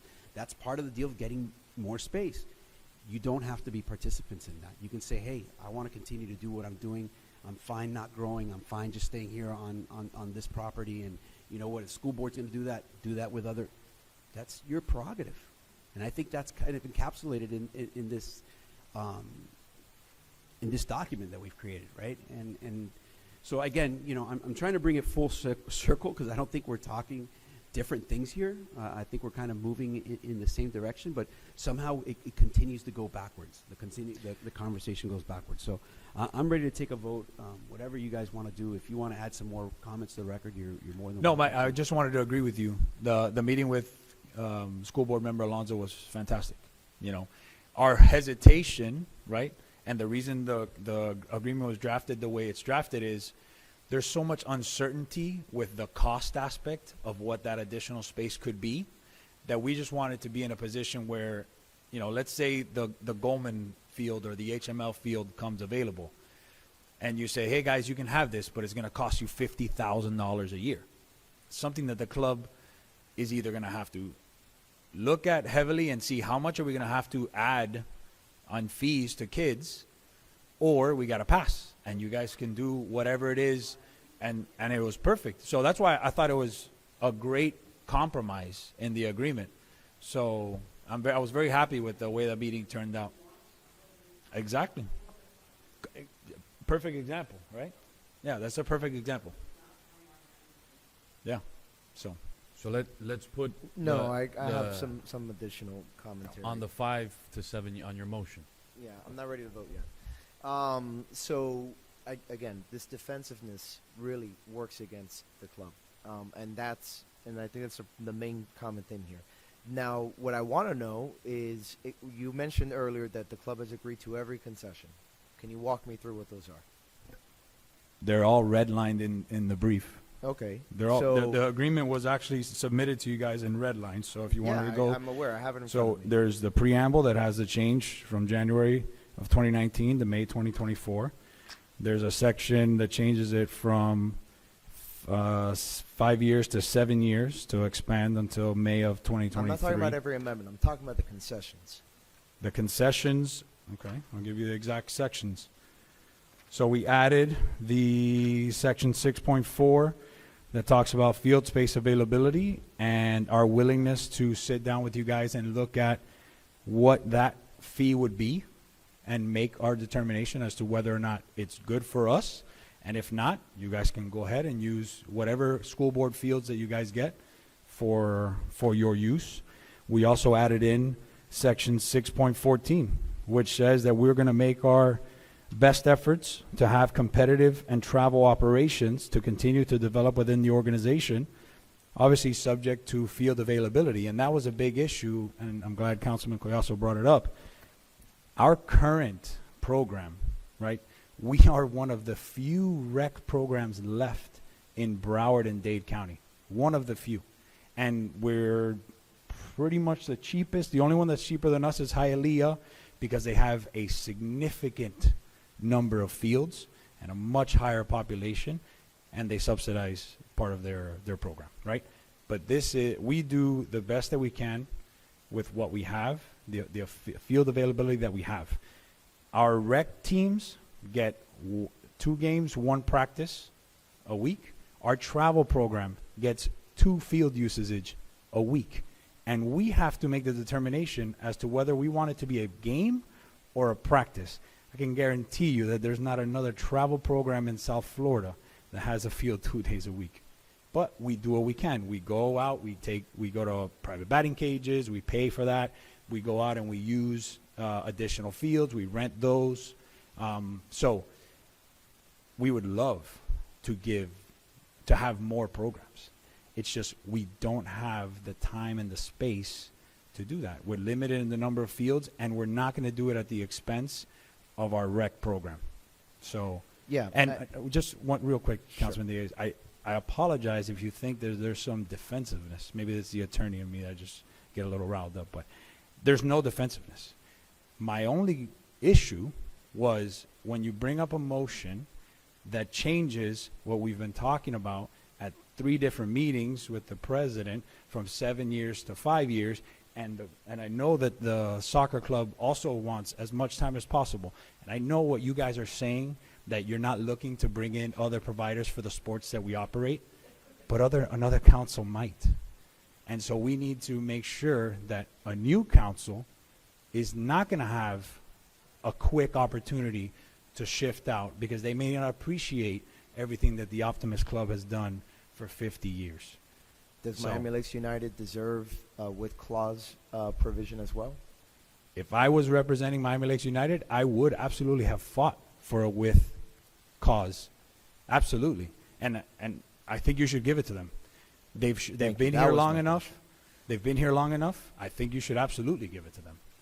Now, I just want to, be very clear. In my, like, the conversations that we sat through, I don't know if I'm misremembering it, but I don't remember us talking about the 7 years. I remember we were talking about how to add additional park space to enhance programming. That was at least 7 years. Maybe I missed it. I don't know how, but that was not part of the discussion. Right, because it wasn't brought up. It was Yeah, never. It wasn't was brought never up, an issue. But it was brought up actually when I first, when this first came up and when we deferred the item, right? It was something where I made it very clear I was not comfortable with more than the 5 years, and as far as the items that you delineated as concessions, I agree that yes, those are changes are being made to the contract. You guys are agreeing to it, but they're ultimately just using best efforts, right?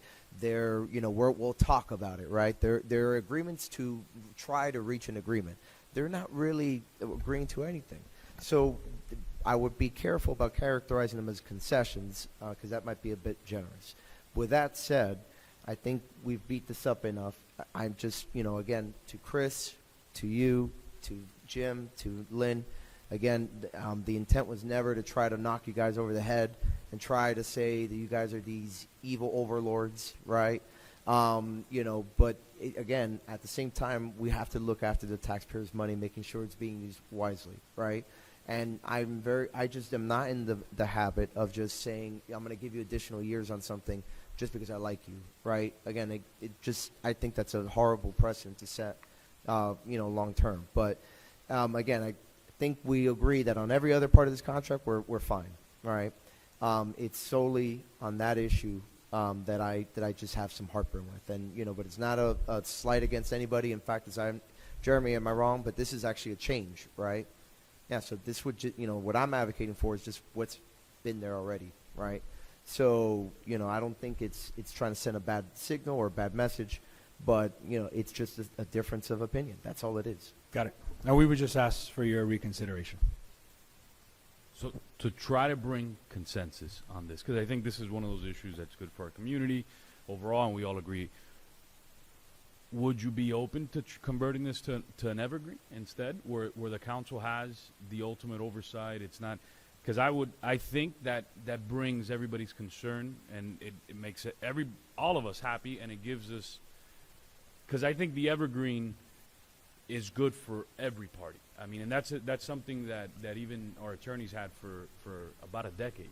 But I would be open to that because I think it benefits everybody. So if I'll make a motion to amend this motion and turn the contract into an evergreen. An evergreen with, no, right, I understand that part, but with the termination without cause? With the same, whatever. No, in with the contract, cause. with Our cause. termination is with cause. If we give you a reason to kick us out and we don't fix what I'm we... not comfortable with an evergreen with termination. With I didn't cause. ask for an evergreen. No, It was a joke. Oh, no, no. I appreciate your efforts, Mr. Mayor. So, okay. I won't. That's why I was asking. I'm trying to avoid getting cut down 2 years. If I can get 10, I'll withdraw. I'll ask you do 10. Do 10. Maybe Councilwoman I feel like Romano every will be... attorney just popped up. No. I withdraw that. I take that back. But yeah, you even got me. I'm Councilman Dieguez, I'm gonna let's just take this up. I'm gonna vote no on this. Keep it at 7. Okay. Madam Clerk, please call the roll. Yes. So the motion for the agreement with the Optimist Club to go down from 7 years to 5. Right, it's the amendment of Councilmember Dieguez. Councilmember Collazo. Yes. Councilmember Diegues. Yes. Councilmember Morera. Yes. Councilmember Garcia. No. Councilmember Ruano. Yes. Vice Mayor Fernandez. No. And Mayor Sid. No. The motion passes. We have 4 yeses. Yes. The amendment passed. Got it. We're back onto the main motion as amended. Any other comments to that effect?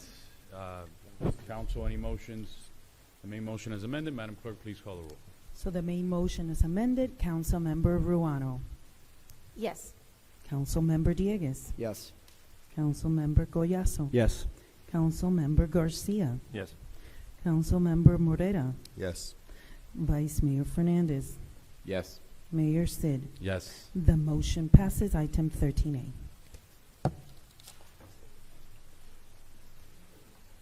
Thank you, Madam Clerk. We're on to the next Yes, the 13B. item. Are there any motions on the table? 13B. No, it's the this same thir- same still items. The other 13. Yes, yes. resolution. I call it 13A-B. It's the second part.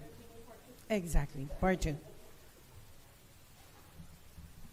Move for discussion. All right. I'll move. But doesn't he need to read into the record? Because he said he only read 1 into the record. Yeah, it doesn't. Only He- ordinances. He's the one that mentioned it earlier. Only so- ordinances have to be read into the record. All right. So there's a motion by Councilman Garcia. Second. Any discussion? I have an amendment, which is, again, for uniformity, which is just to reduce the term from 7 years to 5 years. That's motion. I'll second. I have a point of order and a parliamentary inquiry to our attorney. This item was voted on by the majority of the council, I think less than 6 months ago, and Councilman Diegues was in the minority of that motion, and he's bringing it back up. My point of order is that there's a point of order. Okay, I'm going to tell you what the general rule is. I don't know that I agree with the facts, but I'm just, under your rules of order, it is typically that if you bring up an item and it fails, it cannot proceed for 6 months, although someone who was in the majority can bring it up, right? No. That's why I called. I don't know about the parliamentary- facts, though. I'm not saying, 100% we voted on this and we passed it to make it 7 years. And then you guys were like, No, oh, no, but no, it's no. not. Hold on. But there's a difference between making a motion that fails and then there's being on the losing side.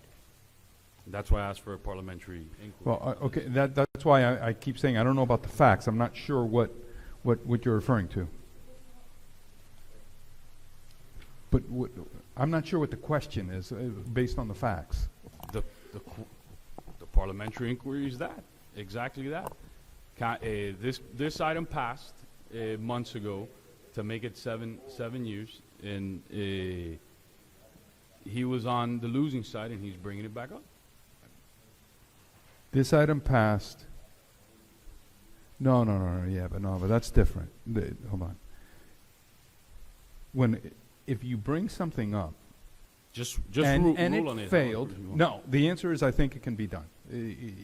What Councilman Diegues is saying is if it fails, if something did not pass, the only way you can bring it back up is if you are on the winning side. Did this item fail? And passed. he's just trying to argue that me being in the minority, that No, prohibits me from If voting it- on this issue. If it passed I and you just want to asked for amend it, parliamentary inquiry. Yeah, That's no, all. but I think just wanna Raul is know. confused about the facts, and that's why he's asking you to kind of, okay. If it passed and you're bringing something up to amend it, I believe you can do that. What you can't do is if it failed, then bring it back up. if it was your proposal that failed. No. No? No. Okay, If the item failed, How about we do this, since he asked for parliamentary Right. inquiry, I don't know who's got the rules, let's just take a moment to read them. all right, can we do this? We're about to run out of time, and this PISI item and this budget item have to go today. Can we defer this? Can I'll we withdraw defer- my motion. Okay, I will make the same motion since I was on the prevailing side of that particular item to amend the term of this agreement to 5 years. I'll second. Parliamentary inquiry. I would like to see the vote count on that item, Okay, please. guys, we have until midnight. We've got to get to the budget and to the PZI. All right, let's call the roll, Madam Clerk. So motion to amend the agreement for it to go down to 5 years. But Eh, Mayor, hold on one second. Yeah. We have one council member that just exited the room. We just called the item, Madam Clerk. The item's been called. Got it. That's the idea. No, I mean, I'll wait. I mean, he could bring it back, or you guys could bring it back, or just vote in let's the pass opposite it. way. Let's decide for Here, now. we're going down. I'm a ro- fine. Hey, let's table the item till we wait Exactly. till. I'd prefer to table. We're trying to get started on the right foot. I also just want to note that Prefer to table November the item. 2023 is when this item passed, so today would be exactly 6 months. That's all I was asking for. Parliamentary inquiry for the facts. Maybe 7. Councilman Morera's back in the room, and with respect to the item that got the second, that's gonna be voted on now. Again, not trying to get into the politics of it, we are trying to mirror these contracts as much as possible. What I don't want to do is if we have one at 5 months, at 5 years, now have a different one at 7, trying to mirror these two contracts. So both of these organizations are kind of on the same path. And when future councils have to deal with this, they're dealing with the same thing at the same time. So that was my. Just want to put on the record, I disagree. Every organization can be treated differently. I was on this dais when an organization from the outside came in and promised this council $50,000 to eliminate the contract with the Miami Lakes United. What wasn't disclosed was they were going to raise fees on our kids. We had council members all like itching, oh my God, $50,000. But what wasn't disclosed was that it was a private organization that was going to raise fees on our kids. Hence, why I want to give Miami Lakes United that clarity long term. It's a nonprofit who's done a great job in our town, and I don't mind personally that there's a difference in contract. If they don't do well, it is what it is. Not all of our contracts in the town mirror each other. We have hundreds of contracts, and 100% they do not mirror each other. Contracts for tree trimming, contracts for cutting grass at the park, different companies, and their contracts are very different. So just wanted to make that point. So I'll be voting to keep the 7, but we'll move from there. So Madam Clerk, call the roll on. Okay, so for everyone to be on the same page, because Councilmember Morera, you exited, the Councilwoman Ruano made a motion to amend the agreement to go down to 5 years, for a period of 5 years, and it was seconded by Councilmember Collazo. Councilmember Ruano. Yes. Councilmember Collazo. Yes. Councilmember Garcia. No. Councilmember Dieguez. Yes. Councilmember Morera. Yes. Vice Mayor Fernandez. Nope. The amendment passes. Mayor Sid. No. Oh, I'm so sorry, Mayor Sid. Amendment passes. Mayor Sid. We're back onto the main motion as amended. Madam Clerk, please call the roll. Oh. Main motion as amended. Councilmember Garcia. Yes. Councilmember Ruano. Yes. Councilmember Morera. Yes. Councilmember Dieguez. Yes. Councilmember Collazo. Yes. Vice Mayor Fernandez. Yes. Mayor Sid. Yes. The motion passes. Thank you, Madam Clerk. We're on to the next item, which is 14E. Thank you, Mr. Mayor. I am going to be recusing myself on this one because there was a gentleman who spoke on this item, and I talked to the attorney. After he spoke, I spoke to the attorney, so in an abundance of caution, I will recuse myself because I had worked with that individual, or works for me in the past and currently, so I'd rather Understood. recuse myself on this.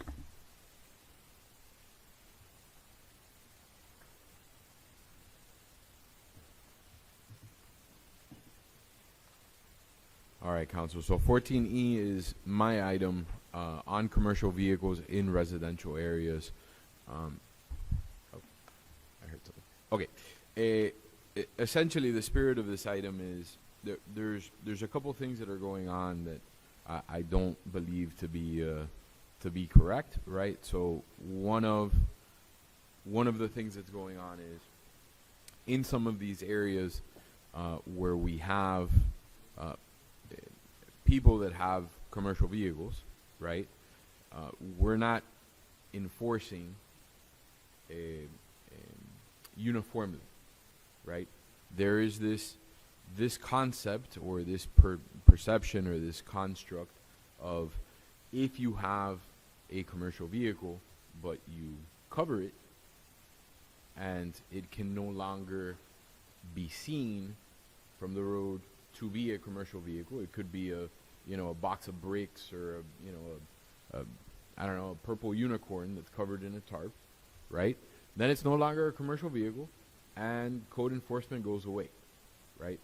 And essentially what we've kind of done, maybe well-intentioned at one point, is create a plague of blue tarp covered commercial vehicles, right? Out of a desire to be accommodating, right? So essentially what my item aims to do is look through the definition of what is a commercial vehicle and become a little bit more granular as to what commercial vehicles, if any, it is that we wish to allow in some of these areas, right? And so let me specify what I mean. 90% of the town has deed restrictions. Deed restrictions that we were all made aware of when we purchased our homes, right? Or rented our homes. We should have been told what those deed restrictions were. There's only small sections of town, predominantly West Lakes, where those deed restrictions didn't exist. And some of these homeowners purchased homes that didn't have deed restrictions that precluded them from doing a number of things that most of us in other communities are precluded and knew that we were precluded from doing. When we incorporated as a town, the town essentially adopted most of those same restrictions that were in the deed restrictions into our code and applied those town-wide, including 2 homes that were not previously subject to these deed restrictions, right? And I don't believe that to be necessarily fair. You know, some of these homeowners made the decision to purchase these homes, like the homeowner that came and spoke before us today, purchased this home before the town incorporated, before that was put into the code, and was already in that line of business. And part of performing work in that line of business is having a commercial vehicle, right? I think we can all speak to how important it is, especially something like air conditioning, right? I think the only people that you are happier to see show up at your house, other than maybe the police or the fire department if your house is on fire, is the AC repairman when your AC is broken, right? And so I think in that particular case, the community is best served by that gentleman and predominantly, presumably others, being able to provide a service quicker because he has that commercial vehicle at their disposal. So essentially the spirit of my item is to go through the ordinance where we restrict commercial vehicles and make that ordinance something that number one is more fair, number two something that's easier to enforce uniformly, right? I think we've created this kind of dual system of enforcing it. It tends to be commercial vehicle ordinance violations tend to be one of the things that are most often brought before the special master for fine mitigation, right? So something that should be a sentinel of something is wrong, right? We look at it with the variance process when you have an item that you have a section of the code and constantly there's people coming and asking for variances.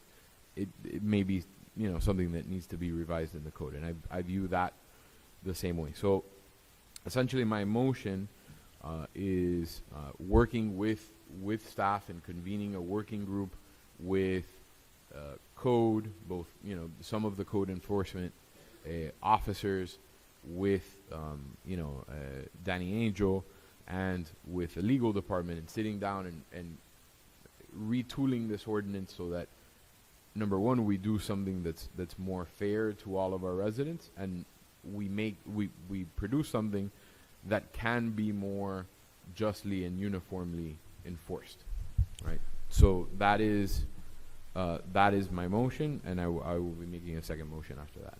Yeah, I'll second that. All right, for discussion, Councilman Garcia. Yeah. No, I guess all of us have seen when we're in the town and we've gotten calls.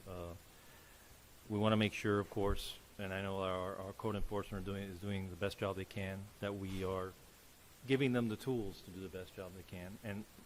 And being ambiguous, anything that's ambiguous hurts that goal of being uniform. So, yeah, taking a look at this, making sure that the language is clear and everybody's on the same page. Our residents are on the same page, and we're being as fair as possible. I'm open to looking into it and making sure that we're as uniform as possible in the language to make it easier for code enforcement, and also the residents to understand what's allowed, what's not allowed. So I would be supporting this item. Thank you. Councilman Morera, you had comments? Sure. For me, it's more of a question either to you if you know the specific situation, or to the town staff if they know the specific situation of the gentleman that came up during public comments, specifically as it relates to the nearby property that, according to him, was not receiving violations. Do we know for sure that property was not receiving violations, and that we do have that lack of uniformity? So I can't speak to that part. That might be a question for code. What I can speak to, so and kind of the other part of this item and the spirit of it is, in this particular homeowner's situation, he's got a little bit of a different situation than maybe most others. He's got two separate lots, right? So he's got a lot with a home built on it, with a regular driveway, regular typical house in Westlakes, and immediately next door he's got a second lot with a 6-foot concrete fence that goes completely around it, where you can't see most things inside that fence, right? So I definitely I want to take a very deliberate approach when doing this. I don't want to open the door for commercial, or even entertain commercial uses that are definitely noxious to the residential nature of the neighborhood. I don't want semi trailers in the neighborhoods. I don't want school buses in the neighborhood. But in this particular case, what we're talking about is a small work van type of thing, whose only the only criteria that makes it a commercial vehicle is the fact that it has an exposed ladder rack, right? It doesn't meet the height requirement, doesn't have the signage. It's just so what I want to try to avoid, which is what's happening now, is you drive through the neighborhoods and there's things covered by blue tarps all over the place, right? And so we have to decide, would we rather see the top edge or see a small portion of, a commercial vehicle, the white roof of a commercial vehicle, or would we rather see a blue tarp, right? And that's kind of what I'm getting to, right? Through the vice mayor to Yes, the please. town attorney, are those blue tarps even allowed under our code? I thought that you weren't allowed to have tarpaulin covers in Miami Lakes. I'd have to take a look. That might There's- be there's that might nothing be a to deed it, restriction. but I There's don't think nothing in there's our anything- code that prohibits a car cover Okay. or a vehicle cover.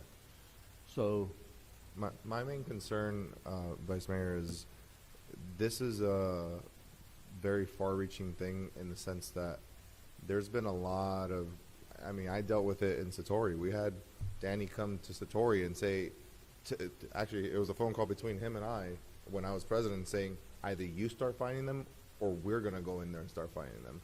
Those people are now all going to come back and they're all going to want to say, well, hang on, I had to move heaven and earth to comply, now suddenly it's getting allowed. I just think that overall, the system has worked thus far. I get this gentleman's particular situation. You know, if I don't know if he has a garage, if he has that extra lot, and if it's allowed in our building code for him to build a carport or something where it could be fully enclosed, that would be a more reasonable accommodation. But I just don't think that doing a full-fledged modification of our code to allow for it, where even like you said, where it's just peeking over, because then next thing you know, it's just going to be boat T-tops peeking over and other issues like that. And I just think it's such a dangerous precedent. Right. So the one part that might assuage some of your concerns, right? So a neighborhood like Satori, or a neighborhood like where I live, or most of us live, the residents knew exactly what they were getting into, right? So the resident purchased the house. Here are the deed restrictions. By the way, there's an HOA. These are our restrictions. In the case of this gentleman, the restrictions kind of came later, right? He didn't buy into those restrictions, and maybe he would have made a different choice had those restrictions been in place at that time. I think that's the mitigating factor. That's why I don't necessarily feel it's equitable to look at it maybe there, or maybe look at it, because most people are still going to. It's still going to be restricted for all those people that voluntarily agreed that it be restricted, right? It's not gonna blanket allow this in most areas of the town, probably in 90% of the town. Councilman Collazo, you look like you had a comment. No, I first of all, we moved the item forward thinking that I guess it was somebody else from the public we were trying to accommodate, and now at that request, we're now pushing back the attorney's report and possibly not even getting to the budget, which is really, really important. Not saying that this gentleman's concern is not important. So you really, I think put a lot on the record that it's a very, very small thing that you're trying to do. And I'm just trying to move through this agenda because I agree with Councilman Morera. I don't want to open up Pandora's box. I don't want to start getting into that. But your item seems like it's so narrow focused. Let's see what comes back. If it's something that we don't feel comfortable with, we'll vote it down. And I have no problem with you working with staff and really trying to fine tune it. But to be quite honest with you, I think we moved it up in the agenda, and I don't want to sacrifice some of these other things that we need to get. And the gentleman's not here, and I have kind of similar concerns. So I'm good with just moving it to give you the opportunity to work with staff, and then I'm coming out of my skin. Huh? I'm coming out of my skin Yeah. right now. I really need to get to the busy thing. Yeah, so I'm in favor of moving the item just for it to come back, and let's see what it is. But I'm kind of along the same lines as Councilman Morera. Okay, so Madam Clerk, on the item as presented. 14E, Councilmember Garcia. Yes. Councilmember Collazo. Yes. Councilmember Dieguez. No. Councilmember Morera. Yes. Councilmember Ruano. No. Vice Mayor Fernandez. Yes. The motion passes. Mayor Sid is not in. All right. just No, for the hold on. record. Just I said I had a second motion on that is in the, and I think 90 days is reasonable to complete that process. Yeah. To do that, Yes. I request that we suspend any enforcement activity.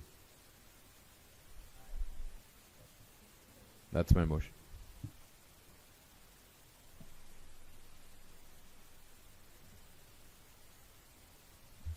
I need a second, or the motion dies. The amendment dies. Quickly, there a second? Second for Is there a discussion. second? Are you saying for those particular examples that you gave? Yes. Okay.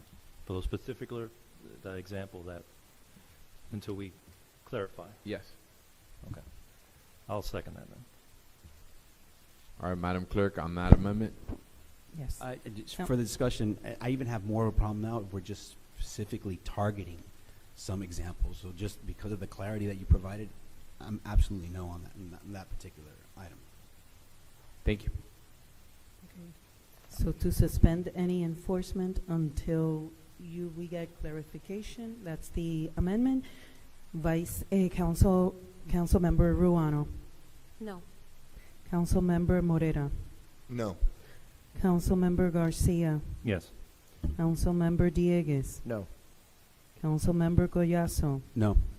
Vice Mayor Fernandez. Yes. Okay, the motion does not pass. All right, can we get the mayor?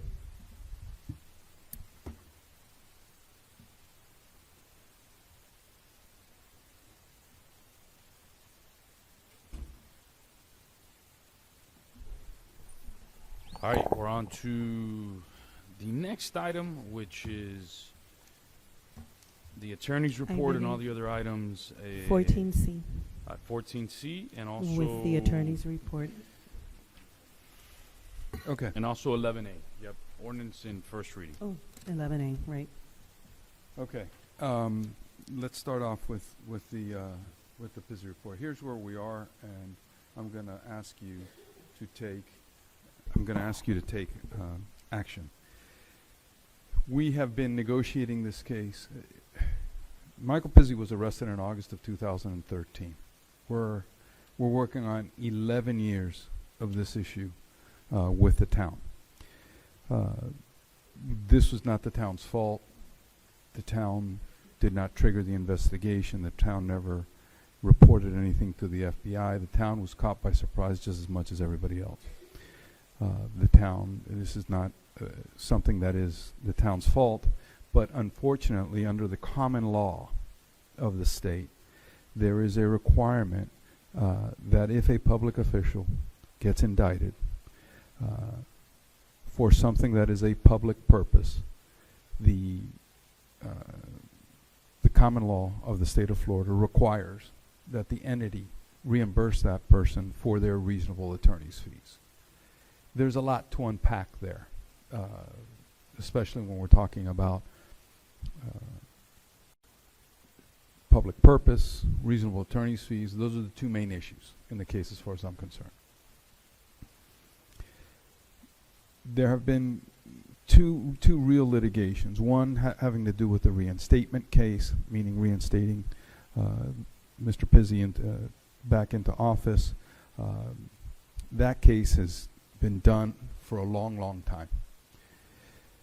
So then the case that's left is what we refer to as the criminal fees case, where they filed suit essentially on two theories. Number one, we have an attorney representation policy, and number two, we have the common law that we just talked about. The first judge, Judge Marin, we requested that he dismiss the case, and he did. He made them reallege the complaint. Then they filed an amended complaint, and that same judge dismissed the case again. The judge was substituted, and a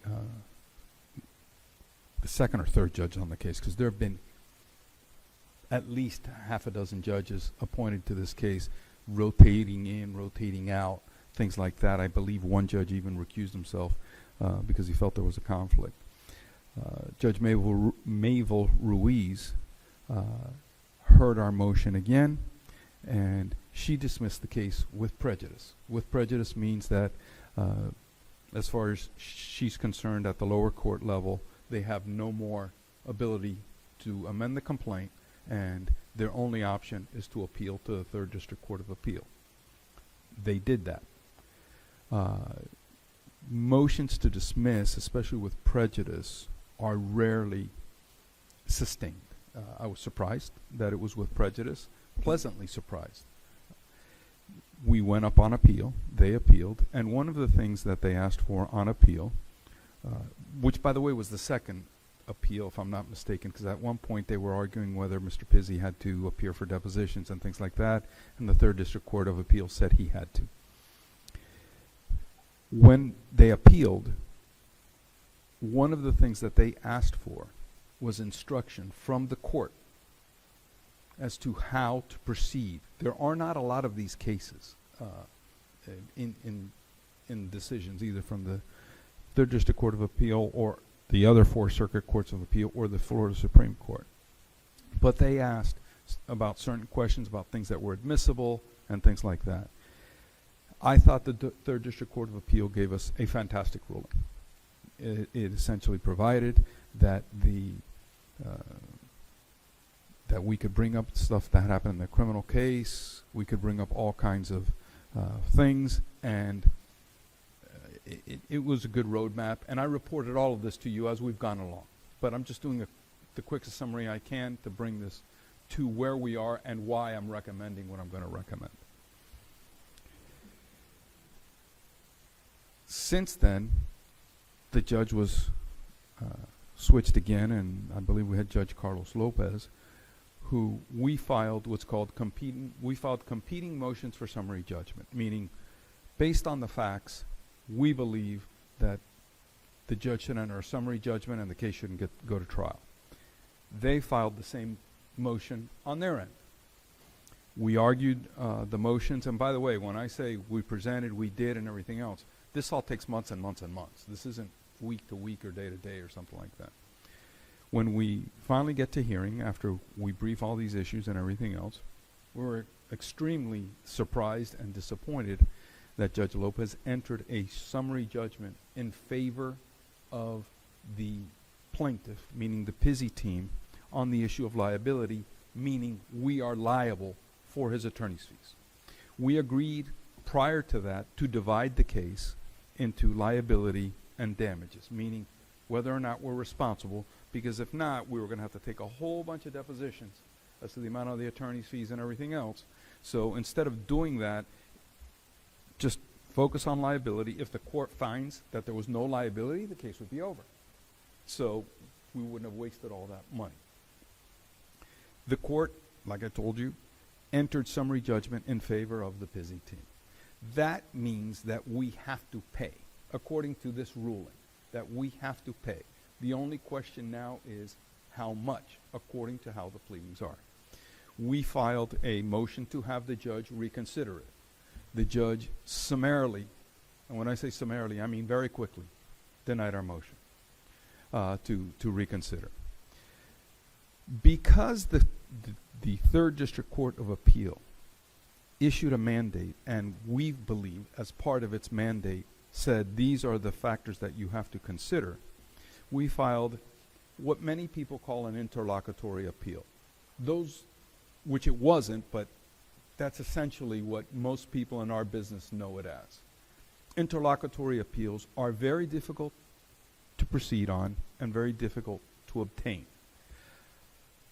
So instead of doing that, we called it a motion to enforce the mandate. The Third District Court of Appeal considered our briefs and denied our motion, meaning we have to wait until the end of the case to appeal. The case is set for trial in August. This August, I am pretty sure the case will go to trial. At that trial, like I told you before, the decision will not be whether or not we win, it will be how much we have to pay.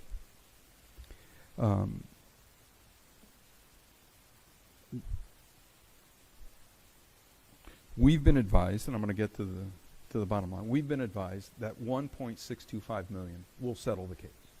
All of you know this.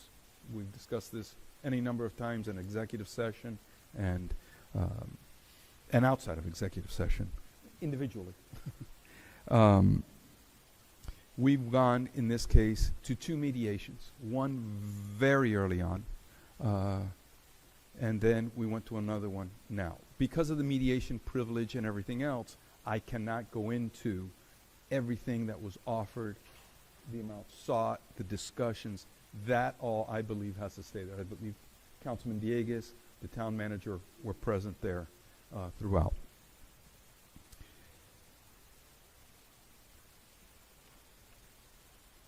To me, the issue of public purpose in this case was a very iffy one. When I say iffy, I mean, I don't believe personally that the mayor's actions were for a public purpose. The judge disagrees. And we've tried to convince him twice, and he disagrees. There's a new judge on the case who will try the case. And indications are that he will not upset the prior judge's ruling.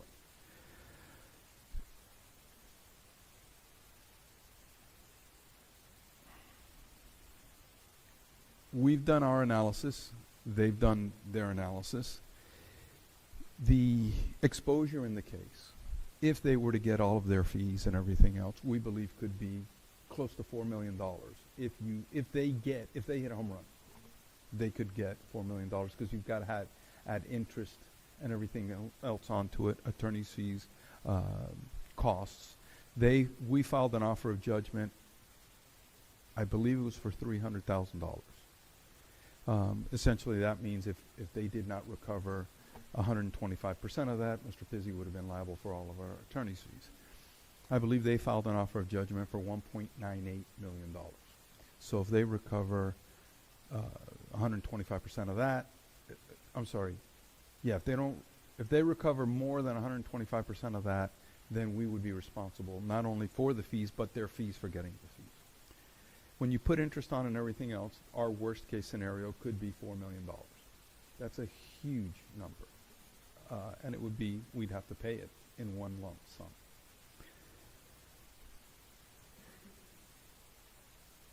The alternatives.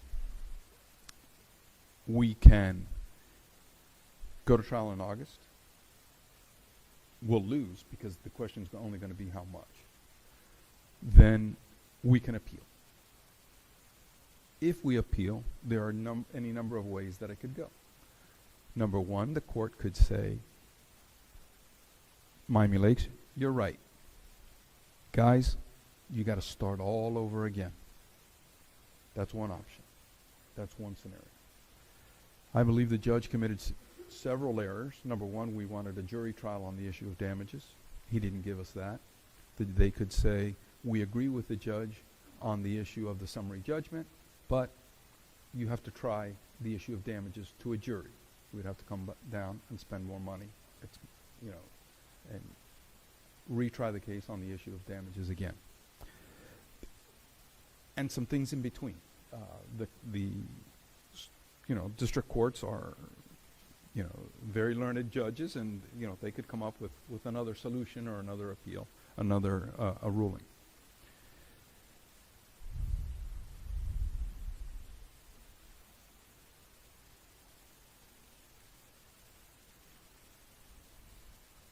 Going forward.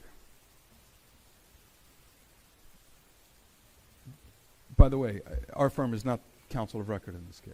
There's an outside law firm. I believe that law firm will have to work almost full time between now and August, taking depositions. They had 10 lawyers. I believe that's way too many. Very good lawyers. Every single one of those lawyers is a good lawyer. I've litigated against them one way or another, or witnessed them in this case, and they've all got stellar reputations. But it would take our outside law firm almost full time. I mean, you got to put 2 or 3 lawyers on this full time. They've got to take at least 10 depositions, plus. We have retained an expert. I believe the expert's retainer alone was $15,000, just to go through hundreds and hundreds of pages of billing records. I believe the amount that they sought was excessive, but when you throw 10 years worth of interest on it, we are where we are. This is an opportune time that I wholeheartedly, full throat, recommend that you settle this case for the $1.625 million.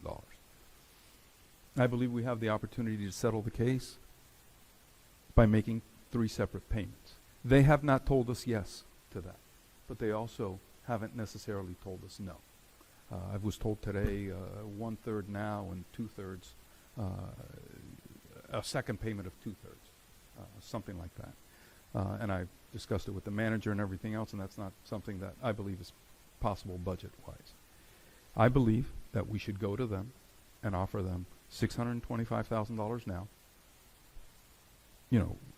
Now meaning, within 30 days or something like that.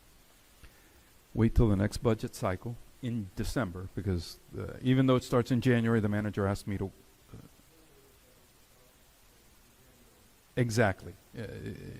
Our fiscal year, as you guys know, is October to September. So because of the cash flow coming in, we need until January. So I would tell them 625 right now, 500 in January, and then 500 the following January. Okay, that is what, my math is right, in 20 months? 1.6, yeah, but I mean in 20 months. 8 months or whatever, 7 months now, and then whatever. I think it's 20 months. I think that's something that which is 3 budget cycles, which is 3 years for us. But it's a total of 20 months.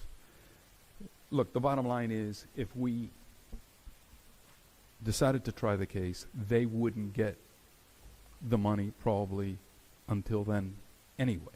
The downside to us is that it could be a huge number, a budget buster for us. You know, I just think it's time. The expenses going forward, $300,000 to $500,000 between now and August, maybe a little bit more. Then we've got appeals. Yeah, at least 300. I mean, it's full-time lawyers.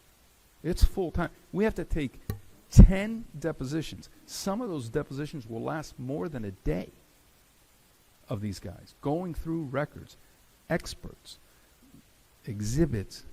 No, that's just the trial. That's just getting us from here to August. Then after that, let's see what happens. Then these judgments start to run interest. Then we have to appeal. I mean, it is real money that we're talking about here. Mr. Manager, correct me if I'm wrong. I believe in attorney's fees on this case, we've spent, is it $733,000 in this case? I'm not sure. I'm not sure, and don't quote me on that figure, but it's a lot. There have been significant periods of downtime because of appeals and different reasons and waiting for rulings and everything else. But it's crunch time. And this is a decision we have to make now. And the reason I've been so insistent today is because the very next item after this is the budget. And I don't think you can decide one without the other. I'm not happy about this. I'm not selling this. This is not anything to celebrate. This is nothing to be happy about, to be joyous about, or anything like that. We didn't do anything wrong. The citizens of this town didn't do anything wrong. Unfortunately, we have to carry that load. And it's just something we've got to deal with and move on, in my opinion. This is something that I have to recommend. We are stewards of the town's coffers. And we have to make the right decision, even if it's the bitter pill. Even if it's a bitter pill. But I believe that you should settle this case under those terms. I'm not saying they're going to accept it, but I wouldn't be telling you to offer it if I didn't think it would be extremely seriously considered by them. That's the only thing I can tell you. They have not said yes, but they haven't told me to go fly a kite either, or that I am crazy or anything like that. So he needs a motion to start discussion on this. Are there any motions on the table? I'll go ahead and I'll move it exactly as the town attorney had presented the offer. And again, it's just an offer. I'll second. Discussion. Councilman Garcia. Thank you so much for everything you've done in this case. I know it's been a long time coming. It's been It's been over a decade. And because of that, can you quickly remind us, really quick, on the charges that the indictments that he was facing? There were I believe it was 6 counts. It was conspiracy, bribery, in 3 and if I'm wrong, I apologize, but 3 in Medley, 3 in Miami Lakes.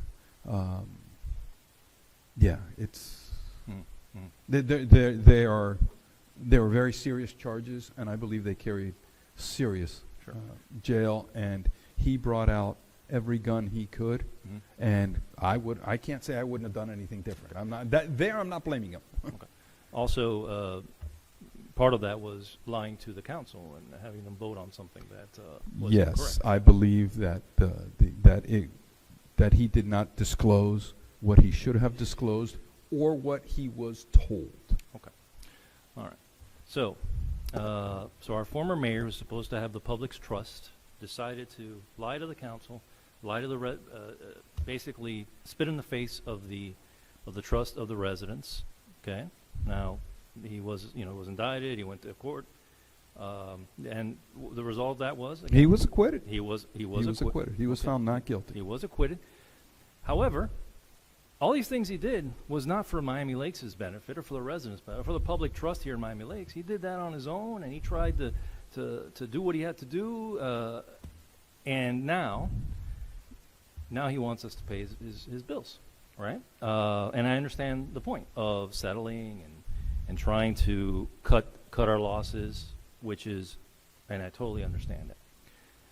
The reason that I cannot support this is because we would be rewarding this incredibly bad behavior that all of us up here as public officials try to push back when residents tell us or people tell, oh, you guys are all corrupt, you guys are all this, you guys are all that. And we're like, no, not all of us are like that. And in fact, 99.9% are not like that. Unfortunately, you have mayors like Mayor Peasy who did something that wasn't for Miami Lakes' benefit. And I don't think we should reward that. It would set a horrible precedent. And I understand all the arguments about, cutting bait and trying to save some money, but I just, in good conscience, I'm not going to reward this horrible, misguided distrust of just the public's trust was just destroyed here, and I can't reward that with a settlement, especially after all the good some of the judges and the appeals process that said, hey, we were kind of in the right, and other judges came in and just gave a total different understanding of that. I just can't do it in good conscience. It'll be rewarding this man who honestly destroyed the reputation of this town, and we've been fighting for 11 years to rebuild that trust with our residents. So that's all I got to say about that. Thank you, Councilman. Any further discussion? Yeah. Yep, Councilman Dieguez. And while I understand my colleague's hesitation and his frustration, which I think we all share, I think that when the three litigators on this dais are telling you it's a good idea to settle, you need to listen to that advice. Because while you may be concerned about rewarding bad behavior, you're also punishing the residents who have done nothing wrong in this process, right? The reality is that the $4 million, whatever it might be, once the interest is added up, is a lot of police officers that we say we want. Or in fact, there's an item later on the agenda to discuss that. That's a lot of tree trimming, a lot of parks cleaning cycles. That's a lot more that we can do for this community, right? And basically what we're having to do is eat our medicine for 1 year and then be able to finally move beyond this, right? I still remember being in this chamber when Mayor Sid was just elected. I was standing right over there where the flagpoles are at. He had convened everybody shortly after the runoff election in the chambers to talk about how it was a new day in the town of Miami Lakes. Unfortunately, though, this has been hanging over our heads as a cloud, draining our budget year after year after year, hundreds of thousands of dollars. I think the last number we got from the finance department was $1.9 million, right? Again, a lot of money that we've spent at this. And early on, when those decisions were favorable to us, agreed. It made sense to continue. And, and a lot of things actually point in the direction of continuing, right? It was still early in the case, but things have progressed, right? We have the motion for summary judgment. The judge has already said, you lost, right? And what we're going to be arguing to the tune of another $400,000 to $500,000, right, between going to the damages trial, right, then going on appeal, and then let's say again, if we prevail, we're still going to have to just continue arguing this. At some point, you have to ask yourself, what are you fighting for exactly, right? In a way, clients like that argue that it's a principle of the matter are exactly the kind of attorneys that we love, right? They're going to spend money and money and money, and next thing you know, they have lost a lot more than the original case was worth, right? But it's the principle of the matter. And for people and for those clients that are willing to pay that, great. The attorneys love that, all right? But we're also not in the private sector. We're in the public sector, right? Continuing this case is requiring our taxpayers, including ourselves, to continue to spend money fighting this again for the hope that we might be proven right at the end, right? And by then, how much more money are we going to spend? We're going to be, what, at 2.5 million, 2.6? I mean, at what point do we stop? Do we say enough is enough and we stop the bleeding? At what point do we say it's finally time to turn the page, right? Here we're talking about, let's see if it gets accepted, yes, the 1.625, which is a big number. Considerably less, of course, than what the judgment will come back in August for, right? And also, by breaking it down, will also allow us to put this behind us by next year, right? I'm at the point where I think we need to take that chance for our residents and for those who will continue on the council too, because they'll finally be able to clear the barn and move past this, right? But just again, 1.9 is what we're currently at. Looking at 2 point whatever. I mean, look, it makes sense to settle. And if I wanted to be political about this, I would have brought this up at the last meeting, right? It likely would have died 3-3, and then made it an issue, at the election, because that verdict is going to come back against the town, right? Again, this is not about arguing whether we should pay it or, it's about how much we should pay. And I need to re-emphasize that this is not a winning battle. This is going into August knowing we are going to lose and get a massive judgment against us, right? And then just arguing, hoping that the third will overturn the judge's ruling. Again, I think most people I speak to about this case, when I tell them, I was just at a meeting about the Pizzi case, that's still going on.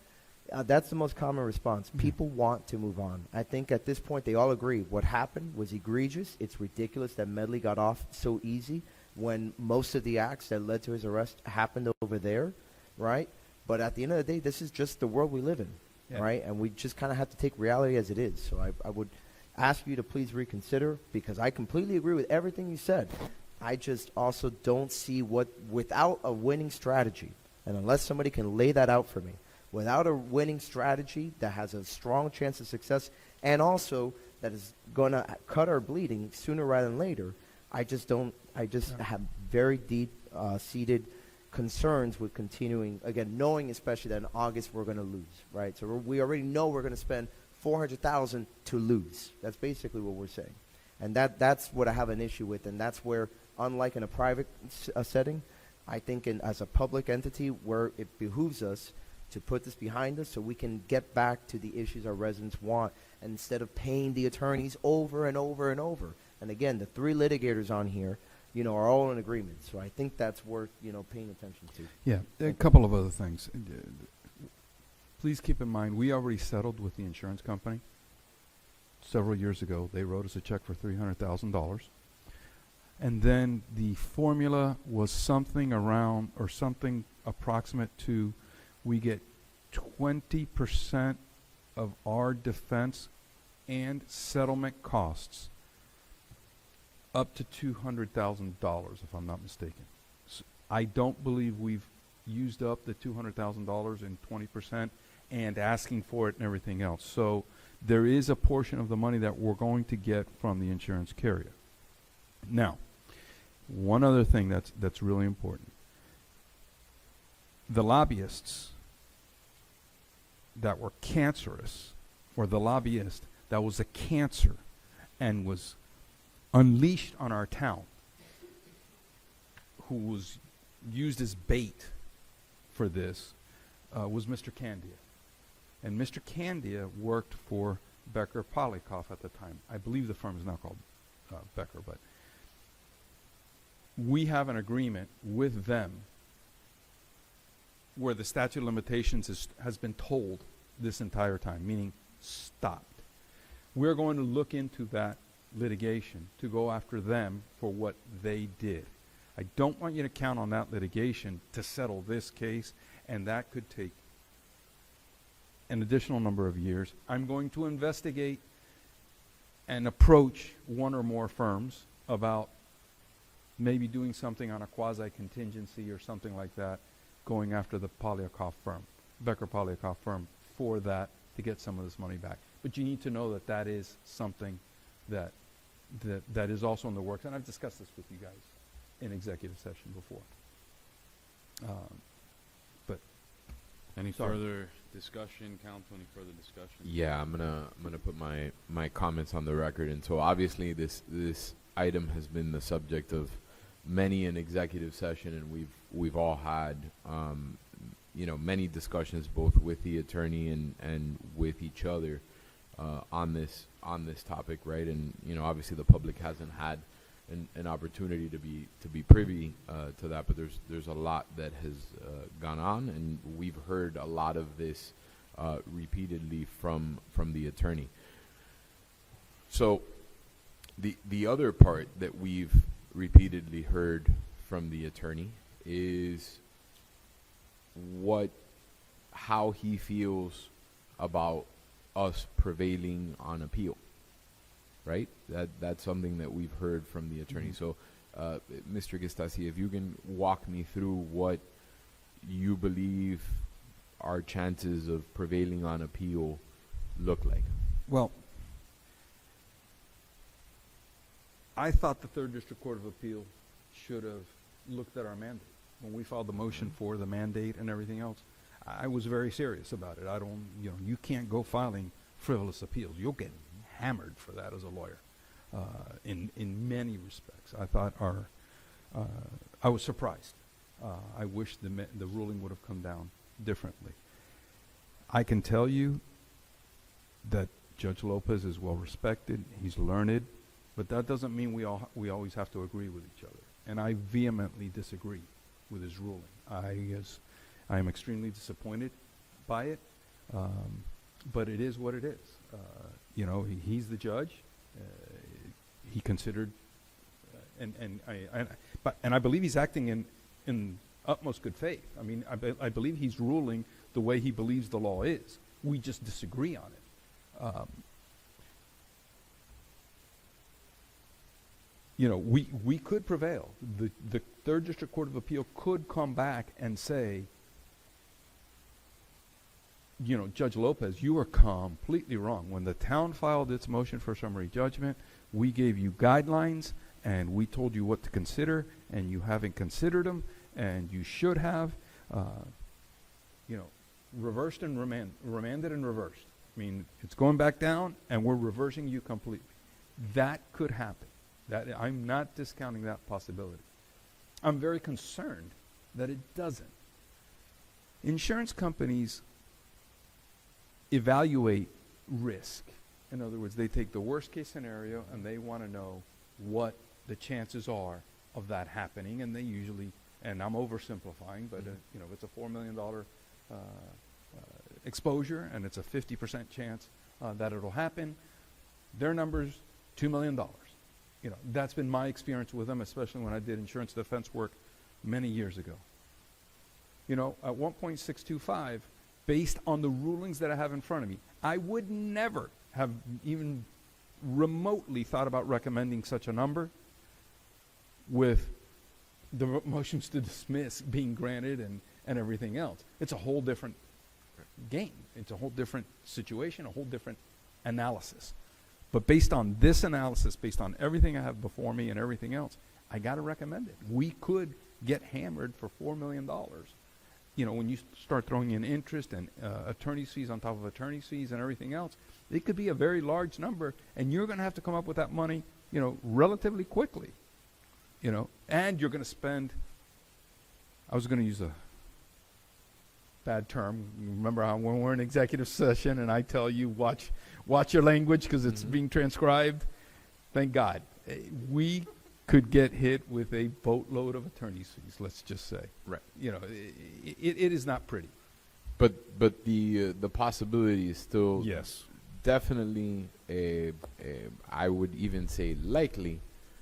We prevail on appeal, we pay zero. I'm not going to go. Well, if the third district court of appeal says that we're right, and that we were right all along, yeah, we come up with zero. But what if they don't? And Right. and I can't tell you what the chances Right. of that are. So my experience, right, and I'll kind of walk everybody else through it. My experience dealing with this case and getting briefed on this case, and the case was one of the first things that I was briefed on when I joined the council. His too. Yes, I imagine. the outlook and the probability of prevailing was always very high, as it should have been, Yeah. because philosophically, we all agree we are in the right. And I had court rulings in my Correct. hand. I had court rulings in my hand. Correct. So,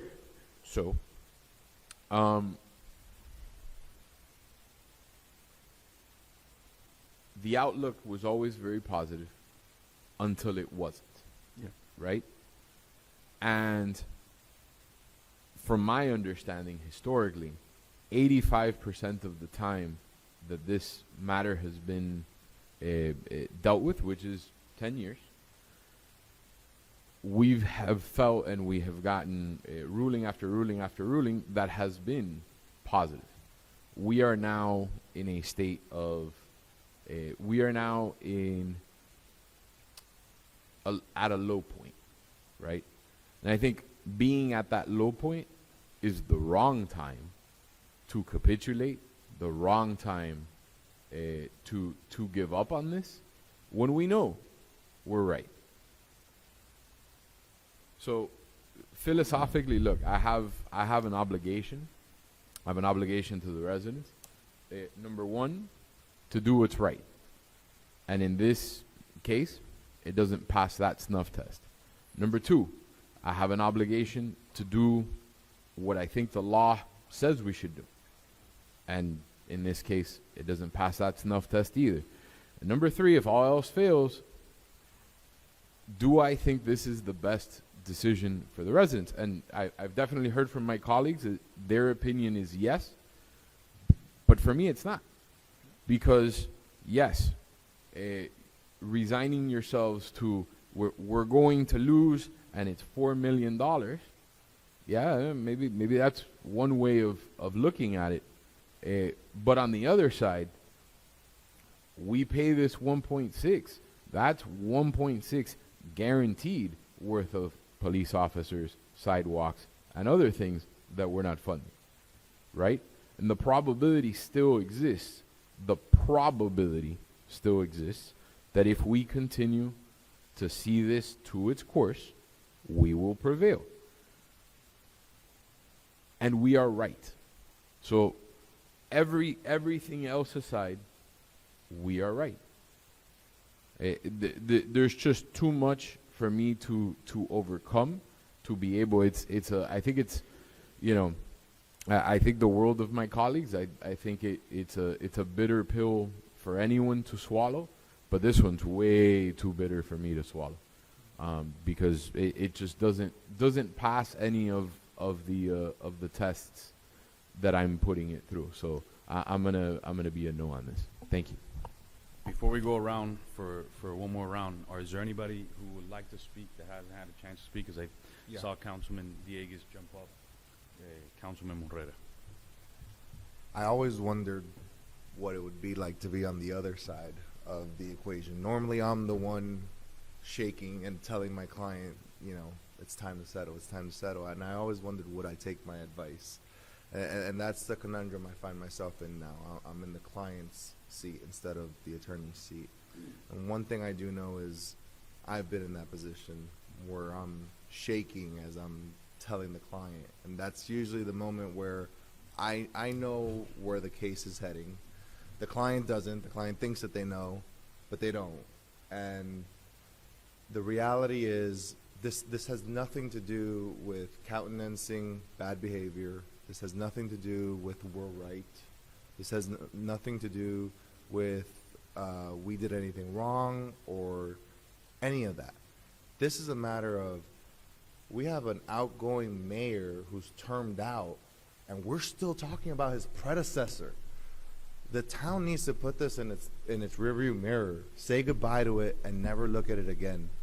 I also want to correct something that Councilman Dieguez said. He said there's going to be $300,000 to $500,000 to get to the appeal. That's not even correct. It's $300,000 to $500,000 to get to the trial. If you go to appeal, it's even more. Let's say you get the full victory, you get the full W in appeal. That means you get the chance to come back down to the trial and do it all over again. By the time it's all said and done, you're going to spend more than the 1.6 we're talking about just to get the zero. You'll get the zero, but you'll spend probably over 1.6 in attorney's fees in the process. And yet we're dragging the town through this every step of the way. And I always tell my clients this: there's a element of this that is financial, there's an element of this that is emotional, and there's an element of it that is just put this thing behind you, move on, and do better things with your life than sit in depositions. That's what I'm talking to my clients. In this case, as you've both alluded to, I'd rather spend money on sidewalks, on police officers, on the things that actually make our town better, rather than focusing on some guy who did some bad things years ago. I mean, from my perspective, the way us attorneys tend to refer to it is, it's a business decision. It's a business decision. None of us like it. It sucks. But at the end of the day, all logic leads to that conclusion. That's all I have. Got it. Anybody else in the first? Councilwoman Juan. Yeah. Listen. And then Councilman Collazo. I'll say a few words, then we'll go around again if No. anybody else. Thank you, Mr. Mayor. And, I listened to the sentiments of my colleagues, and I can't agree with you more that we didn't do anything wrong and that the residents didn't do anything wrong. But I don't feel like it's us that is failing the residents. It's the justice system that's failing the residents. The system is broken on so many levels, and we see this every day in so many different ways. There's criminals that are on the street. There's people that get hurt all the time, and there's no justice. This is one more of those moments where the system has failed Miami Lakes. It has failed Miami Lakes, and it has failed us as council members, because we have spent $1.9 million defending the fact that we are right, defending the fact that we didn't do anything wrong, defending the fact that the previous mayor, in my opinion, is corrupt. And that has already cost us $1.9 million. And it could possibly cost us $4 million more. So even though I agree 100%, and this is by far the last place that I want to be, I was just a resident sitting in the audience when the mayor was arrested. It seems like a million years ago. I can't even remember when it was. I didn't even think that I was ever going to run for office. Yet I'm on the end of my second term. I've got 6 months left, and we're still talking about this decision. Councilmember Moreira sits here for the first time today, and this is what's dropped on his lap. That's not fair at all. He had nothing to do with this. And I don't want to leave this on the lap of 4 new council members in November. That is not fair. So those of us that are here, those of us that have been talking about this for the entire time that we've been sitting up here, that includes Councilmember Collazo, it includes Vice Mayor Fernandez, it includes Mayor Sid, it includes the Councilmember Garcia and Councilmember Dieguez and myself. This is all we've ever talked about the entire time that we've been sitting up here. And I'm tired of fighting to be right. I know I'm right. Miami Lakes knows that they're right. And Mayor Pizzi will have to look at each and every one of us in the face at Publix and at the gym and on the street. And that's on him and on the system that has failed us. But to me, this is like going to Vegas and gambling. Am I willing to lose another $4 million? Am I willing to lose another $2 million to get the win? Or do I want to just count my losses and back out and walk out today? And it's not something that I'm going to enjoy doing. I will support this. I think that it's the right direction that we have to go in. Does it hurt? It hurts tremendously. But I can tell each and every resident in Miami Lakes that this is by far, for me, the right decision. And if it was a personal one, I would be making the exact same decision, because we cannot afford to prove that we're right. We just can't continue to pay attorney's fees. We don't even know what that number might be. And at this point, the judge, whoever the judge is, I'm not an attorney and I don't live in the legal world, the judge is wrong. The judge possibly knows that he's wrong. The judge has doubled down on his opinion. We've tried every which way. So we really have to think about how much are we willing to spend to be right, or to ultimately, like Councilmember Dieguez said, to ultimately lose, be $2 million more in the hole, and then owe them $4 million. How much money are we willing to throw behind this? At least for me, I want to see it over and done with. My conscience is clean. This is between Mayor Pizzi and the residents of Miami Lakes. He will be the one that will have to, face the music when he is out in public, because he still lives here. And quite frankly, I would be embarrassed to live in the town of Miami Lakes if I were him. So I have no qualms about moving forward with this, I will be fully supporting it. Thank you, Councilwoman Morano. Councilman Collazo? Yeah, similar position. I think, we've all heard the numbers, right? We've all been in the meetings, we've all been in the executive sessions, right? And we have taken already millions and millions of dollars away from taxpayers. That's already a done deal. From the beginning, I probably have been the most vocal person at those executive sessions saying, let's settle. Let's settle. I knew it was going to come to this point. I knew because I'm in the healthcare business, one of the most litigated businesses in the world, okay? And I've seen doctors advocate because on principle they are right. I've also seen them lose their practice. And this is the path that you guys are sending us. Down a gamble to really lose our practice. We have one opportunity to settle. It's today. We have the money in the budget. If we play our cards right, maybe enough time, but you want to put us down a path where we continue to put the residents last. And that is our failure. Because on principle, we're right. I agree with what everybody's saying here. On principle, I believe we're right. I believe Councilwoman Rano said it best. The system has failed us. But over my dead body, right, are we going to continue to put the residents last? Because this has been here. I have been at every single executive session. I don't think everybody here can say the same. And I have been advocating for a settlement when we were doing well, and now when we've not been doing. Pull the record. Pull the record. Because I knew this day was coming. So my position is that we get this behind us. And we put our residents actually in the forefront of this decision. And Point we of stop. order, We if I may. stop the madness. It's midnight. Just, I want to move to extend for as much time as we consume in order to cover the remainder of the PISI settlement discussion, the carry forward amendment, and the consent agenda. Second. I'll second. All those in favor? Aye. Any opposed? Seeing none, the motion passes. And I apologize if I'm being a little passionate on this issue because I'm getting those looks from my wife that are kind of raising her eyebrows at me. But it's frustration because we have been dealing with it. At least I have been dealing with this for way too long. And if this is the time, then let this be the time. But I just think that the ones that are here to make the tough decisions, this is probably one of the toughest ones we make. And I think we need to close this chapter already in Miami Lakes history. Thank you, Councilman Collazo.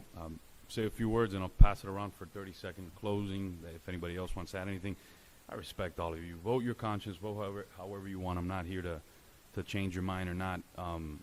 My vote against this is a little different than everybody else's that's for or against. I was a little taken aback when the attorney advised me today. Yeah, I'm going to bring this up because I was prepared to talk about a different item. I was going to continue to be that voice for our rank and file police officers who unfortunately don't have a voice currently, who are yearning for it, and you saw it in their survey here of our town.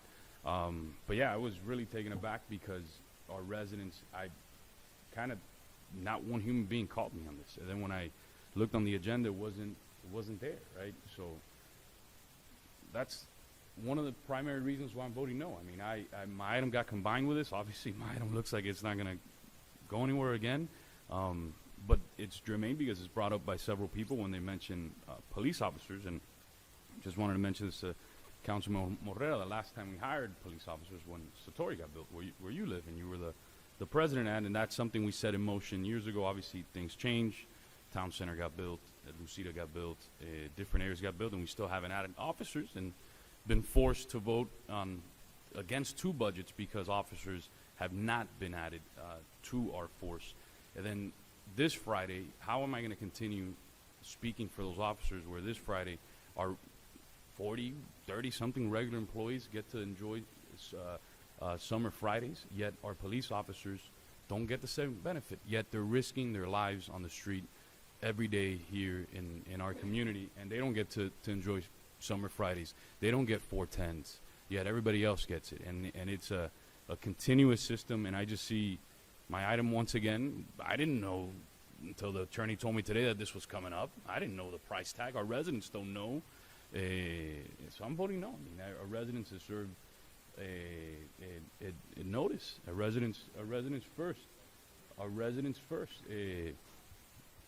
But that's my opinion. You all vote the way you want to vote. I'm voting no because I believe all this item should go, all this money should go to our police officers, specifically to hire more police officers and to afford our police officers the same thing that our general employees get.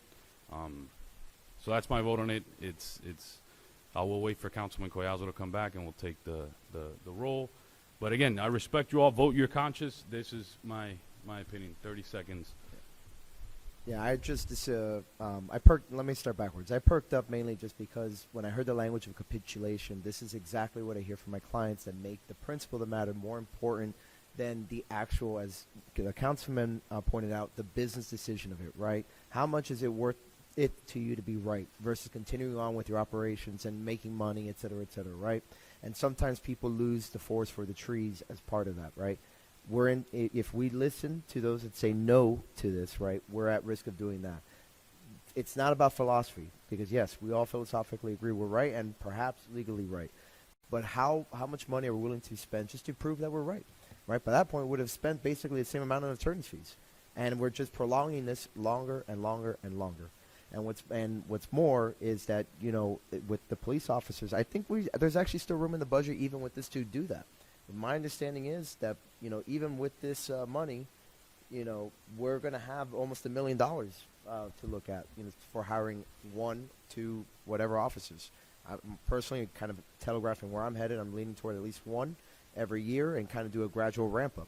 But with that said, again, I just wanted to point out that, again, I perked up because that language is exactly what I hear with clients that end up spending a lot of money that ultimately kind of puts them backwards in terms of where their position is on the case. And that's just what I wanted to point out, that that's why I perked up. It wasn't, because I thought we were going to get into a fight or anything, but it was just that. But yeah, just wanted to close with that this isn't about the principle. This is about doing what's right for the taxpayer. And I guarantee you, most taxpayers want to move on and they want to put this behind us. Thank you. Any further? If not, we'll call on the roll. Yeah, look, I think this speaks a lot to why we're here, right? I think some of this, and there's a lot of factors at play, but some of that mentality, which seems practical, right, is the reason why our justice system is so messed up.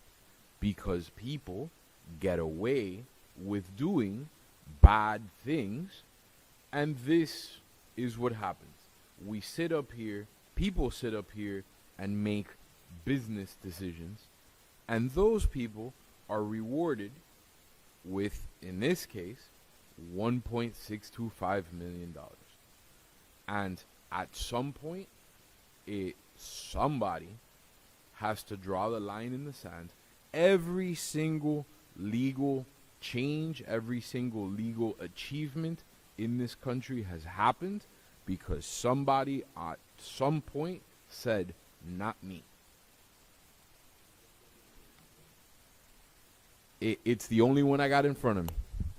Madam Clerk, please call the roll. Okay, so motion, which was moved by Councilmember Diegues, which was the offer explained by the town attorney. Councilmember Collazo. Yes. Councilmember Garcia. No. Councilmember Diegues. Yes. Councilmember Morera. Yes. Councilmember Ruano. Yes.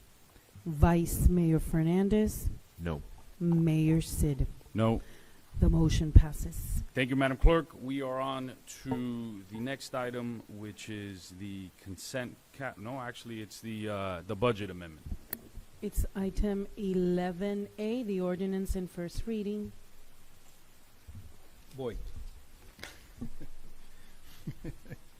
An ordinance of the Town of Miami Lakes, Florida, amending the town's fiscal year 2023-2024 budget established by ordinance number 23-318. providing for expenditure of funds, providing for amendments, providing for conflicts, authorizing the town manager to take all actions necessary to implement the terms and conditions of this ordinance, providing for severability, and providing for an effective date. Thank you. Any motions to get into discussion I'll on move this? it. I'll second. Discussion. I have an amendment, Mr. Mayor. Yes, Councilman Diaz. I move to amend the first reading, the carry forward amendment, to include the budget workshop recommendations listed on page 143 of the agenda, and to transfer $500,000 to the legal reserve in accordance with the council's prior decision to send over a settlement offer related to the Pizzi case. Is it 625? Isn't it 625? No, because you already have like Okay. 100 and something in there currently, so the proposal is to move the additional 500,000. Okay. Is there a second on that? Yes, I'll second. I'll second. Second for discussion. I'm gonna end up making an amendment to this as well. One of the issues I have, the police overtime for the initiative for the theft, the traffic, auto, and the theft. When we started that was because it was a temporary thing, and the idea was to start investing into our department, start the department growing as we had an internal plan many years ago. But this is, to tell you the truth, this is a Band-Aid, and it continues being a Band-Aid. And it's good for a temporary reason, but we have to begin hiring more officers, right? Our rank and file, who on election time, everybody up here is running as fast as they can to get the PBA endorsement, not telling them, hey, no, I'm not going to vote. Telling them, yes, we're going to support our police. I have to make a motion to allot funds to begin the process of from the carry forward to begin the process of augmenting our police department, adding one officer per shift, and then trying to working towards the 410s for our police department.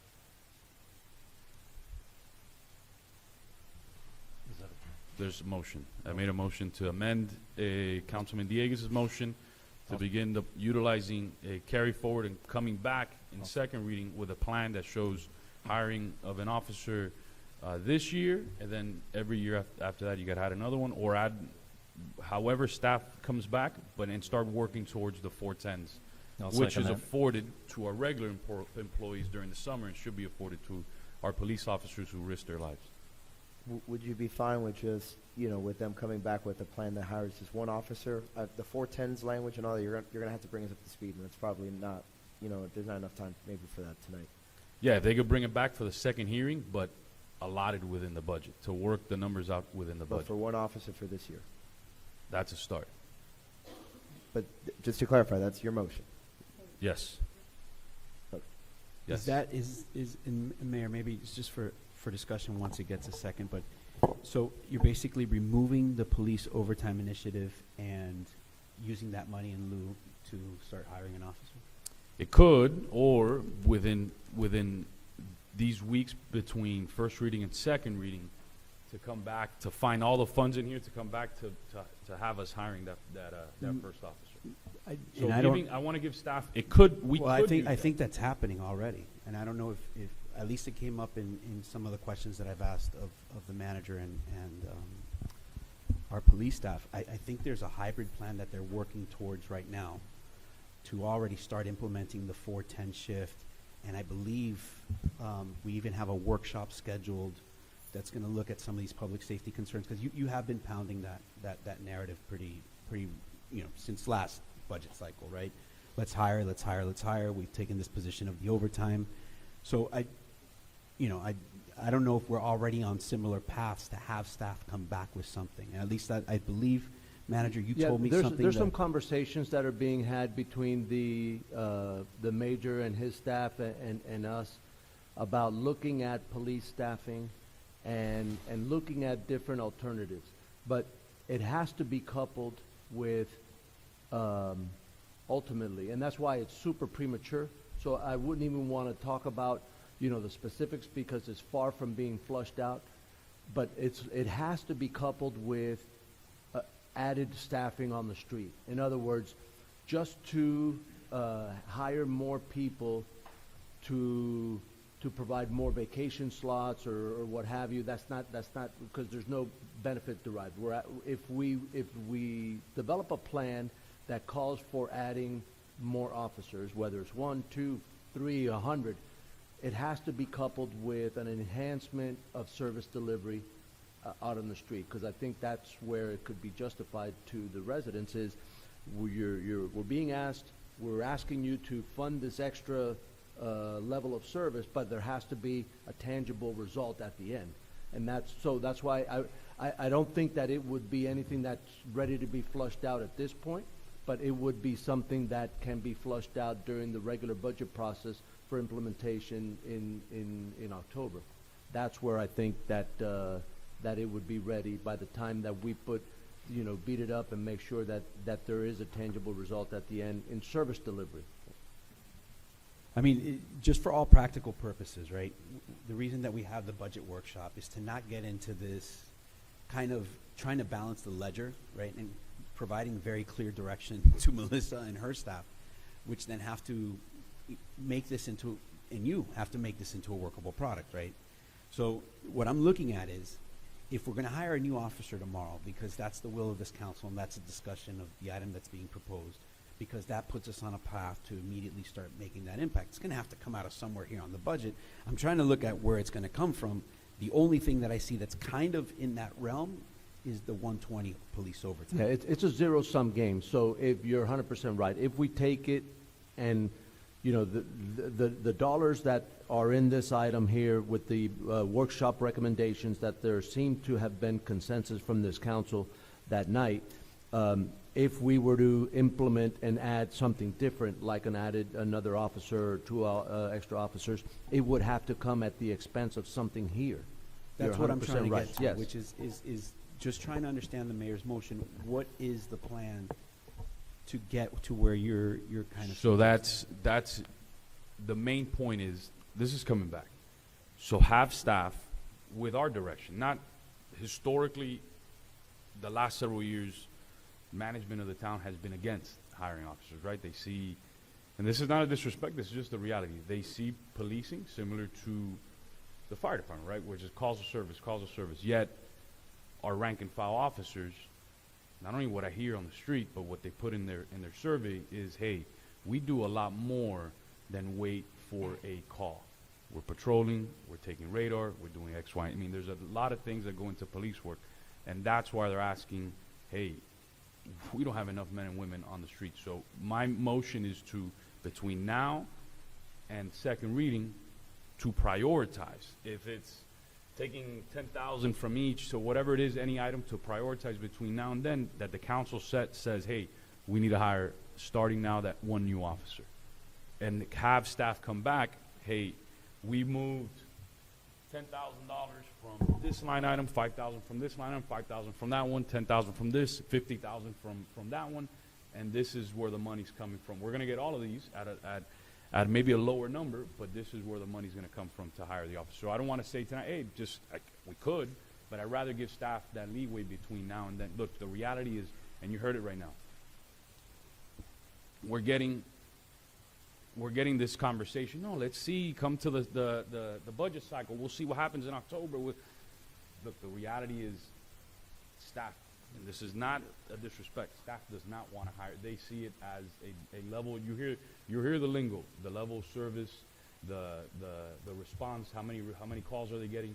Yet our officers, our rank and file, are saying the opposite. They're saying, man, we do a lot more than, we do not wait for a call and go respond. And that's where there's a huge disconnect between the rank and file and our management that responds to us. So that's why I want to give that direction tonight. Hey, look, and it puts even, and I've talked to other majors in other cities and stuff, it puts them in a tough spot because our major doesn't respond to us. It's hired by the manager, right? So it's hard for police majors, police lieutenants to take a different position. So I just want to start setting that in motion, that between now and second reading, that staff work on all these items, see where there's wiggle room, and come back to us, say, hey, you know what, here's where that money's coming from to hire that extra officer. That's going to be on midnight shifts, or that's going to be on afternoons, because we're doing X, Y, and Z in afternoons, and give them that wiggle room. I don't want to be tonight, hey, handcuffing folks. No, so that's my motion. Prioritize hiring that new officer right now, and coming back in second reading with the plan to hire that new officer.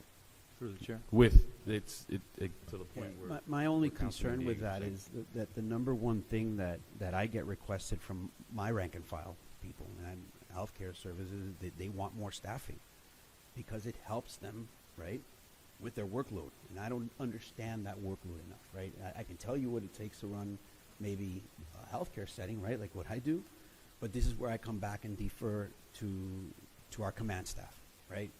So I don't know enough, right? And without hearing from them,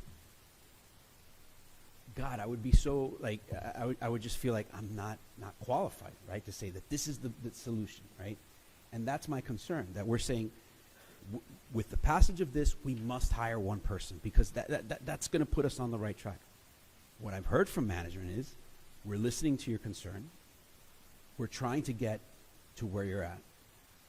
We're implementing the 410 shift. We're implementing something else. It's not here right now. It's going to come back in the future. But I feel like we're pigeonholing it.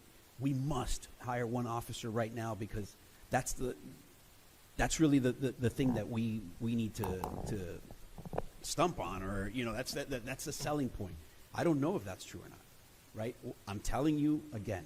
I'm looking to my command staff, and I'm asking, what is it that you need? Because I think that's been our position always, right? And the thing that always has set this decision forward, at least from the majority of the council, I'm not speaking on behalf of the people that said we need officers, maybe 1, 2, 3, or 4. I'm not speaking for the rank and file. But I've always looked to the command staff saying, Lieutenant, this is your job, This is what you do on a day in and day out basis. I know what my nurses need. What do your people need? Do they need 410? Do they need 8-5s? Do they need 3 more people on days? Do they need... I don't know that. I'm looking to you. And if you're telling me we're working on that plan, it's not that I'm hearing resistance from them not wanting to do it. It's that they're trying to arm us with the information that is going to help us do our job better, right? So my position is that, right? Before pigeonholing him and saying, you must hire one officer or 2 officers or 3 officers, and we need to put them all in each other's shift. I need to hear from them what's the plan. And I haven't heard that plan yet. What I heard was, like you said, from the rank and file, a survey was sent out, and they all said, I want extra people, right? We need more people, but I don't know the reasons why, right? I haven't heard back from our administration. So absent of not hearing back from the administration, I don't want to pigeonhole ourselves into this is the solution that we need. Yeah. Unless you tell me this is kind of the path that we're working on, and instead of, because right now what you're asking me to do is remove either police overtime, take out something from this budget to do something that I don't know if that's what you guys are asking for now. Where we got pigeonholed, and I agree, that's a great word, was when the plan that we had got thrown to the wayside. So Alex Ray, you can call him and ask him, always had an internal game plan. As the town grew, our department got augmented. One of the first things they told me when Satori got built, Manny, we're hiring the 2 new officers. We're going to make sure that we do X, Y, and Z. And then he had plans for town center, for the various different developments around town as an anticipation.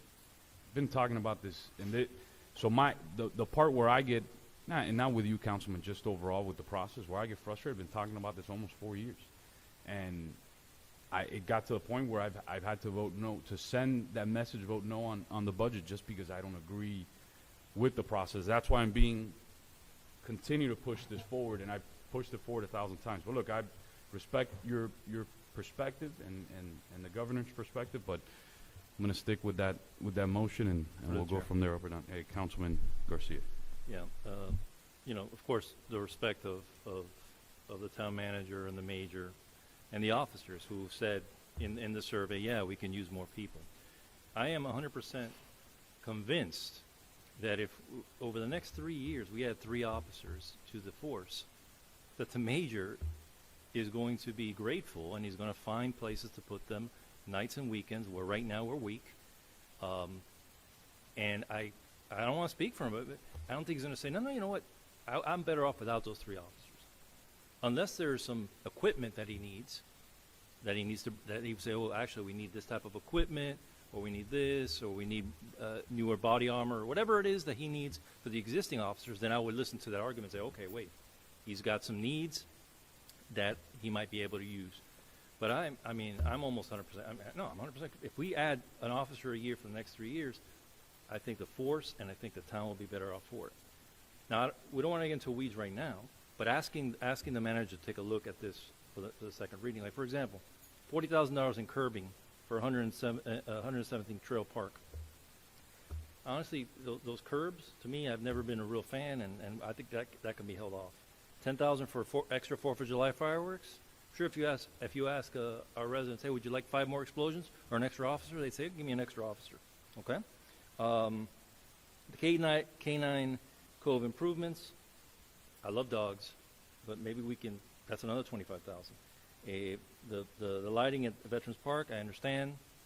During the wintertime, it gets darker quicker. We haven't had that issue. We haven't had that before. We can do different things. The $150,000 overtime, I think we need to keep that to make sure he has. I'm sorry, the 120 to make sure he has the flexibility that we always ask for. Every once in a while, there's a trend where people are stealing cars, or we need to have that flexibility for the overtime. But there are certain things here. The sinking fund, instead of 150, maybe 125, maybe 120. I think there's areas here without going too crazy that we can find at 150. I just think that we keep talking about it, but we need to start with one officer. And I think our residents and the police department will be happy with more officers instead of less. I mean, instead of staying the status quo, they'll find a place to put them. They'll use them the way he needs to use them to be as efficient as possible, and the way the manager feels as efficient as possible. But the money's here, and again, I think we got to get started. Let's pull the trigger. No offense, sorry for the statement, but let's pull the trigger on new officers. And if we do it one a year, it's better off than we are here. I just think it's a no-brainer to me. But I just want to put in perspective the results of the survey, and I think that it's unprecedented what we do, which is the fact that we put the survey out to our staff. I've never heard of that in any managerial role, and then we fine-tuned it because we thought that the needs of the police department are a little unique from the staff in general. In the last 2 years, we've done a specific one just to the police staff, and then we take the the crazy step of sending it all to you. We send it all to our staff so they can see I don't know if I've never heard of that in any managerial role, so I think that's unique, and I'm not afraid of that, and I'm not ashamed of that. I think it's a good practice. But I just looked at the survey, and the more officer comment was, I think it was either 5 or 6 officers made that comment out of nearly 50 officers. So I just think, and I'm not saying that there's not a sentiment, right? And those are the things that we're working with the police command staff to work through. But we got to be careful about not letting, the sentiment of 2 or 3 or a handful, dictate the day. And I'm not saying that it's not needed. And those are the things that we're working through in an analytical way with the command staff from the police major and his staff to make sure that the numbers, for instance, I asked the major to look at some of the demographics and some of the numbers. And for instance, countywide, all of the police districts, North Side, Northwest, South, Hammocks, the Cutler Bay, Palmetto Bay, Miami Lakes, all of the different districts in the network of Miami-Dade Police. And the average in total, if you take them all and sum them up, the average is 1 officer for every 1,400 residents. We have 1 officer for every 1,200 residents. So we have different dynamics, right? And a lot of it is certain districts may have 1 for every 700, but the crime rate there is through the roof. So I know that we always talk about how great the crime rate is, but the geography in the town has not changed. We still have the 6 miles. We still have the same level of crime, and I understand the mayor's point about that the calls for service is not the only metric that needs to be looked at. I completely 110% agree with that. Even though I came from the fire world, that is a very much greater metric to look at in the police world. It is different. They do some activities out in the street with the patrolling and everything. I understand that. But you cannot just do it from a gut instinct. I think that we have to take it and look at it from a lot of different dynamics. And the Major and I had a long conversation about, okay, other than calls for service, what are the other things? How do we quantify the patrol time? How do we quantify some of these other duties that they're responsible for and that are time consuming, and we think ultimately that it does produce results and lowering the crime rate. And we have to factor in the technology improvements, right?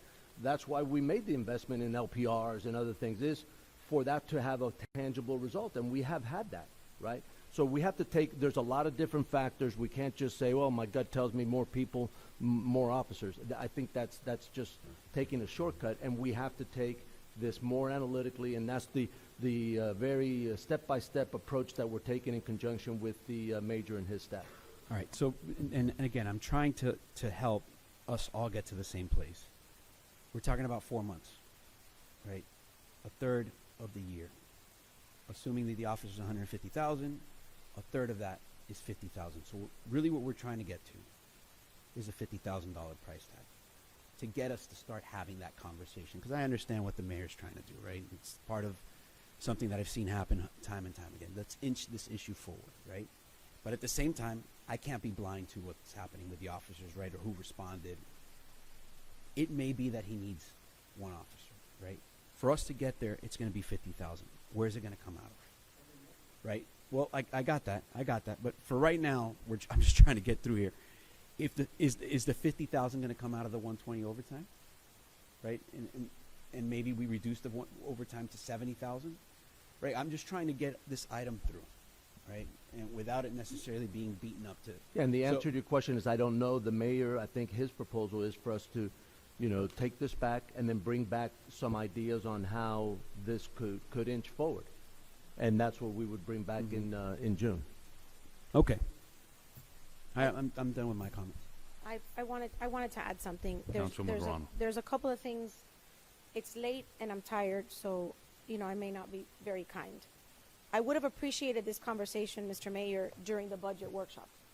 The reason why we were here for 3 hours during the budget workshop was to have this conversation, to hash out all of these things and to tell staff exactly what direction we wanted to go in. And this little box down here on page 143 is the direction that we told staff to go in after 3 hours of conversation that unfortunately you were unable to attend. So that one thing that I have to get off my chest. Same thing with the settlement agreement with the Michael Pizzi case, executive session. Would have been nice for you to be there because that's where we have these conversations and it makes our time up here a little bit easier. Number two, I've always remembered you saying that we cannot fund recurring expenses from one-time revenues. And this is where we are. These are surpluses that are one-time revenues, so a new officer would be a recurring expense. That's the second point that I want to make. And the third point is that we have had 2 police majors that have both told us that overtime funds are flexible funds that can be used in the areas where they are needed. Very different than having an additional police officer, one body that has to, be on the shift that he's supposed to be on or she's supposed to be on, that has additional expenses, retirement, insurance, all of those expenses that do not generate more hours on the street. So the reason why we've been funding these overtime line items is to give the major flexibility to utilize this money in the moment that it's needed, in the area where it's needed, whether it's vehicle burglaries or whatever the major determines is needed, right? I haven't heard anything different from the major. I understand there's conversations going on that perhaps we can address in the next budget cycle. But for right now, this was done by design. It was done to give him the flexibility to be able to utilize the officers that we have where they are needed. I understand that everyone in every department would want more staff because more staff means that the workload is a little bit easier. But I don't see the reason why we need to be discussing this right now and, tearing apart everything that we put together during the budget process, during the budget workshop when we were here for hours and hours discussing that. So it's not that I don't understand where you're coming from. I do look at statistics. I do look at response times. I do all of these metrics that are sent to us. They're utilized for a reason. We're still within the parameters, and I do agree with the fact that there may be more individuals living in the town, but the size of the town is the same. And from what I see, right, I don't see a heavy crime rate, or I don't see things happening in the town that are alarming to the point that we need 3 more officers. There was a plan in place, that plan for many different reasons. I don't think that there's been one easy budget cycle since I've been sitting on this dais. Every year we seem to have a different curveball thrown at us, and for different reasons we haven't been able to do that. But 3 more officers means an increase in the millage mandatory. There's no other way to do it. Whether it's this year or next year or the following year, we have to raise the millage in order to be able, because we cannot just fund it with this little box. It's just not feasible. No, thank you, Councilwoman, for sharing your perspective with us and with me. I can tell you this, man, just to inject some my perspective in there. My position's never changed on this. Years ago, 4 years ago, before you and the rest of the council, and I was in the minority, before you all raised salaries and pensions, I said, hey, we should hire more officers. Yet, it fell on deaf ears. It happened several years in a row, to the point where I had to vote no on the budget 2 years, unprecedented, 2 years in a row. Same thing, I never said that I didn't know that our attorney was working on a settlement. I was actually on the phone the last executive session, just like you. What I said was the notice for the meeting was different. I always knew that there was a settlement being worked on. Notice for this meeting, that's what my comments were. And the same thing with the budgets the last several years. I know I'm in the deep minority when it comes to prioritizing our department. I wholeheartedly disagree with staff. I've disagreed with our police majors. I see it. I mean, I'm out there. I ride bike with our guys. I've gone on patrols, and I see that level of service. And what our residents want is more officers patrolling their neighborhoods. Look, I respect your perspective, but I also have to share mine, where I've pleaded with this council for years. Hey, before we give staffs raises, when you guys were giving the manager raises, other staff, let's do that, but let's prioritize our police department. Unfortunately, and here's where there's a big divide, and I think we're going to see a shift in the way the transparency in police work when the new sheriff comes in, that now you have less bureaucracy over policing, right? So right now, our majors don't answer to the public, they don't answer to us, they answer to an unelected official. So whatever that position is, it's the position they're going to take. And that's where it becomes difficult. The same thing with the people running right now, the heads, the directors of the Miami-Dade Police Department. There are things that they want to say, but they can't because they have a bureaucracy on top of them. But when you see that shift, I think you're going to see the sentiments of everybody running for sheriff today. Everybody running for sheriff is saying that the Miami-Dade County Police Department is severely not only underfunded but undermanned. Every single one of them has said that on the record. So look, your perspective is well noted, but also understand where my frustrations come, where I sit in these budget hearings for the last 4 years, and you guys don't listen to me, and I respect you all on that, and then my last recourse is to vote no on the budget and to bring it up today as well, which I'm going to be very honest with you. As long as I'm here for another 6 months, I'm going to continue doing that because I have no other recourse to get that out there. But besides that, I'm not going to be the mayor that say when there's an issue, there's not enough officers, and it's transparent on that end. But look, I'm fine. Take a vote, however you guys feel, up or down on this issue. Madam Clerk, please call the roll. So the second amendment, which was by Mayor Sid, for directing town staff between first and second reading to prioritize trying to get one police officer to be hired for this year, and to get it from the budget workshop recommendations or from the carry forward. Councilmember Goyaso. No. Councilmember Garcia. Yes. Councilmember Dieguez. No for now. Councilmember Morera. No. Council Member Ruano, No. Vice Mayor Fernandez, Yes. Mayor Sid. Yes. The amendment, it fails. Got it. Thank you, Madam Clerk. Back on to First the main amendment. amendment. Yep.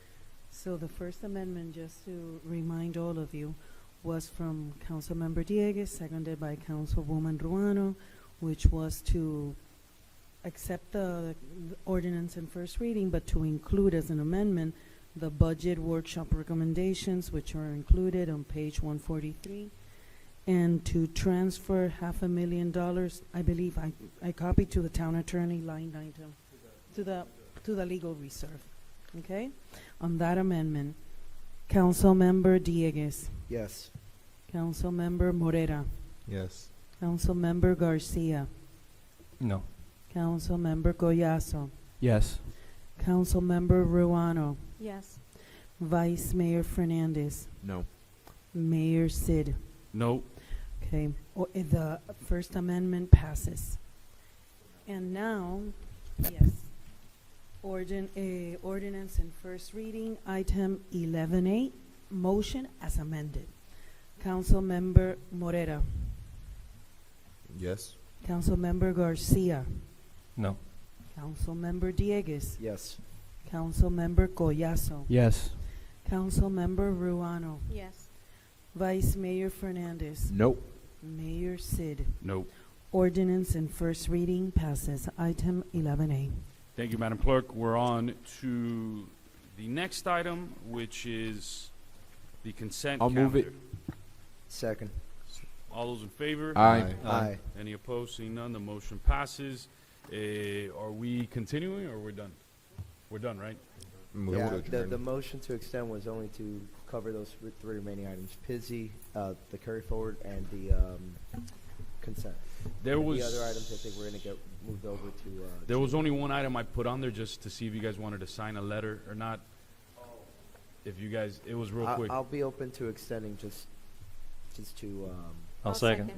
All those in favor? Aye. Aye. Any opposed? Seeing none, the motion passes. So, real quick, the item on Palmetto Hospital. Oh. Traditionally, I won't even bring this up because it's a private issue. The challenge is until Baptist is not operational, our residents are being taken there for major medical emergencies. And there was a physician that went on the radio the other day and on TV saying that, when folks have a pulmonary embolism, that they don't have the equipment to so I want to send that letter, but I would love for us to sign it all together. So that's why I brought it up, because it is a major public safety issue. I know you've talked about it in the past, but it's a letter that would be signed by all of us. There's nothing. I've read it. I agree. I'm in agreement with it. I would support it if you're going to make the motion. So just making a motion so the entire council can sign I'll the second letter that. all Second. together. Yes. God forbid, just in case, I'm going to reserve, I'm calling for an executive session. In case we need it, I don't want it. I don't want to hear about it anymore. But just in case, I'm putting it on the record that there may be an executive session in the Pizzi matter. Got it. All those in favor? Aye. Any opposed? Seeing none, the motion passes. This meeting's adjourned. All the items will be, whatever's left will be for the next council meeting. This meeting's adjourned. Have a good night. We'll see you all in June.